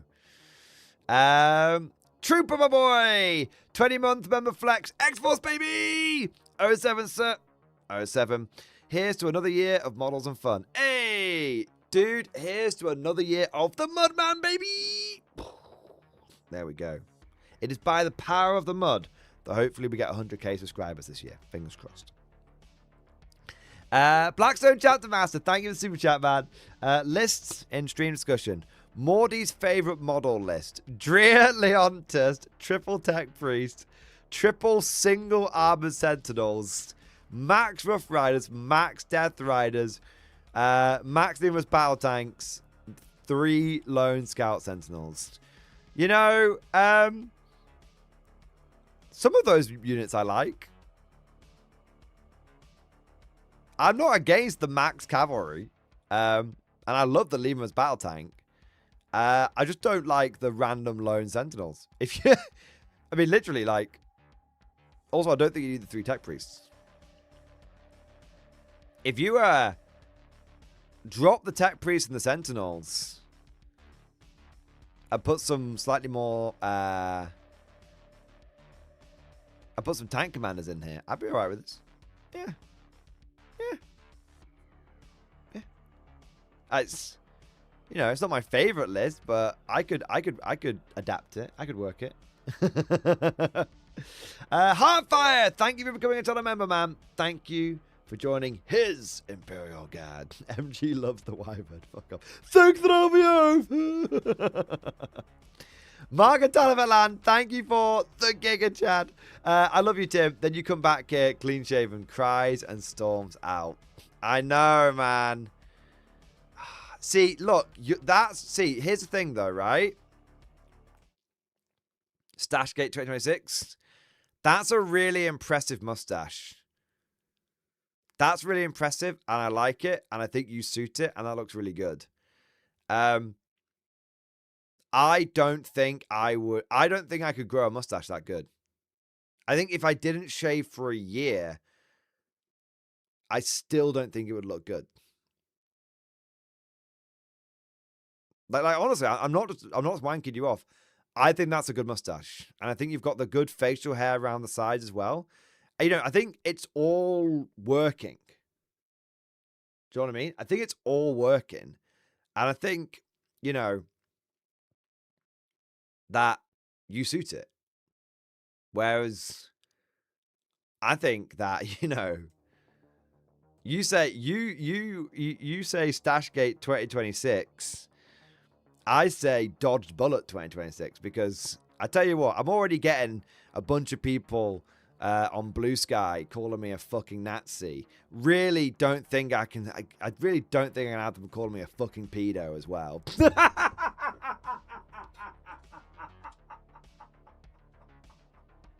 There's only so many lies that I can take. Oh my god. Do you know what I mean? Jesus Christ, man. There's only so much heat. There's only so much fucking lies, man. Oh my god. Can we truly handle the Tom Selleck lookalikes of Mordian and Stash? I don't think I look like Tom Selleck. I don't think I'd even look fucking close, man. Yeah. Why not go for the toothbrush, mustache, and toothbrush? Yeah, maybe I should just lean into it at this point. Maybe I should just lean into it at this point and just be like, look, you know, if you go, you know, the thing is, if I leant into it and started goose stepping up and down on the fucking stream, and doing a bunch of Roman salutes, here's the thing, that would also be me lying. Because I don't want to do that. That's not me. Not even remotely me, you know? Do you know what I mean? So the thing is, like, I'd have to lead into it, which would basically be me lying as well. Yeah. Do you know what I mean? It's just nah. Yeah. Nah.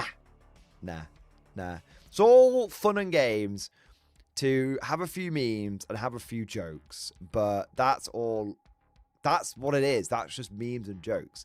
You know, I'm someone that has a whole bunch of NKVD in my Soviets. I'm someone that has Kenpai Tai in my Japanese, and I'm someone that has a whole bunch of, you know, Axis and German models for my Germans. I don't have any SS for my Germans yet, but I'm not against getting some SS for my Germans.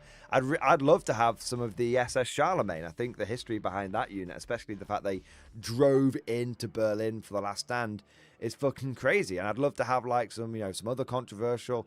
No, not what year? It's 2026. Not even controversial anymore. I'd love to have, you know, some Last Levy, like Hitler Youth running around, like go with pigtails, find a fucking Panzerfaust, do, you know, recreating some of the best scenes from like Downfall and all that kind of stuff.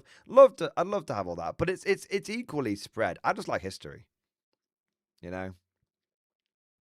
Yeah. That's it.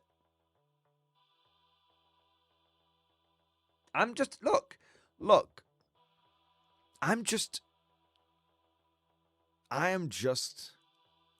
a biological enigma. I have both. My two largest bolt action armies are Soviets and Germans. I collect both Tau and Black Templars.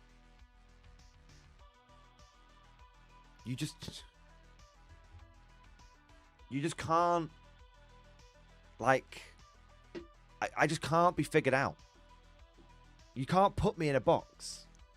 I'm unboxable. I'm unboxable. I don't fit into your narrow definitions. I am, as I was always reminded in my childhood, but upon reflection, it probably meant something else special.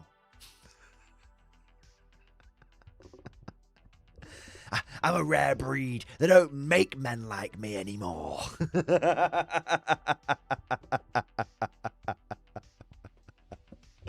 There you are, man. There you are. Hates the elderly, acts like an old man.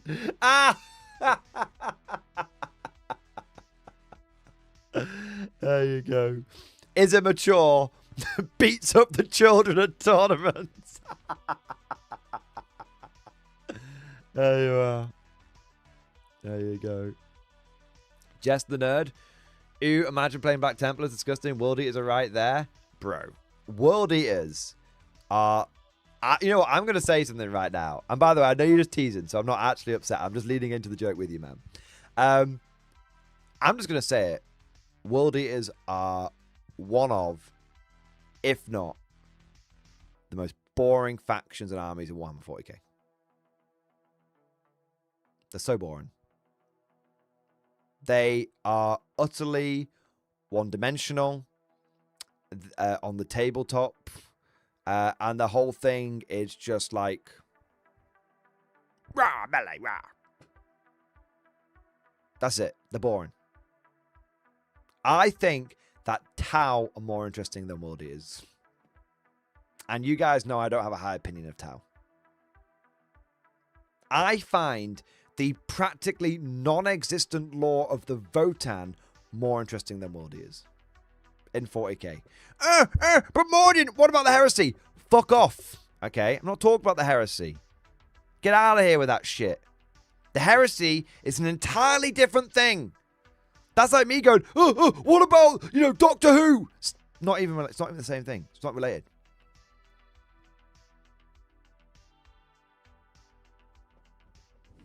You know?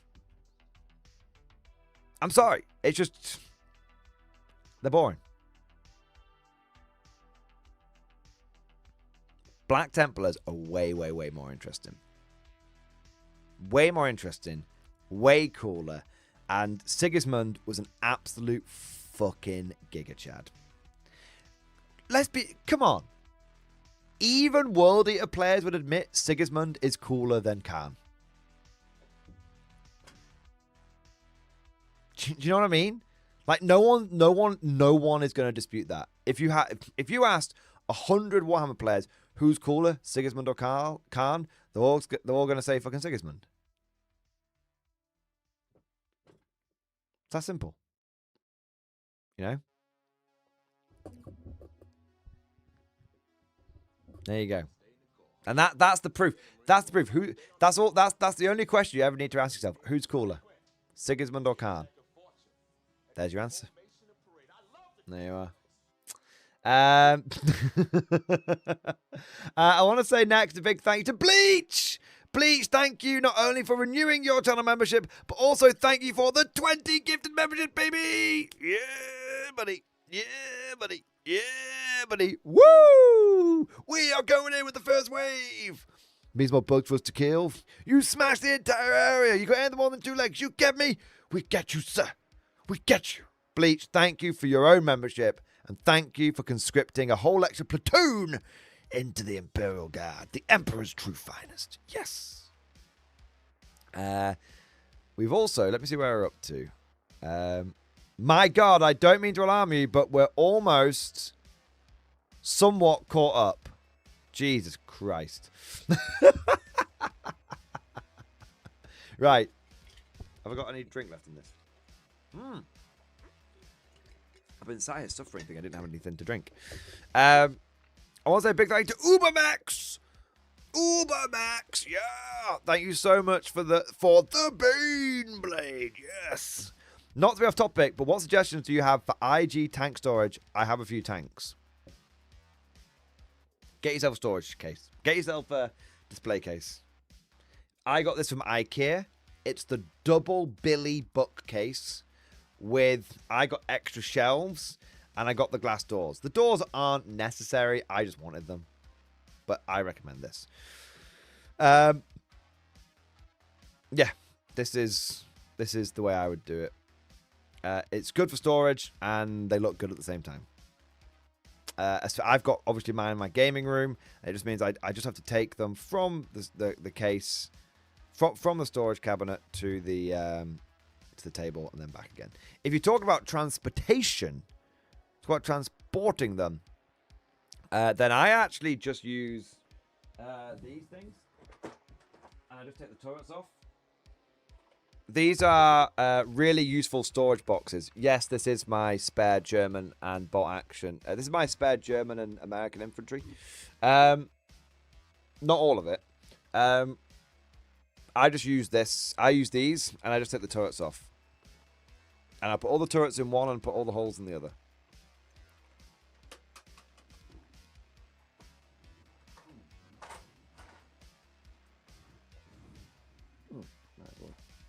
Do that.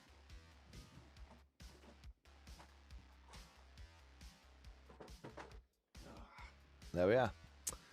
I'm going to keep my fault if you ain't going to take away, Tom. Jesus, man. To be fair, I've been there. I used to keep all my models in an ice cream tub. Yeah.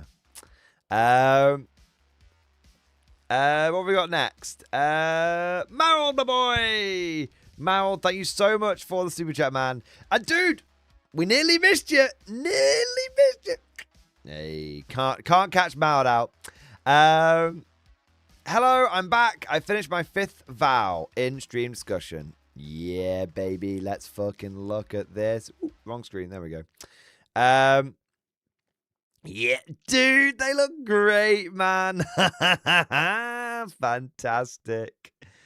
Yes, bro. Hey, dude, they look so good, man. 2 excellent micro forces all painted up. Drugov and Ursus with hammers. And then you've got a couple of the old Katyushas. And then we've got some Style Trooper, a Commander. And we have got the Vogelspinner. Yeah. Maud, looking absolutely fantastic, mate. Loving it, dude. Awesome. And great to see you in the stream, man. It would have been a shame. Would have been a shame if you'd missed it. So great to have you here, man. Nice. Keeping that streak going year on year. Keeping it going, man. What have we got next? Bleach, thank you for the Giga Chat. Thank you for the Super Chat, man. The 20 memberships were your Christmas gift, and I got a 2-part message in stream discussion. All right, let's take a look. Okay. Sorry for the length, but K47 lives rent-free in my head, and if I don't let some thoughts out, it will explode. In my last message, I said I would update you on what I got on my Allies mystery box that I bought, hoping to add to my K47 American and British forces. Well, do you remember when I told you I got the K47 British Starter Army? You predicted I'd have Soviets before the end of the year, and being American, I joked I'd never collect commies. You reply with, never say never, you could always go for a White Russian army.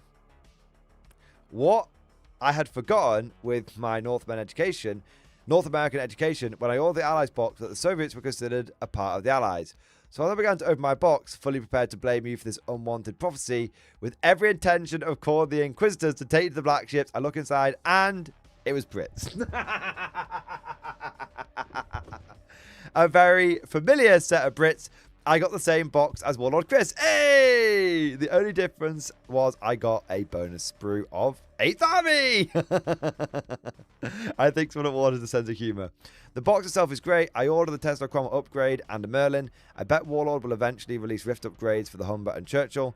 The Commandos look good too, matching berets, and come with good options. SMGs, Vickers, KLMGs, Piat, and anti-tank, and even a light mortar. Also, the British 8th Army sprue has an anti-tank rifle. The only thing I feel I'm lacking right now is an infantry unit with a flamethrower, part 2 below.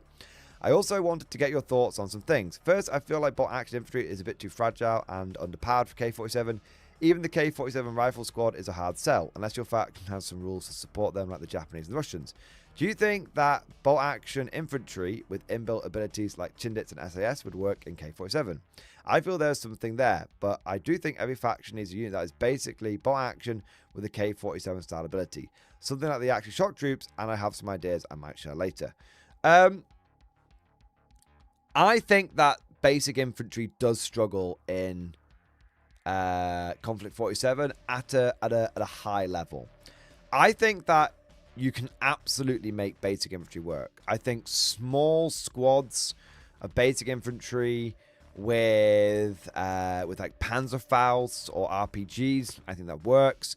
Small squads with like flamethrowers, absolutely. I think just some cheap like double LMG squads on like regulars, which is just not something you can normally do.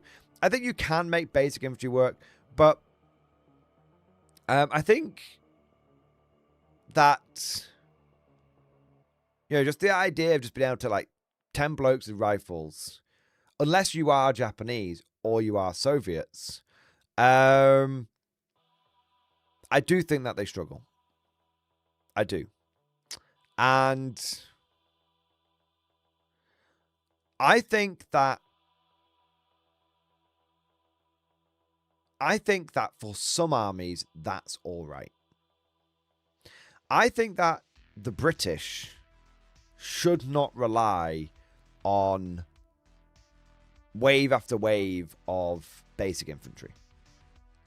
At the end of the day,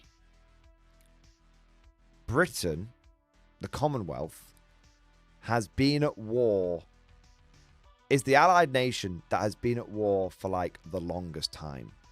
And the reason why the Allies, the reason why the British Commonwealth is getting into the robots and the AI is simple. They're running out of people. They don't admit it. They don't want to say it, but they're running out of people. And so that's why that's why the Americans can't do it, but the British can take their basic infantry as shirkers. Because they've been fighting for so long, they're war weary. And you know what happens when you get sent to the front line. People aren't coming back. So, especially with things like Shrekwolf and stuff running around. So I think it's totally okay for, you know, British, like, basic infantry. The British Army to not be defined by their basic infantry. I think the British should be defined by their robots and by their elite, like, power armor infantry. Like, that's what I think should define the British. Likewise, for the Axis, you know, they've been at war for a really long time as well. And I don't think the Axis should necessarily have really good basic infantry. I think the whole thing is the Axis have managed to solve their manpower problem. How? Well, most of the Axis are the people that have deployed power armor at scale. No one else has done that. No other faction has as much power armor as the Axis. They were basically the first ones to get it, and they're the ones that have figured out how to mass produce it. They're not doing like what the Americans and the British are doing, where they're giving every single guy like an LMG. They're just taking normal troops and giving them power armor. This makes them more durable. So they've made their existing manpower, their existing living manpower, of a higher quality. Because now basically everyone runs around in power armor in the Axis. If you're coming across unpower armored Axis troops, you're probably fighting some sort of raid or some sort of behind enemy lines situation. Any of the major battles now are being conducted almost completely in power armor. That's how I see it. I could be wrong, but the vast majority of frontline troops now basically in, you know, that doing proper battles or proper combat operations are in power armor. The other way the Axis solved it is with Totem Core. Either you're in power armor or you're the dead walk again. But in either of those scenarios, the Axis, I do not see them as a faction defined by their basic power armor. By their basic troops. They are defined by basic power armor for sure, but they're not defined by basic infantry. However, I absolutely believe that the remaining nations, the Americans, the Soviets, and the Japanese, should abso-fucking-lutely have basic infantry that are very capable. Yeah. Absolutely, they should do. The Soviets, their whole law is that they survived the onslaught of the Green Fault Resurgent through blood. They didn't have power armor. They didn't have Tesla weaponry. When the Green Fault took over Germany and reformed all of the nations into one big axis and started unleashing their new weapons of war, their grav weapons, their power armor, their totem core, all of that got released on the Eastern Front first. And the only reason the Soviets did not collapse is because they pushed a rifle or a clip into every person's hands they could do and pushed them to the front lines. That's the only way they held out. And so the Soviets, I don't think the Soviets should have to take two basic infantry choices, two advanced infantry choices. I think they should be able to take an assault platoon that is just basic infantry. But I think those basic infantry need to have some kind of pen so that they can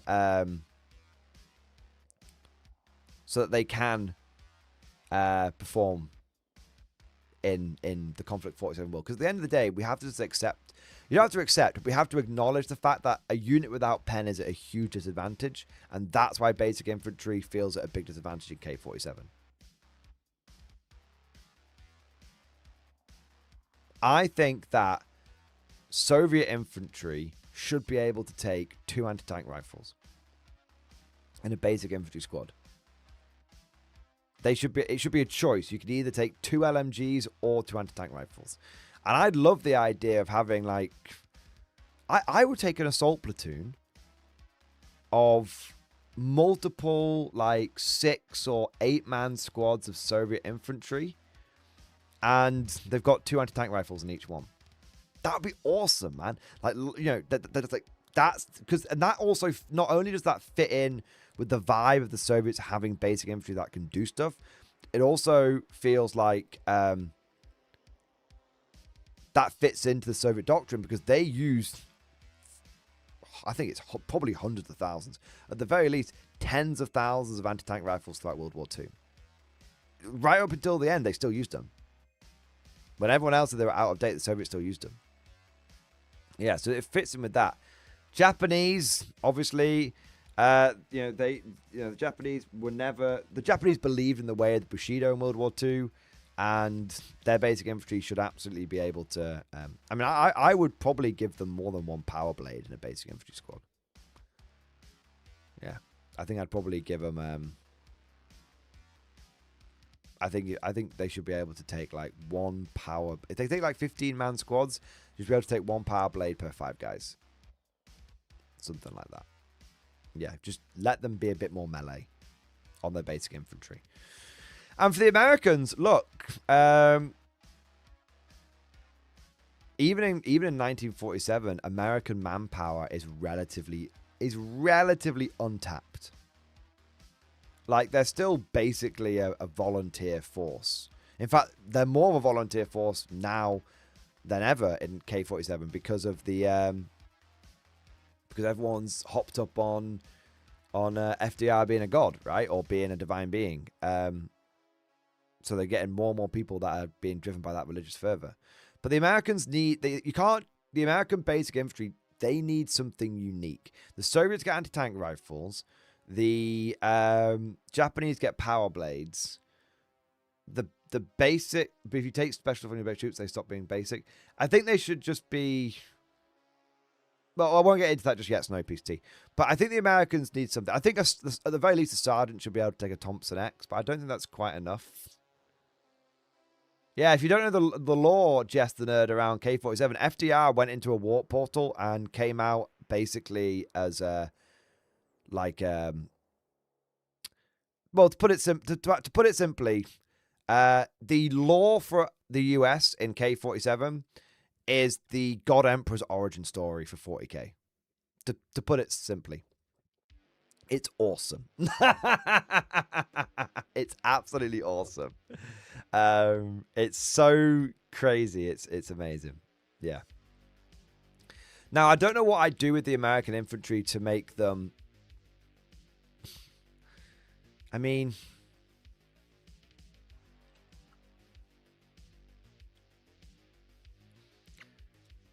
I think that the Fireflies are the mobile element of the American infantry.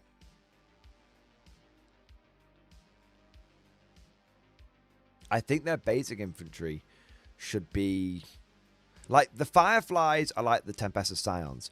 So the basic infantry should be like the regular Imperial Guard holding the line. I would... It might be very controversial.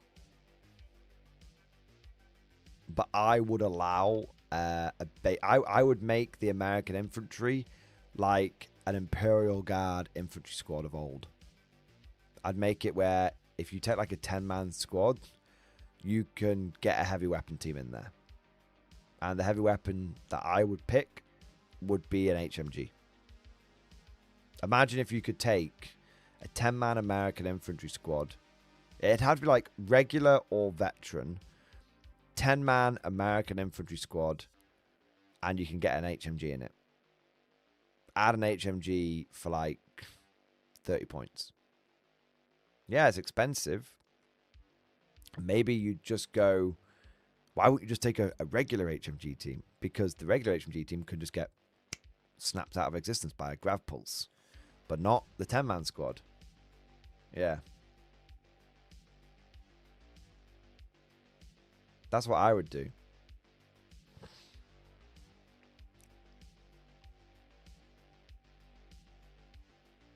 Yeah, I like the idea that FDR sends his guys in without Rift Tech because they're afraid it'll get stolen again.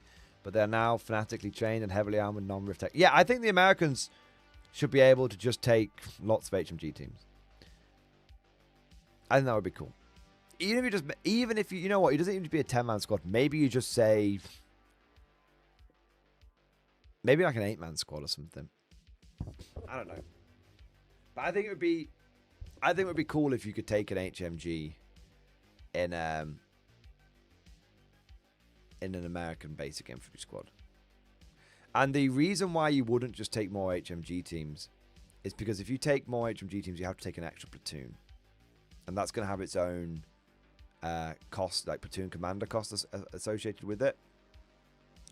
And also because the HMG teams are more fragile.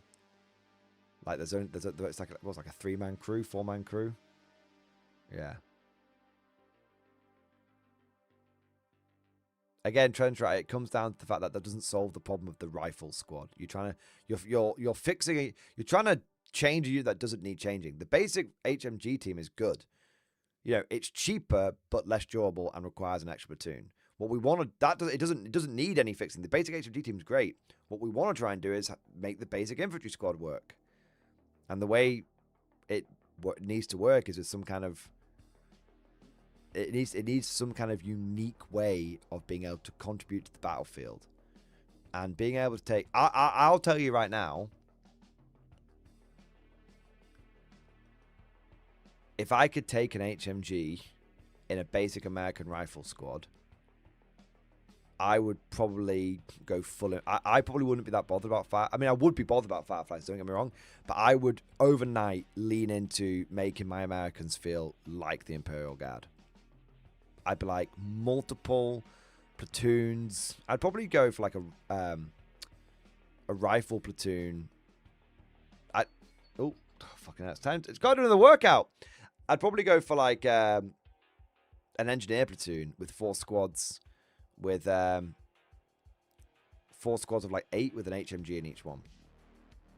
Yeah, that'd be cool. Right, well, it's time. It's time again. I told you it comes around quickly. It comes around quickly. I've still got some more super chat stuff I need to do. But yeah,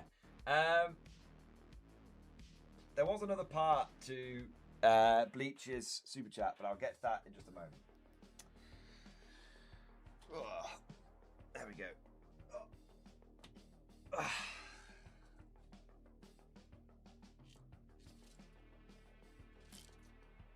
1.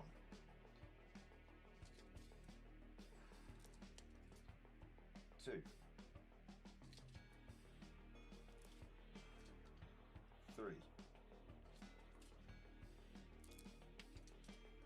4. 5.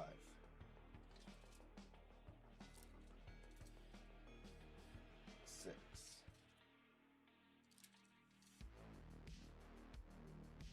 7. 8.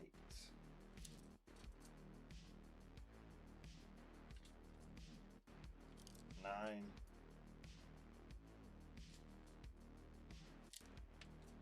10.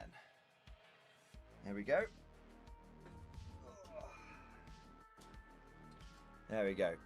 It comes. I told you, it comes around really quickly. All right.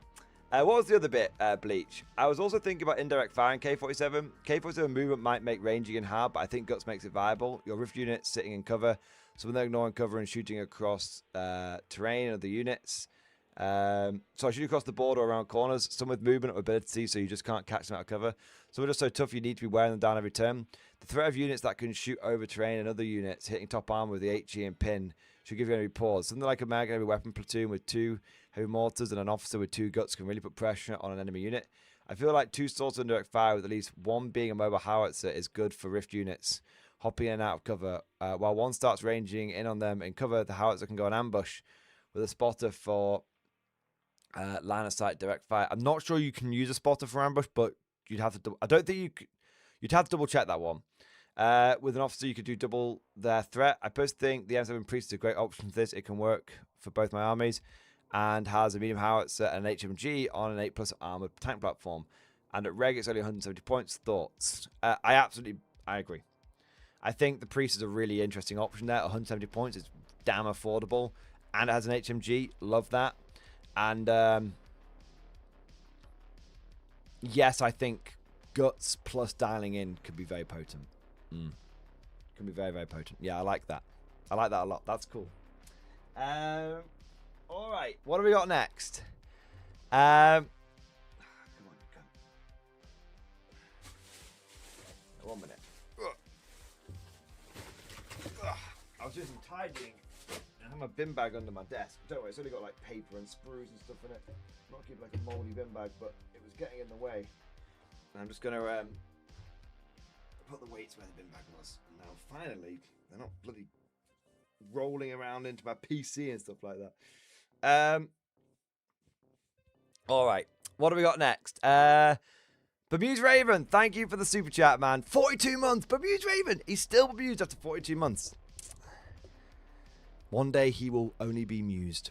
That was a terrible joke. 3.5 years. Grateful to be part of this community. Dude, thank you for being a part of this community for 42 months. You're an absolute fucking hero. Can't believe it's been 3.5 years, mate. Amazing. Fucking amazing, man. Incredible. Thank you so much, man. Oh, I've had some really big member flexes coming in tonight, and it's been fantastic. Ishmael, my boy. Ishmael, thank you for the super chat, man. Tell Warlord I want my K-47 chaff. I want grim sci-fi World War II, not regular World War II. American regulars in hard flak armor chest plates, also full face helmets. I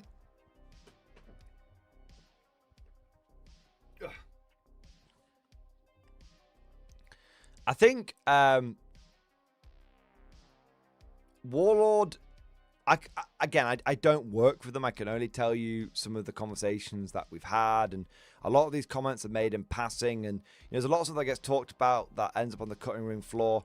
All I can say is this: Warlord are aware that there is a bit of a desire for some of the basic infantry to do a bit more, And there's a bit of a desire for people to want not only the weird, but kind of like the nitty gritty as well.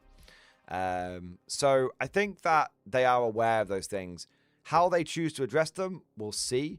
I think it's important to remember, and I'm reminding myself of this more than you guys, is that this game has really only truly been out like 4 months. It dropped in September, basically, didn't it? Whilst it had a first edition, that was very much a beta. This is the true launch of K47.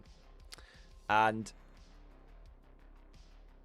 what they've done in 4 months already, I think it's kind of almost, they've set the bar really high. And that's good. They should have a very high bar.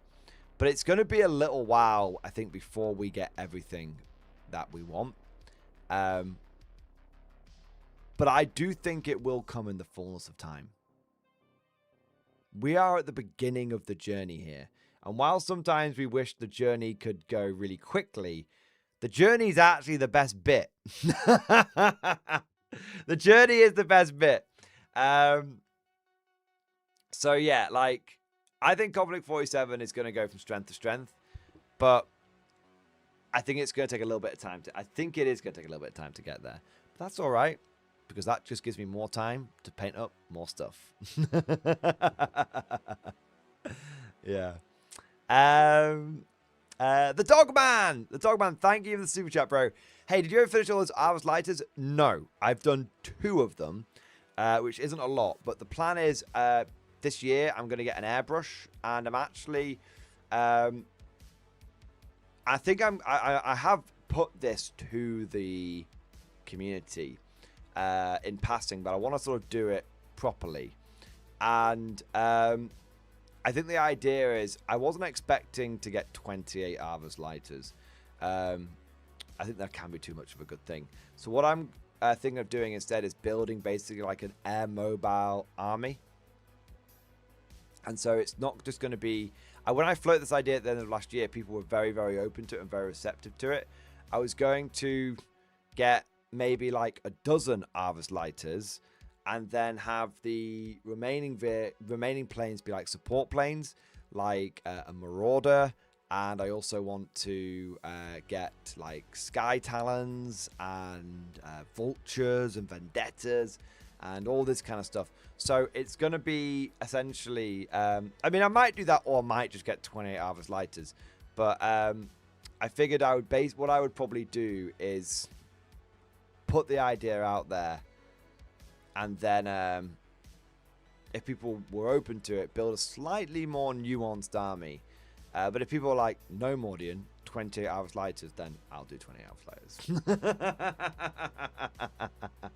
Like, I'll do whatever. Do you know what I mean? I'll do it. Yeah.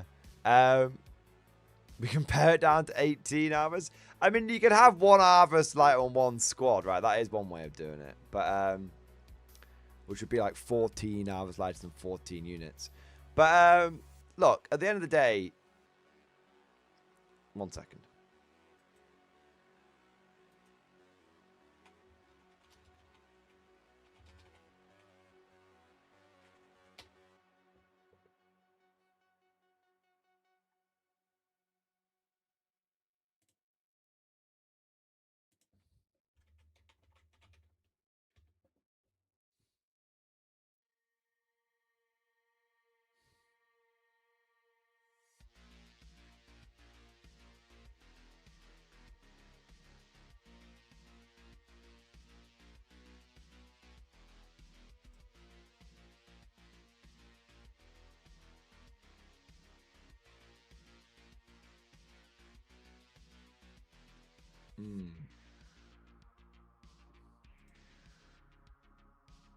I was just checking to see if Temu had an Arvis lighter, because what I do is I just buy. Do you know what? I don't want you to think it's a cost thing. It's not a cost thing.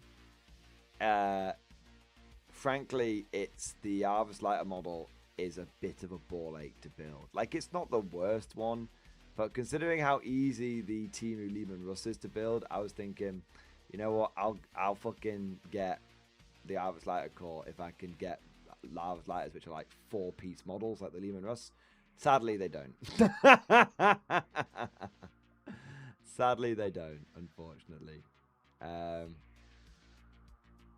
which is a shame, because that would have made it a little. That would have made the one of the barriers a little bit easier. But yeah, it is what it is at the end of the day. Yeah. Anyway. So yeah, I'm thinking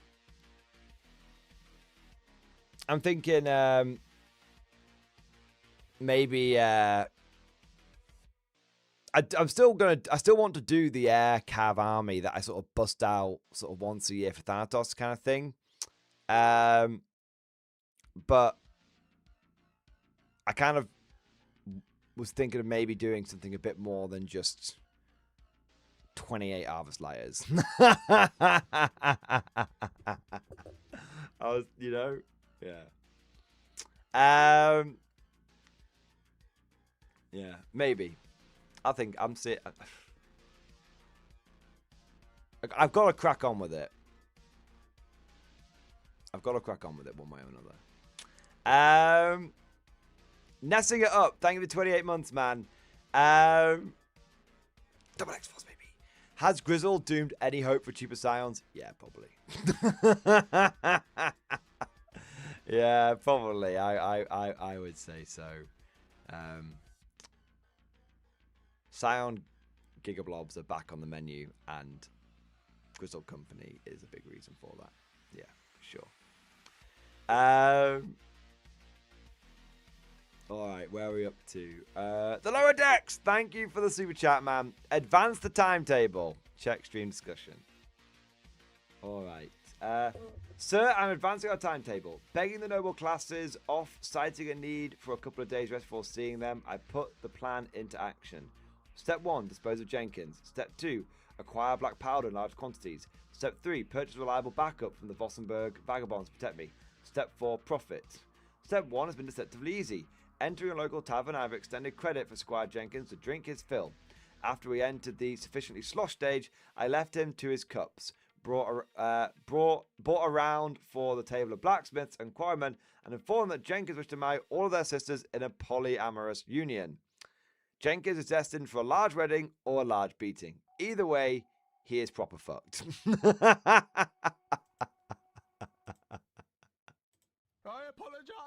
I apologize for nothing. Oh man, I love that. Brilliant. I apologize for nothing. Yeah, I love it, man. Fantastic. You have it in for Squire Jenkins, bro. I mean, he was just a little bit of cowardice. But I suppose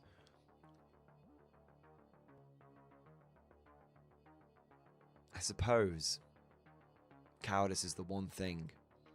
Out and out blatant cowardice just can't be accepted by the Von Shithouse dynasty. Now, you know, a tactical retreat, that's a different story. That's just a different matter. But out and out cowardice, can't be done. Can't have it. Love it, lower decks. Ishmael, my boy, thank you for the super chat, man. The American mind equals Soviets, Germans. Weird way to say target-rich environment, but okay. Oh man, like I have to say, I have been enjoying painting up my Americans for K47. There's something about getting, you know, into that sort of like get some devil dogs kind of like mindset when you're sort of building and painting and like playing the army. Yeah, I do love them. I do think they're very, very cool. I actually think the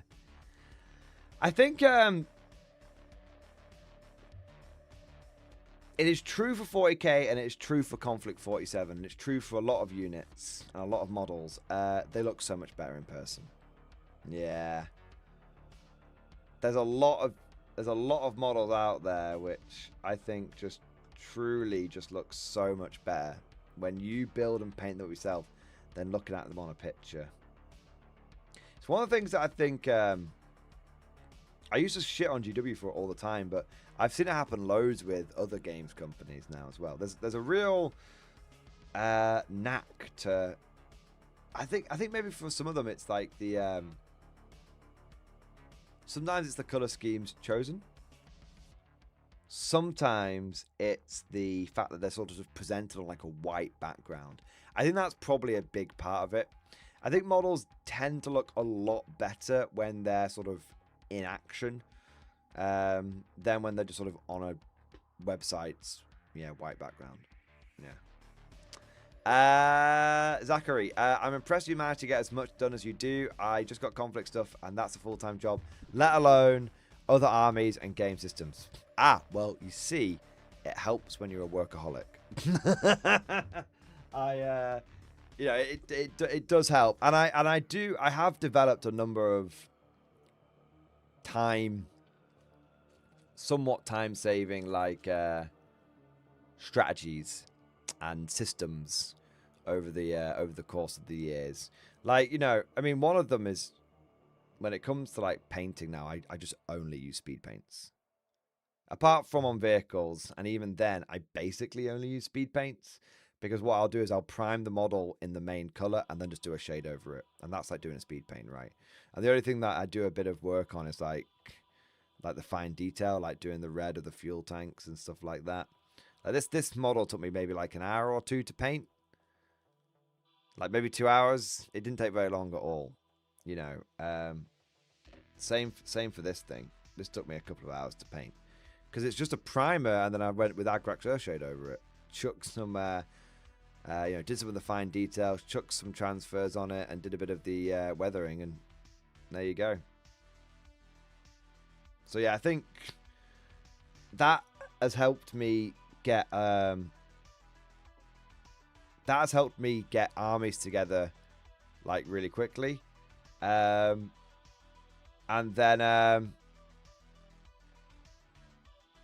then in terms of like pumping videos out quickly, I have a huge advantage in the fact that I have Evan. Evan I will endlessly praise and shout out. Evan the editor. He's he is his own he's a freelance editor. He doesn't just do work on on my channel, but he does. He probably saves me a lot of time, because basically whilst I'm recording a video, he's editing a video. So it's like it's that simple. Yeah. You don't keep the editor in the basement like other creators? No. One of the things that, I mean, I'm not going to say too much, because obviously I'm not just talking for myself, I'm talking for Evan, and he might not want me to get into the details too much. But one of the things when Evan and I were like talking to each other about how this relationship was going to like work, and one of the things that we sort of agreed would be the best way to do it, because from his perspective and from my perspective as well, is that he wants to not only be able to do like editing work for me, but he needs to be I put out a lot of content, but not quite enough for him to be like full-time. But he is a full-time editor because he edits for other channels and does other editing projects well. Like he's like edited like movies and stuff. He does like some really good, he does some really cool work. He does some really good stuff. So yeah, like I'm very, very fortunate to have Evan as part of, the team. He's independent, and I don't give him hours or micromanage him or anything else like that. There's the files, there's the system, there's the editing, and there's when it needs to get out. But he obviously manages himself completely because he basically is like self-employed essentially. We're basically like business to business. That makes sense. But we have a very, very close, relationship. But the fact that I have like essentially, got an editor means that means that all I do is record videos. In the bit I enjoy the least about content creation is editing. And the reason for that is because I like doing the recording side of things. That's what I like doing. It's like I like painting the models. You know, it's like I don't enjoy building models all that much. That's why, this is a good way of looking at it. I don't really enjoy building models all that much. That's why, for me, the number one thing that I prize in models is how easy they are to build. Like, building is just something I have to do to then get to play with the models. Now, I really enjoy painting them. I'm not a very good painter, despite what my 3 best painted awards might tell you. They're all basically a sham. I know it, you know it, we all know it, right? Whilst I'm not a good painter, I do enjoy painting the models. I really enjoy painting them. I like doing the color schemes and all that kind of stuff. But you know, my favorite part is playing, and my favorite part and that same mentality kind of applies to me making the videos. So that's why, like, the reason I get as much done as I do is because I have help. That's it, basically. And I make no bones about that. And I think because I put out daily episodes, I don't know how I'd do it without having an editor at this point. I mean, I could do it, but it would just become phenomenally unenjoyable. You wouldn't. I don't think I could record a video every day and live stream every day and edit. Yeah. And also get as much painting and stuff done that I do. You know, within 4 months of Conflict 47 coming out, I've got every faction built and painted to a playable state. A huge part of that is because that time that I was painting was freed up from you know, other parts of the pipeline, like the content creator pipeline, as it were. Yeah. The Krampus, my least favorite part is the agonizing self-scrutiny. What? Nah, you dude. You think too much. Just put it out there. No one expects every video to be perfect. So here's the thing. I used to really worry about. I used to be the same. I used to think about, oh, I can't make mistakes. I can't do that. I can't do that. And then I saw like some really big like content creators just have like, you know, just every so often there'd be like a little like mistake in a video or something. And I was like, man, these are content creators with tens, hundreds, millions of subscribers, and they have like mistakes in their videos. Whether it's a mistake in the information, maybe they got like a stat wrong or a thing wrong, or there was a little editing mistake, something, and it's like everyone makes mistakes. Yeah, it's more a general approach to life. Oh man, you just need to stop worrying. Mordian life lesson. Just don't think about it. Just stop worrying. There you go. De Krampus, I have healed you. You are now healed.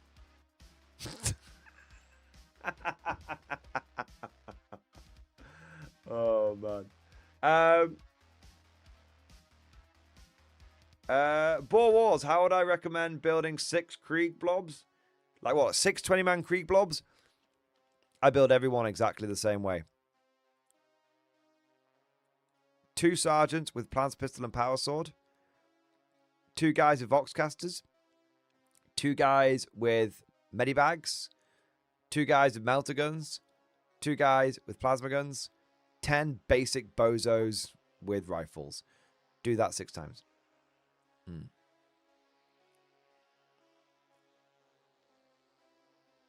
to Krampus. Planning equals anxiety. There you go. Do you know, it took me years and years to figure this out. I always used to think I hated exams. And I still hate doing exams. One of the reasons, so I was actually offered the opportunity. So I went to university and I was actually offered the opportunity to do a master's and I turned it down. And they were very surprised that I turned it down. Because no one turns down the opportunity to do a fucking master's. But I turned it down for two reasons. One, I was sick of being in education at that point. I've been in education for my entire life. Starting primary school, ever since I was sentient, you know. Starting primary school at the age of 4 and only basically being in like education as like my full-time thing up until the age of 21. I was fucking bored of learning, frankly. And I'd always, from the age of like 14, I'd always had like a part-time job, like summer or like a summer job or something. And I'd always enjoyed that. I always enjoyed working more than I did learning. But I always did the learning because I thought that's what I was meant to do. And the learning was important. I have greatly benefited from my educational background, and I would recommend. I still think it's the right way to do things. Mostly because it sort of taught me. A lot of it was it was.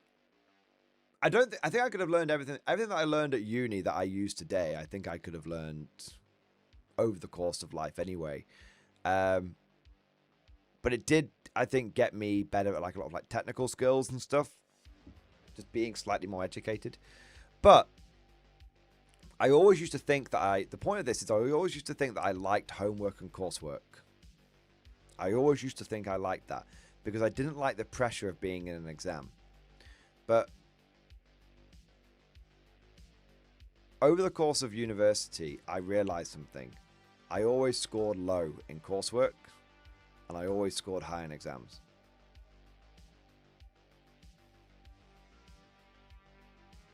I didn't like exams, but I always did better under pressure. I liked doing coursework because there wasn't any pressure, but I never did very well in it.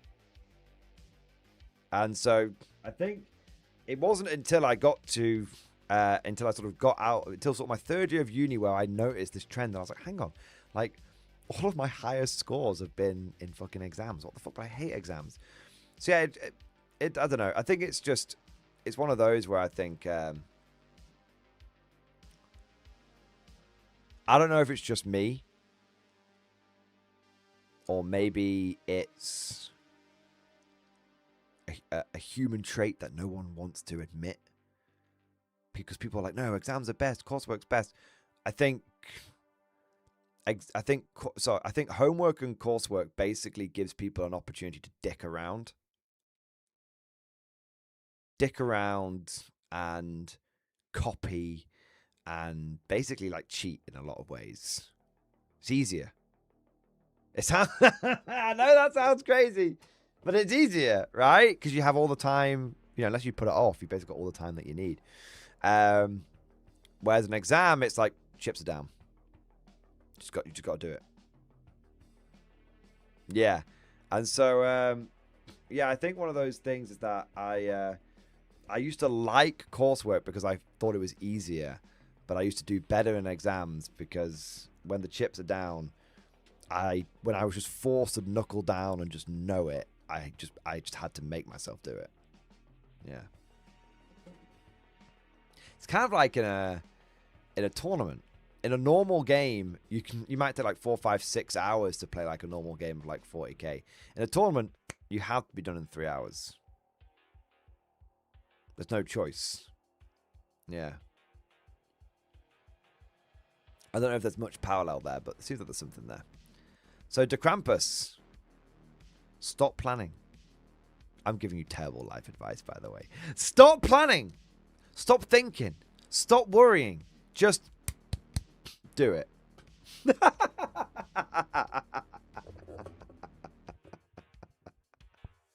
Mordian's life lessons. Don't plan anything. Just off the cuff, by the seat of your pants, your entire life, and that's the better way of approaching things. I don't think that's a good idea. Now I say it out loud, I think it's terrible.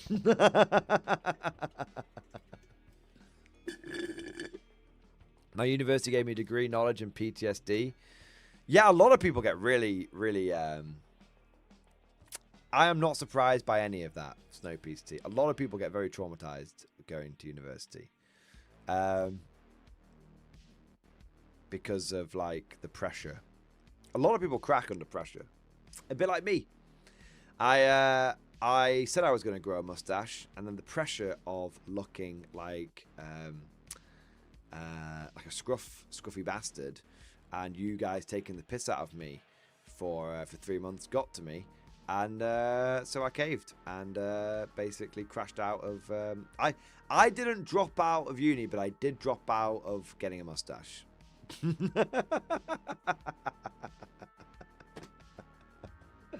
There you are. Yeah. There you are. Parky Talentland is not happy. He's not impressed. Oh my days. There you go. Right, I definitely need another drink, but guys, I'm gonna upset a lot of you now. I'm gonna alarm many of you.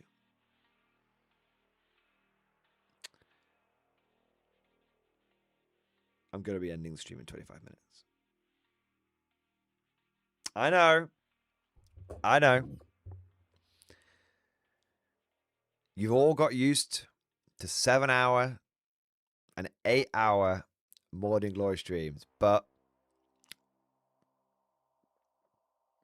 I'm going to try and stick to 6-hour streams. Just for as long as I can. The 8-hour streams, and it's going to sound a little dramatic, but I actually don't think it is an exaggeration, were killing me. I was going to bed. I for a lot of December, I didn't see daylight because I would wake up when it was dark and I would go to bed when it was dark, and it was fucking with me. It was fucking with me, man. Syriade. Well, you see, it's much easier to have to adjust the end of a stream than the start of a stream. You should always start at the same time. When you end, it's a lot more flexible. Yeah, that's my experience anyway. Yeah. So yeah, gonna be wrapping the stream up in about 20. We're gonna do one more set, and then we're gonna wrap the stream up. We're not well. We're gonna talk for 20 minutes, then do one more set, then wrap the stream up. There you are. 6 hours on the dot. On the dot. Bro, it was getting dark here, and I'm on the opposite side of the planet. Lol. Yeah, well, it was just getting a bit much. I don't want to get burned out literally within a week of coming back. I mean, look, if you guys want 8-hour streams, you can have 8-hour streams. I'll just need to take a week off every month. So it's up to you guys. It's up to you guys. What do you want? What do you want?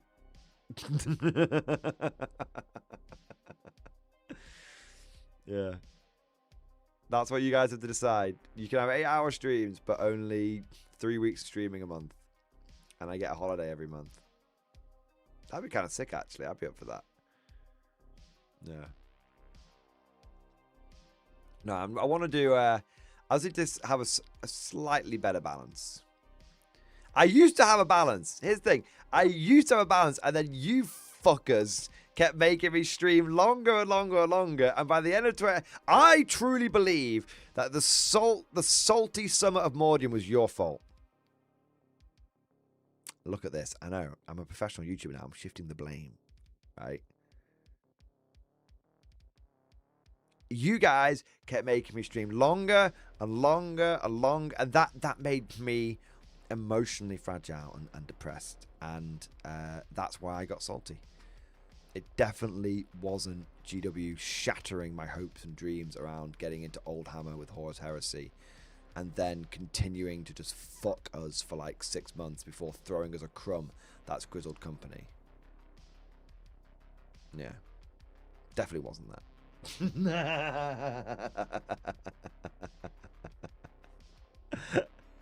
Who is this kid walking feelings? I don't have any fucking feelings, man.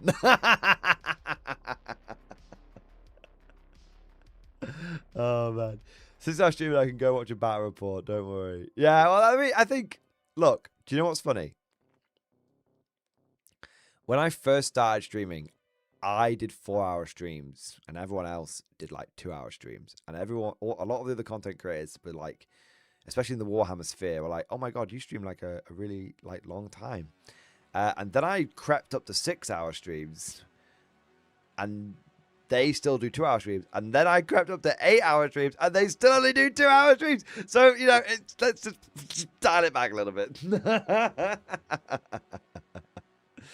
Yeah, no, okay, being serious, though, I was getting really knackered by doing the longer streams. Really, really knackered. Like, fuck me. And that's one of the reasons why I kept having to do, like, stream highlights and stuff, because I just couldn't physically do enough recording, because I was just like, yeah. But I got 4 videos done today. 4 videos plus a 6-hour stream.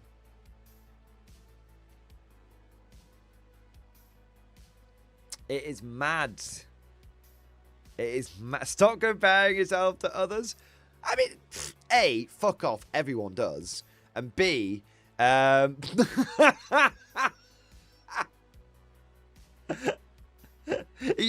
a fucking human being.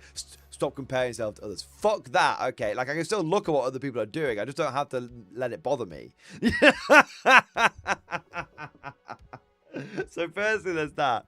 And secondly, it was more of a, you look at what other people are doing in a professional capacity.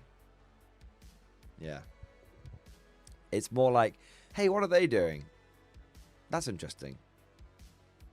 Do I like the way they do things? Maybe a little bit, but can I, like, it's called like doing market research. Yeah, that's what it is. It's not really comparing to others, but it's more like doing market research, which you should always do. You should develop your own way of doing things, but you should always keep an eye on how other people do things, because they might do something that catches your fancy, and you realize that you like it as well. Yeah. That's what it is. I don't like... There's a lot of content creators out there which I sort of keep an eye on, and I just... Or have kept an eye on in the past, or have come across. And I just don't... I just have no similarity to them whatsoever, because the way they do things, I don't like doing it. Like a good example of this, and it's not a criticism in any way, shape, or form. Look at my battle reports versus play on tabletops. I'm not a fan of the play on tabletop format, but I respect the fact that a lot of people are. A lot of people are. But it's just not for me. Yeah. Great at one. Unacceptable! 6-hour streams it is. I mean, 6-hour streams I think is pretty solid. Man, like looking is one thing, comparing is the road to disappointment.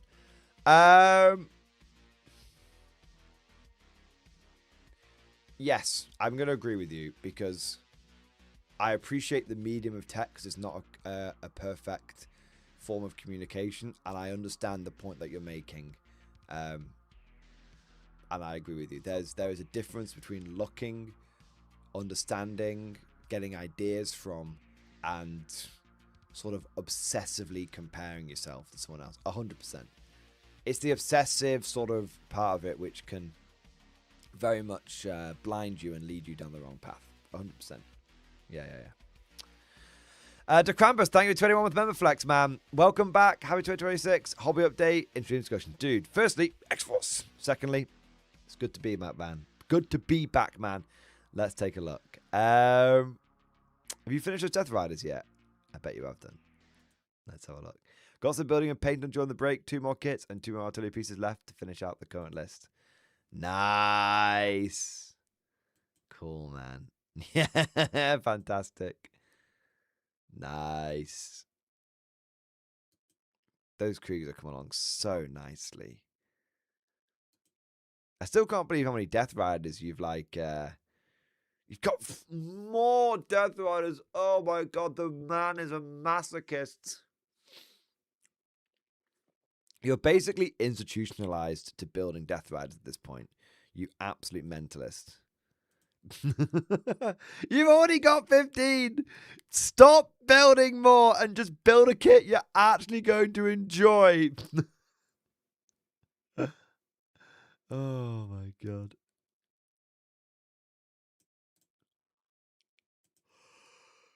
They look great, man.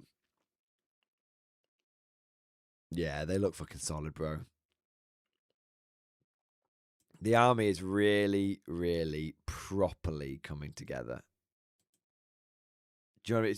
It's just properly coming together, man. Yeah. Cool. Cool. Yeah, man. I love it. Solid fucking effort, De Krampus. Solid fucking effort. I'll enjoy them just fine when the Blood Angels and Orcs, my LGS, see the guard coming closer.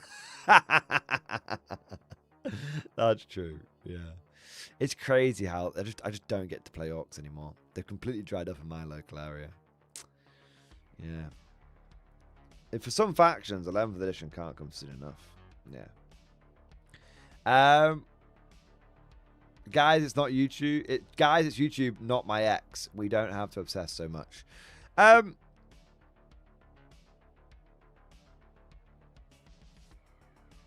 don't know. I like to obsess sometimes. Over FDR. I like to obsess a little bit. No. Like, I was just, like, you know, like I do really enjoy streaming. Look, this job is like honestly so much fun. But I was just finding it's not a big thing. Like I said this earlier.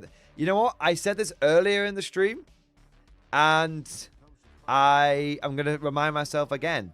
You know, sometimes things aren't so deep. Sometimes things aren't so complicated. It's not about like work-life balance or anything like that. I just found that streaming for 8 hours made me really tired, and that tiredness, well, meant I wasn't enjoying myself as much. So now I'm doing 6-hour streams, which is still really long, but I'm enjoying them a little bit more. That's it. That's it. It's not that deep. 8 hours is a bit too long to stream. That's it. That's it. Yeah, there we go. I have to. I'm not saying you were wrong there, Fun Jacob. I was reminding myself. Sometimes I go on a bit and try and deep dive too much and all that kind of stuff. And sometimes a surface level answer is the most correct one, and that's me reminding myself of that. Yeah, 24-hour stream. No, Cosmic. Cosmic, thank you, super chat. Any update on the PO box and when will I get it? When will you get it? Later tonight if you play your cards right. But when will I get the package? I haven't had an update.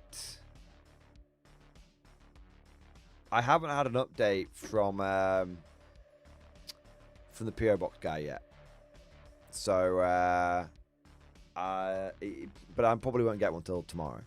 So no update as of yet, Cosmic. But I have messaged him for when I can pick it up this week. I'm hoping that I will be able to. I'm hoping that I'll be able to pick it up this week. I've already got Monday, after just filming today, Monday, Tuesday, Wednesday, Thursday's videos recorded and uploaded for Evan.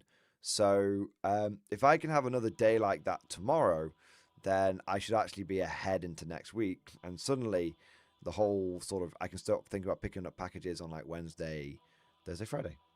I don't think I've got a battle report film for this ready for this week. Not ready, scheduled for this week. Although I will message Simon. Yeah. And see what he's got going on.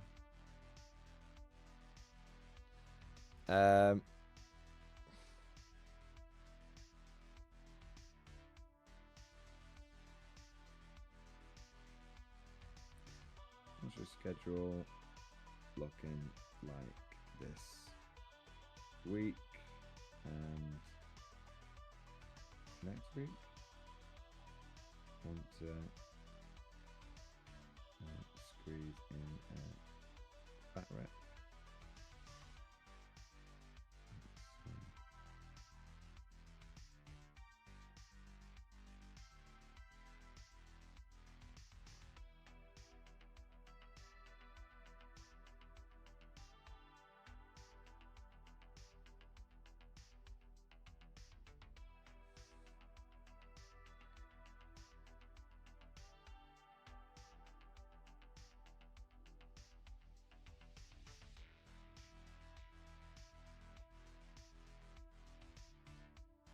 There we go.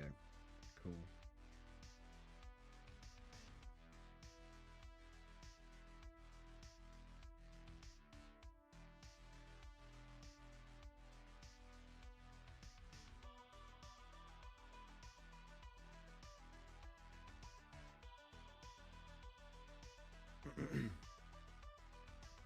Oh, 1 second.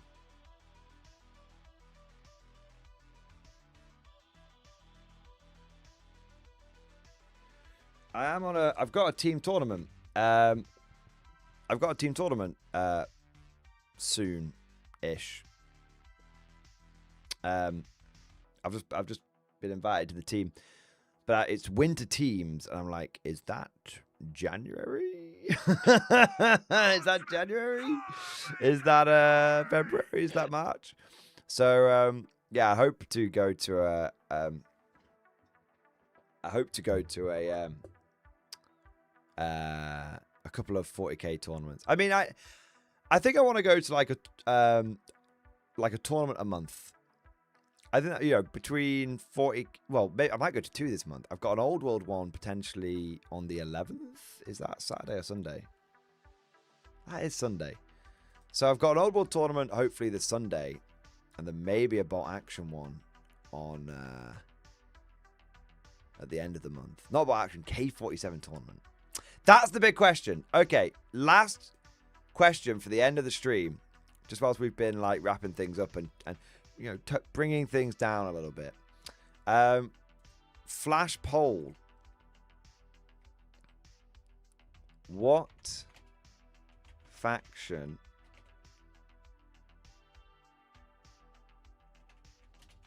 should I take to my first K47 event? My Japanese aren't ready for it yet, but my Axis are, my US are, and my Soviets definitely are. My British,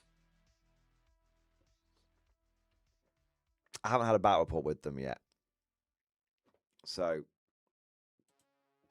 I'm not gonna do. I'm not playing a game with them yet.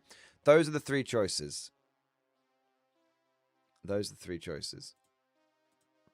Muscle Mummy, all 4 squads. I do have the ability to run 4 squads of Soviets. I have 28 muscle mummies. I can run 4 7-man squads with 2 wub guns in each one. That is 100% within the realms of possibility. Not even like slightly within the realms. It's 100% within the realms. So yeah, that's what you want. It's the equivalent of 18 Victrix. I don't know about that, but it is very good.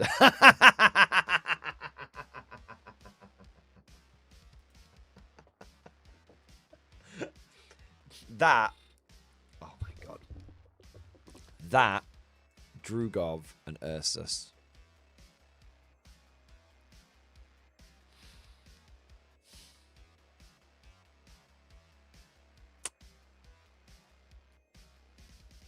That might be the list.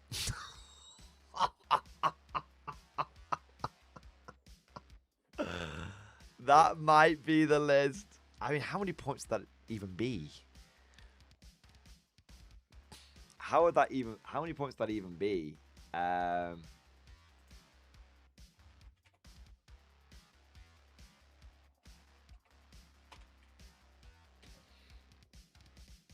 can work it out. So Drugov is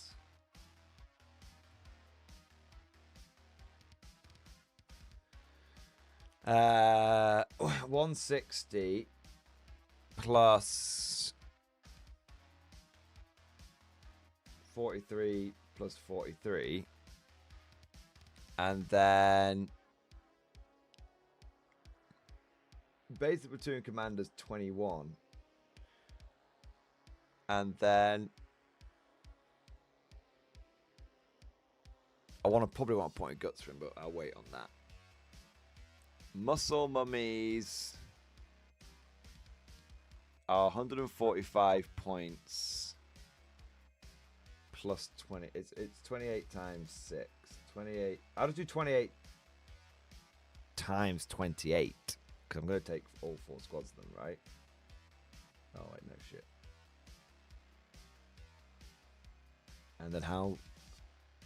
And then 29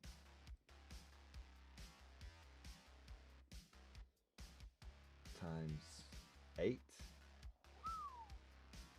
And then Ursus.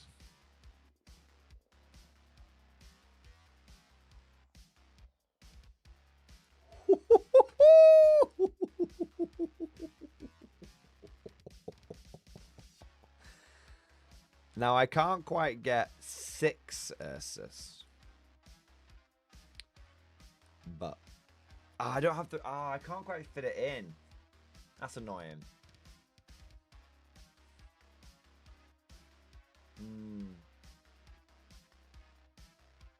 So Drugov plus 28 muscle mummies with 8 whoop whoop guns plus a 5-man squad of Ursus and a platoon commander comes to 1,498 points, which sounds perfect, but that's 5 infantry choices and you can only get 4. So I need 2 political officers. Shame. I just don't have the only I mean I could take 3.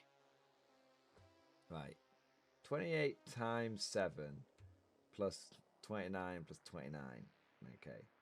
Take 3 of them plus Drugov's unit plus the bears plus the commissar.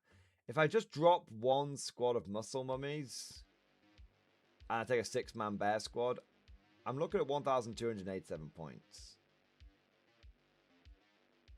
That leaves me 213 points left over. Or go to 6 daughters each. I could just drop one squad, could just have 6 daughters. To be fair. Yeah. Yeah. The point is, it's very doable. It's very doable. Yeah. What do we got next? De Krampus, my boy! De Krampus, thank you for the super chat, man. Baneblade song. It's the Baneblade chat. The Baneblade, yes! It is the Baneblade, yes! Oh my god, dude. De Krampus, thank you so much for the generous super chat, man. Holy fuck, bro. Baneblade song in stream discussion. Finally got round to ranking 1. I'm happy with. Alright, well, I'll tell you what, man. Let me have a look. let's have that song be the one that plays us out. Because...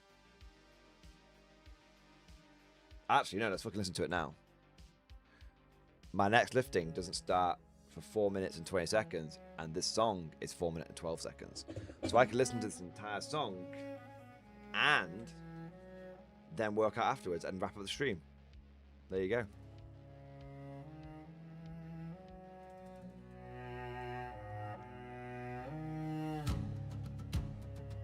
No, Grenade One, he didn't. He's done a Beyblade song. Today the Xenos meet their match as we march again to war. I like it. Roll, Beyblade, roll. We're going on patrol. We'll blast the scum to kingdom come and extract the Emperor's toll. Roll, Beyblade, roll. We'll crush their wretched souls. 11 guns and 1,000 tons can punch a mighty hole. I couldn't be bothered getting another drink, so I've just slurped every last drop out. And hold that steady line. Loaders lift the holy weight of a payload so divine. Roll, Beyblade, roll. We're going on patrol. Going on patrol on a Beyblade is pretty badass. Must be in recall detachment. Roll, Beyblade, roll. We'll crush their wretched souls. 11 guns and 1,000 tons can punch a mighty hole. Left side roars and then the right as the bolters hit the fray. Lasers blaze with the Emperor's light and keep the foe at bay. Roll, Beyblade, roll. We're going on patrol. We'll blast the scum to kingdom come and extract the Emperor's toll. Roll, Beyblade, roll. We'll crush their wretched souls. 11 guns and 1,000 tons can punch a mighty hole. Countless foes may block our path. On the whole they ring and pound, but none can stop the Bayblade's wrath as we crush them to the ground.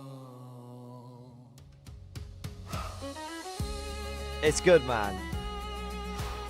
It's good. Firstborn Forever. Not familiar with the cave of some of those daughters that tough. They're like paragons, man. They're like American paragons. Their damage value 6. So they're like they're like one above veterans. And they're fast, so 8-inch advance, 16-inch move. And then they get the shockwave guns, 2 per squad, which are very good. Yeah. I like them. I really like them. Are the bears that's over that Soviet list? Yeah, because I haven't got any anti-tank otherwise. The bears are my anti-tank.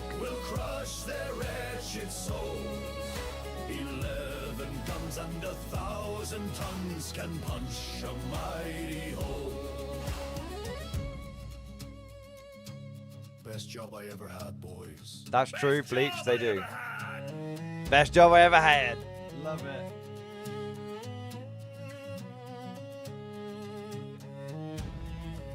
Paragons are very good, though.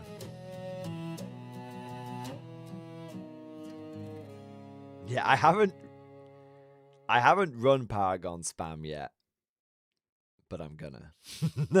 Thanks to Cosmic, I'm gonna. Yeah, man. That was a really good song. That was a really good song to Krampus. I enjoyed it verily, and I think it was the perfect way to sort of wrap up the stream. We're gonna do one more lift. And then we'll have a proper wrap up, and then that'll be that. And then I'll see you guys tomorrow, hopefully. All right.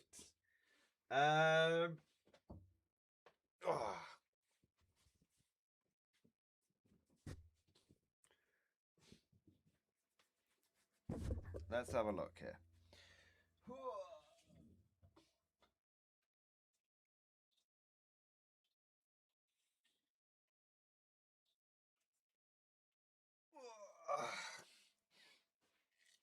Let's have a look. One more set. 1, 2, 3, 4, 5,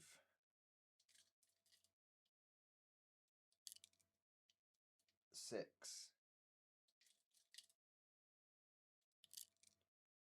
7,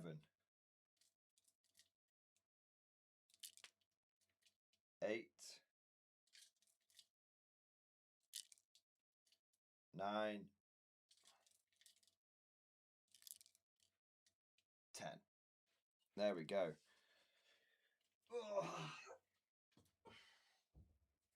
All right.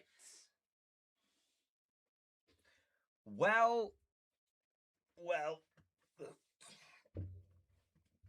Let me get my dressing gown on. It's freezing here in the UK at the moment. There's actually like snow. It's actual snow. Normally there's not snow. Normally it's just grey. Right. So, before I rush off. Oh, interesting. US beating out the Soviets. Interesting. I'll take that as an opinion poll. There's a very strong chance it's going to be Soviets. But we'll see. We will see.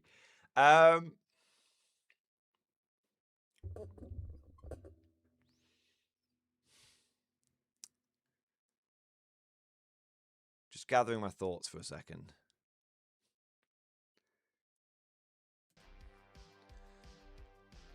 Today has been the first stream of 2026. And I have loved every second of it. It actually feels kind of perfect. We've talked a lot about what we've been up to over the holidays.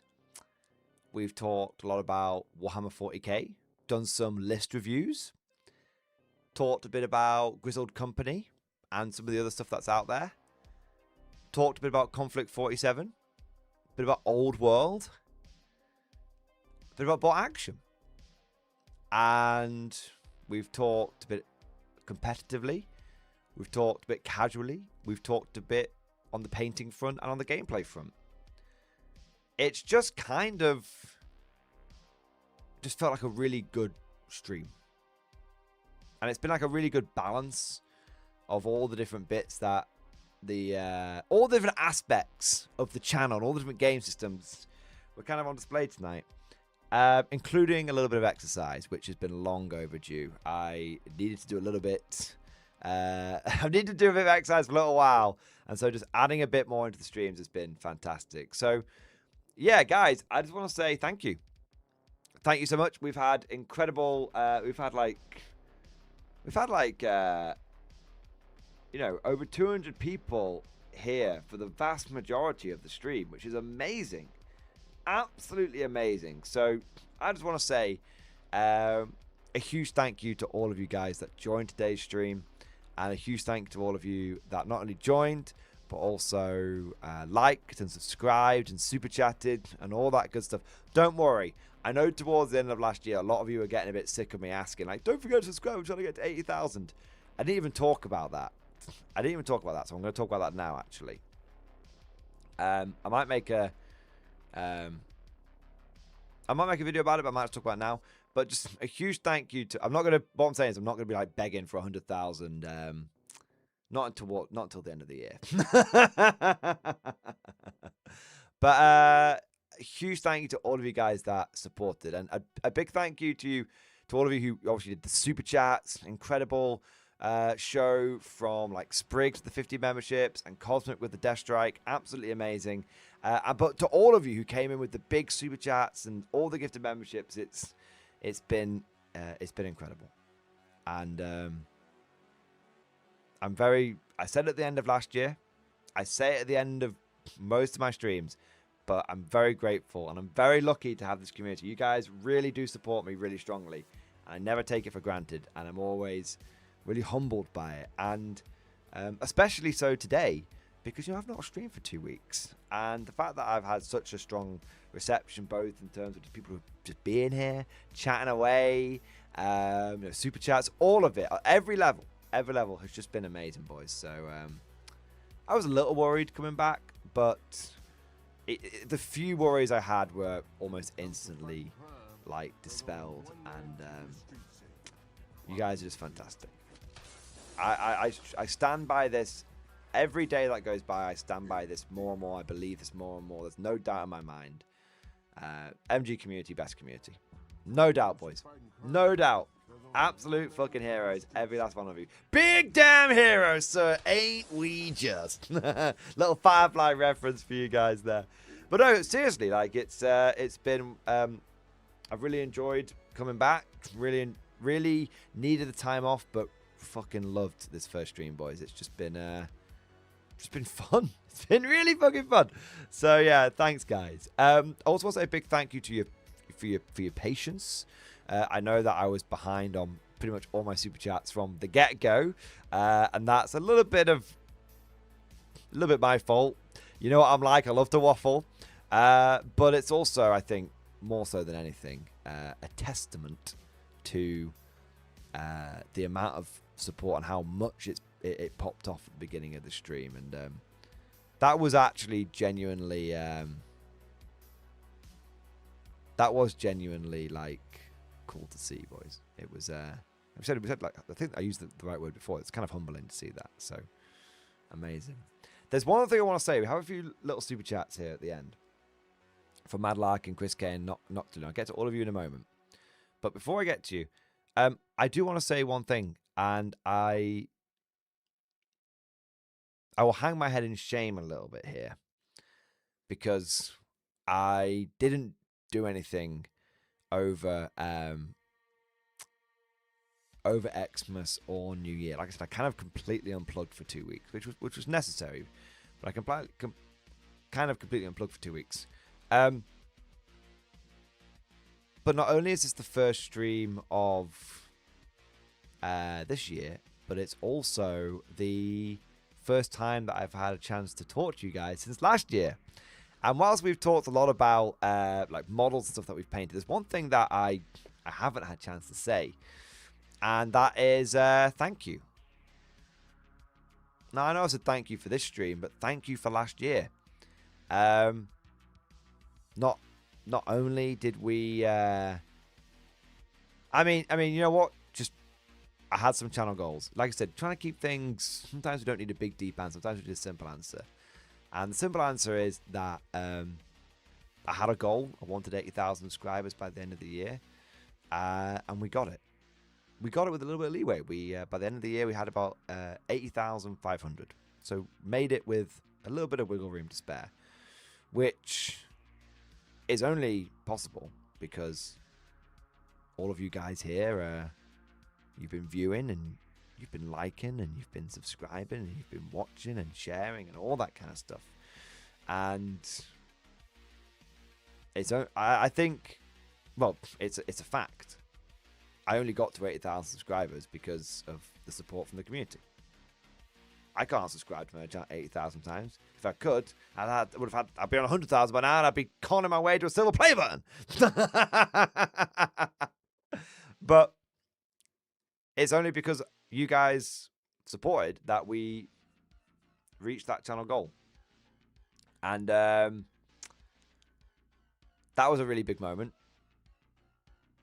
If you'd asked me 10 years ago when I started doing YouTube, not even then, because 10 years ago I was doing it very much as a side project. If you'd asked me 3.5 years ago, if I ever thought I would get to 80,000 subscribers, and that's just a number, but if we ever thought the channel would be where it is today, I would have said no way.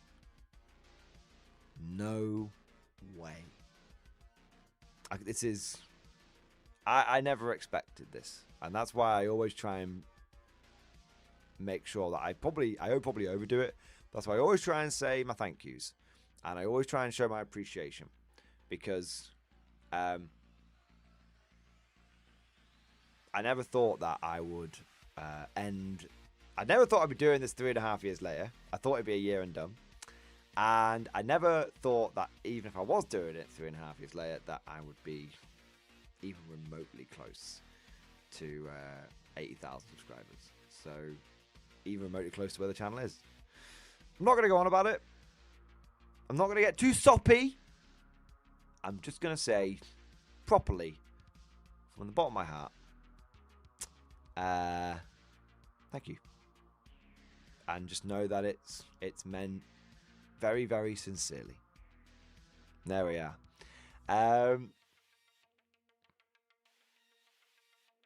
Fun Jacob, thank you, sir. Even though I lost my what would have been 3-year streak, it's been a pleasure to be here and bother you. Dude, you have not bothered me, and I appreciate your kind words, especially in the face of my utter mustache-based betrayal.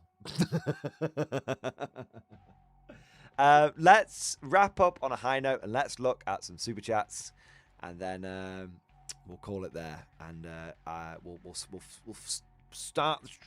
start the year and finish the stream on a really strong note.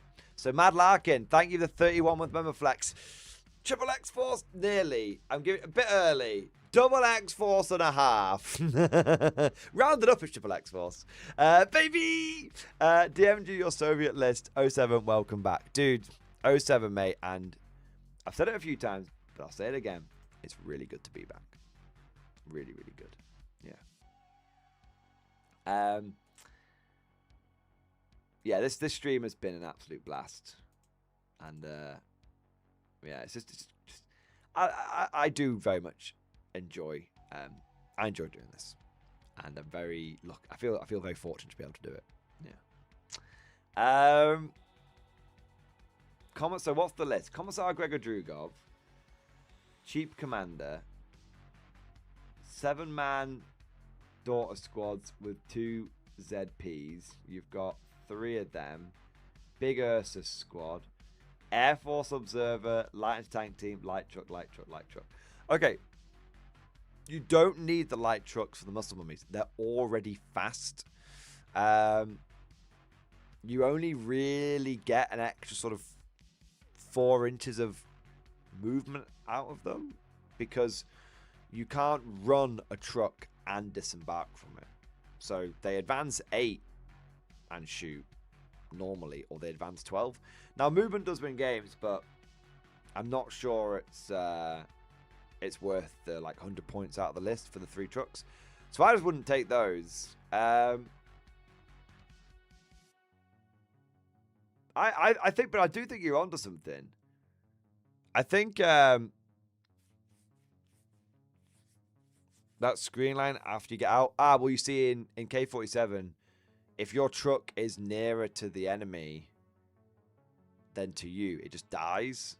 Transports need support or they just die. Essentially, they get abandoned by the crew because there's just like one dude with no weapons. It depends what you meant by screening line. I'm not going to pick it apart, but trucks are very much a get there, jump out, smash. And think of it like a Scion blob, you know? It drops in, smashes, then dies. Yeah. I really like the triple muscle mummy and Ursus. I really like that.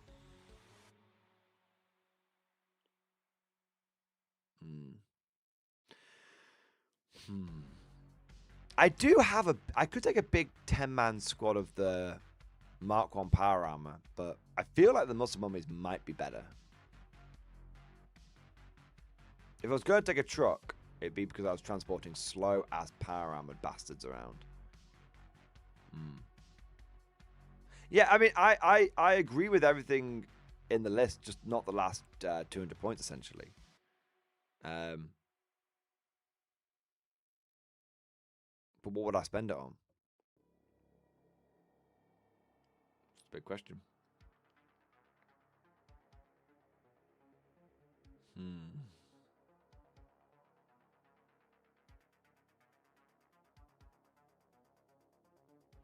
More muscle mummies.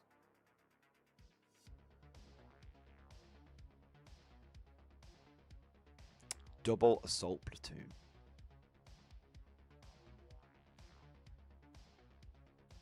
What if we just took muscle mummies? I mean, they're 258 points, 260 points per squad, basically. So if we took...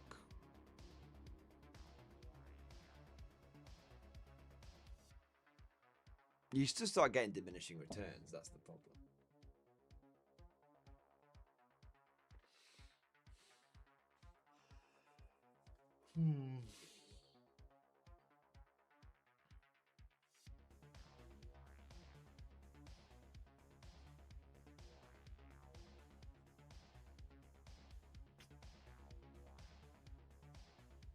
You just end up maxing out your platoon, and then it's like, what else do you take? Nah, I don't need range units. Fuck that. They don't do anything. They don't do shit, man. I'm fasted. I'm just going to get across the board. That's it.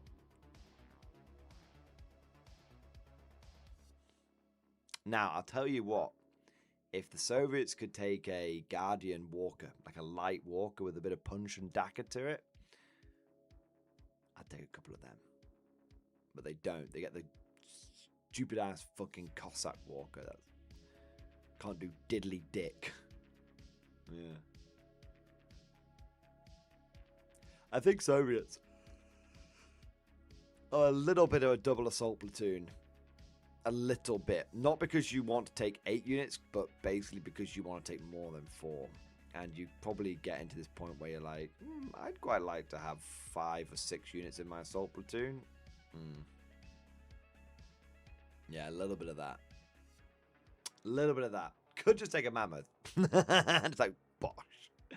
I'd love to take a mammoth, but I know it's going to get rail cannoned every game to death. You're basically playing 500 points down when you take a mammoth. Sad. Oh no, it's the one playing through my mammoth. It panicked! It's dead! No! Oh no. Yeah. Mortars, yeah, maybe a couple of mortars or something. Yeah, that's something. But truly, I think bears and daughters is all you need. Bear and daughter spam. You know, to be fair though, you are basically running 2 units of bears because Drugov is basically a unit of bears. That is one way of looking at it. Yeah, it's like, oh, I want to get another unit in. It's like, okay, yeah, but what do you actually... You've got 2 units of bears and 3 units of daughters. What are you actually trying to get?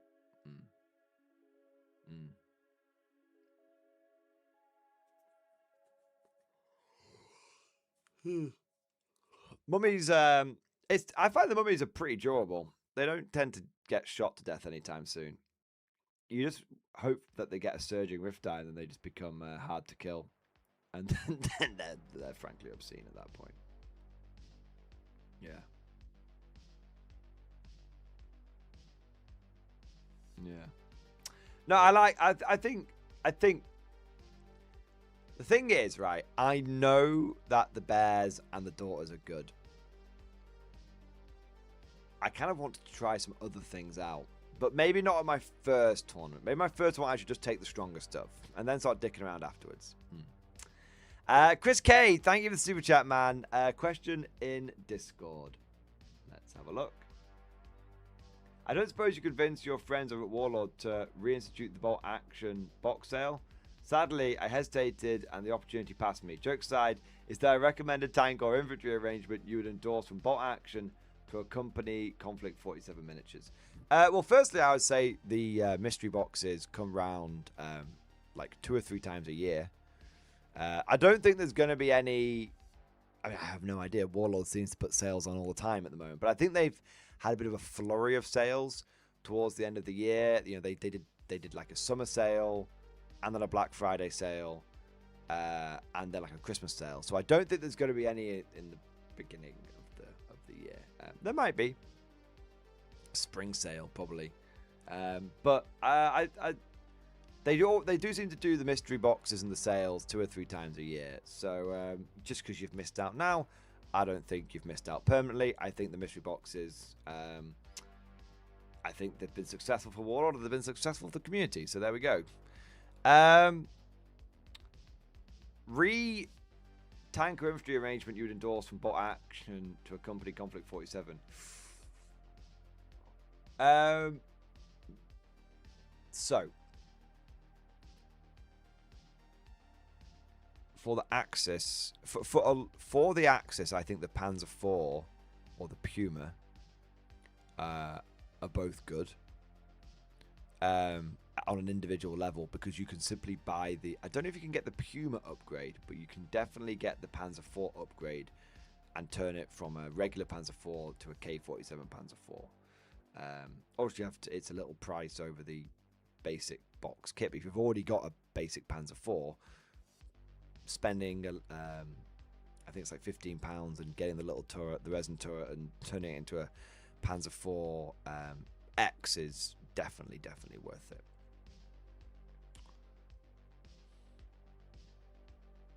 That's on a very sort of individual level, though. On a somewhat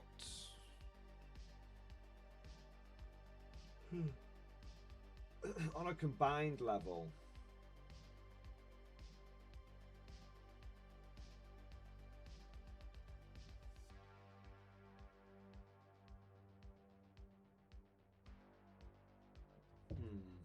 I don't know for sure because I've not done it myself yet.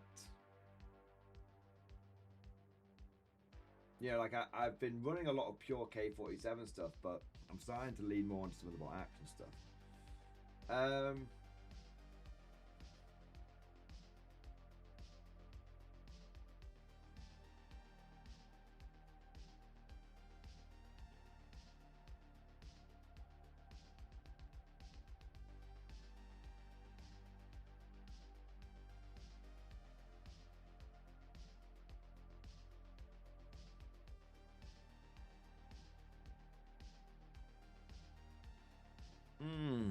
So it's not, I mean, I guess your question is, can I buy something for, like, you want to buy something for bolt action and pull it and let it and make it sort of pull double duty in K-47.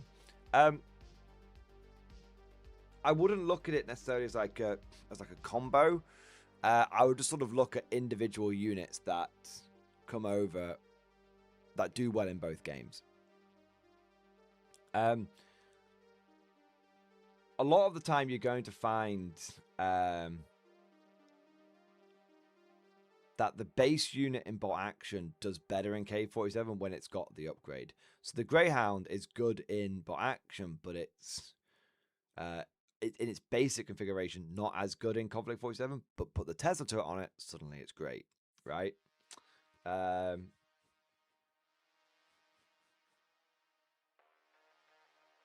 Likewise, the Panther is a bit expensive in bolt action, but does really well in K-47 because of the turret, the rail turret, right? So there's a little bit of that going on. So I wouldn't necessarily look at like a tank and infantry arrangement that does well.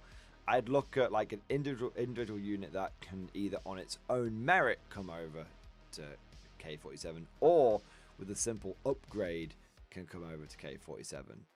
Either way, saving money and units doing double duty with a simple like turret swap or something like that. I think a lot of the standard tanks do well in that regard. The Sherman, the T-34, the Cromwell, and the Panzer IV. I think those do well. Interestingly, you know what? For the Japanese are actually almost the simplest answer for this. Taking basic, you know what? The Japanese probably got the simplest answer. Taking basic Japanese infantry and supporting them with something like a Chiha. That's still a very effective combo. That works well in bot, yeah. Because you're and same with like or taking your basic infantry and supporting like a Horo. The bolt action. The new For the Emperor bolt action Japanese starter set is almost perfect for K47 as like a double duty unit, double duty list. Sure, box set. Yeah. It's interesting. Yeah, it's interesting. I think it's more about like I said, individual units and general concepts. But there's one thing I would say I've noticed about K47 and bolt action.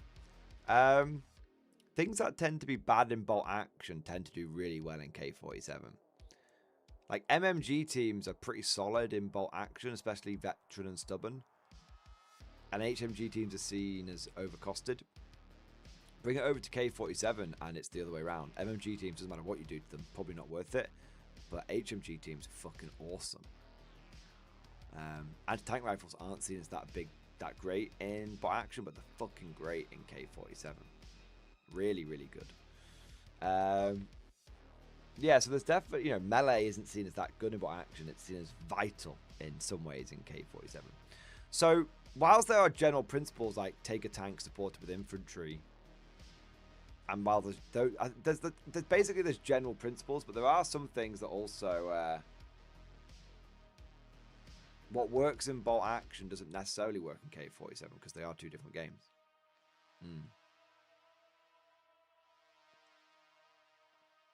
I would say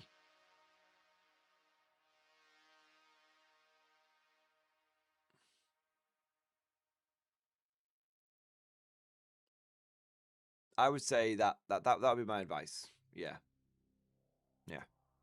I don't know if that helps Chris K, but I thought that those are some musings that have been prompted by your question.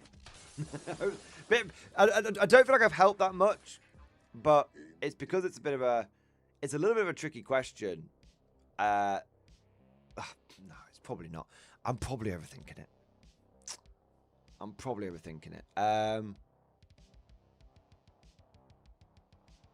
You know what?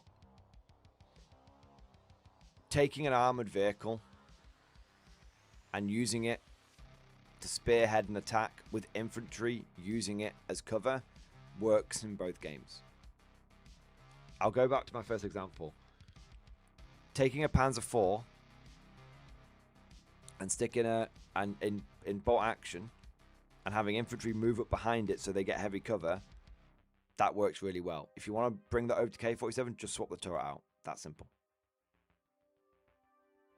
Same with the Americans. Take your Sherman, put infantry behind it. They get heavy cover from it. In K47, swap it out swap that turret out. If you want a tank and infantry combo that works well, take the same tanks that you were taking before, take the same infantry you were taking before, but swap the turrets. That's how you get your tank and infantry combos to translate. On a sort of standard tank and infantry arrangement, that's how you get them to translate. With the Japanese, it's a bit different. I think the Horoj is good in both games as standard. But what I said earlier also counts. I think be on the lookout, not just for units that can translate, but look out for opportunities, new opportunities that arise in K47 with units like HMGs really being on the table, and same with anti-tank rifles. There you go. Yeah, there you go, man. Bit more. I was been a bit wishy-washy before, slightly tired, and I had to work it through a little bit before I got to the answer. Noctiloon, thank you so much for the super chat, man. What do I think of the US linebacker so far? I think it looks pretty fucking good. Let's have a look, man. Look at that green. Look at the fucking canopy. Oh my god. Yeah, that looks alright. Yeah, it looks alright. Mate, it looks phenomenal. Yeah, baby. Hey, dude, this is cool, man. Giving it like a Gatling gun conversion. That's cool as fuck. Nice.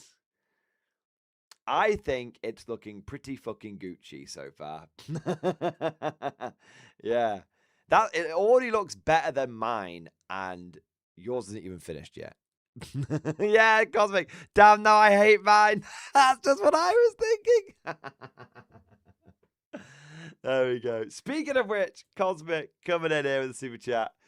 2025 in a nutshell. Mordian, why Canada? There's no way it's going to be any better than further north. I'm getting tired of your negative attitude, Mordian. Wanking off. Hey, there we go.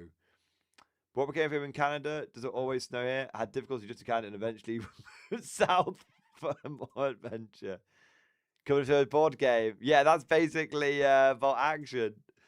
Check my conflict flow. I've been busting riffs since 1947. It's not even a thing to me. I wish I was that cool. I'm going to Krieg my pants. I'm going to Krieg my pants. I'm not wearing pants. I got it in the bunker with Daughters of Motherland. Showed them at Paragon. And they made shirk. No. Right. I'm timing Cosmic Al. He's got too excited. And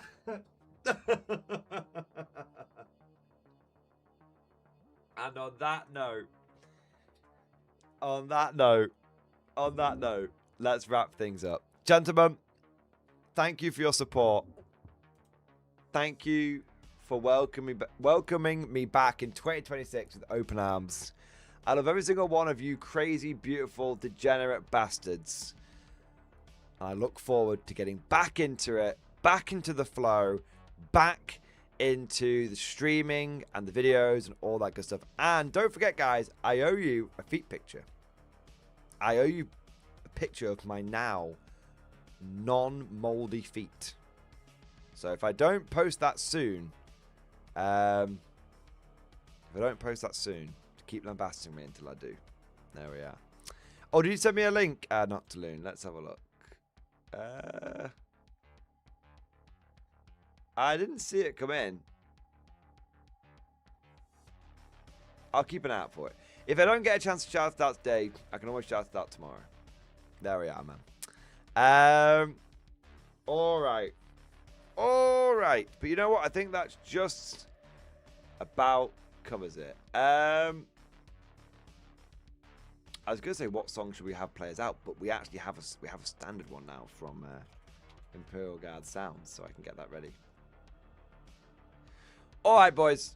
Thank you so much for your support. Hope you enjoyed today's stream, and of course, as always, I'll see you guys next time.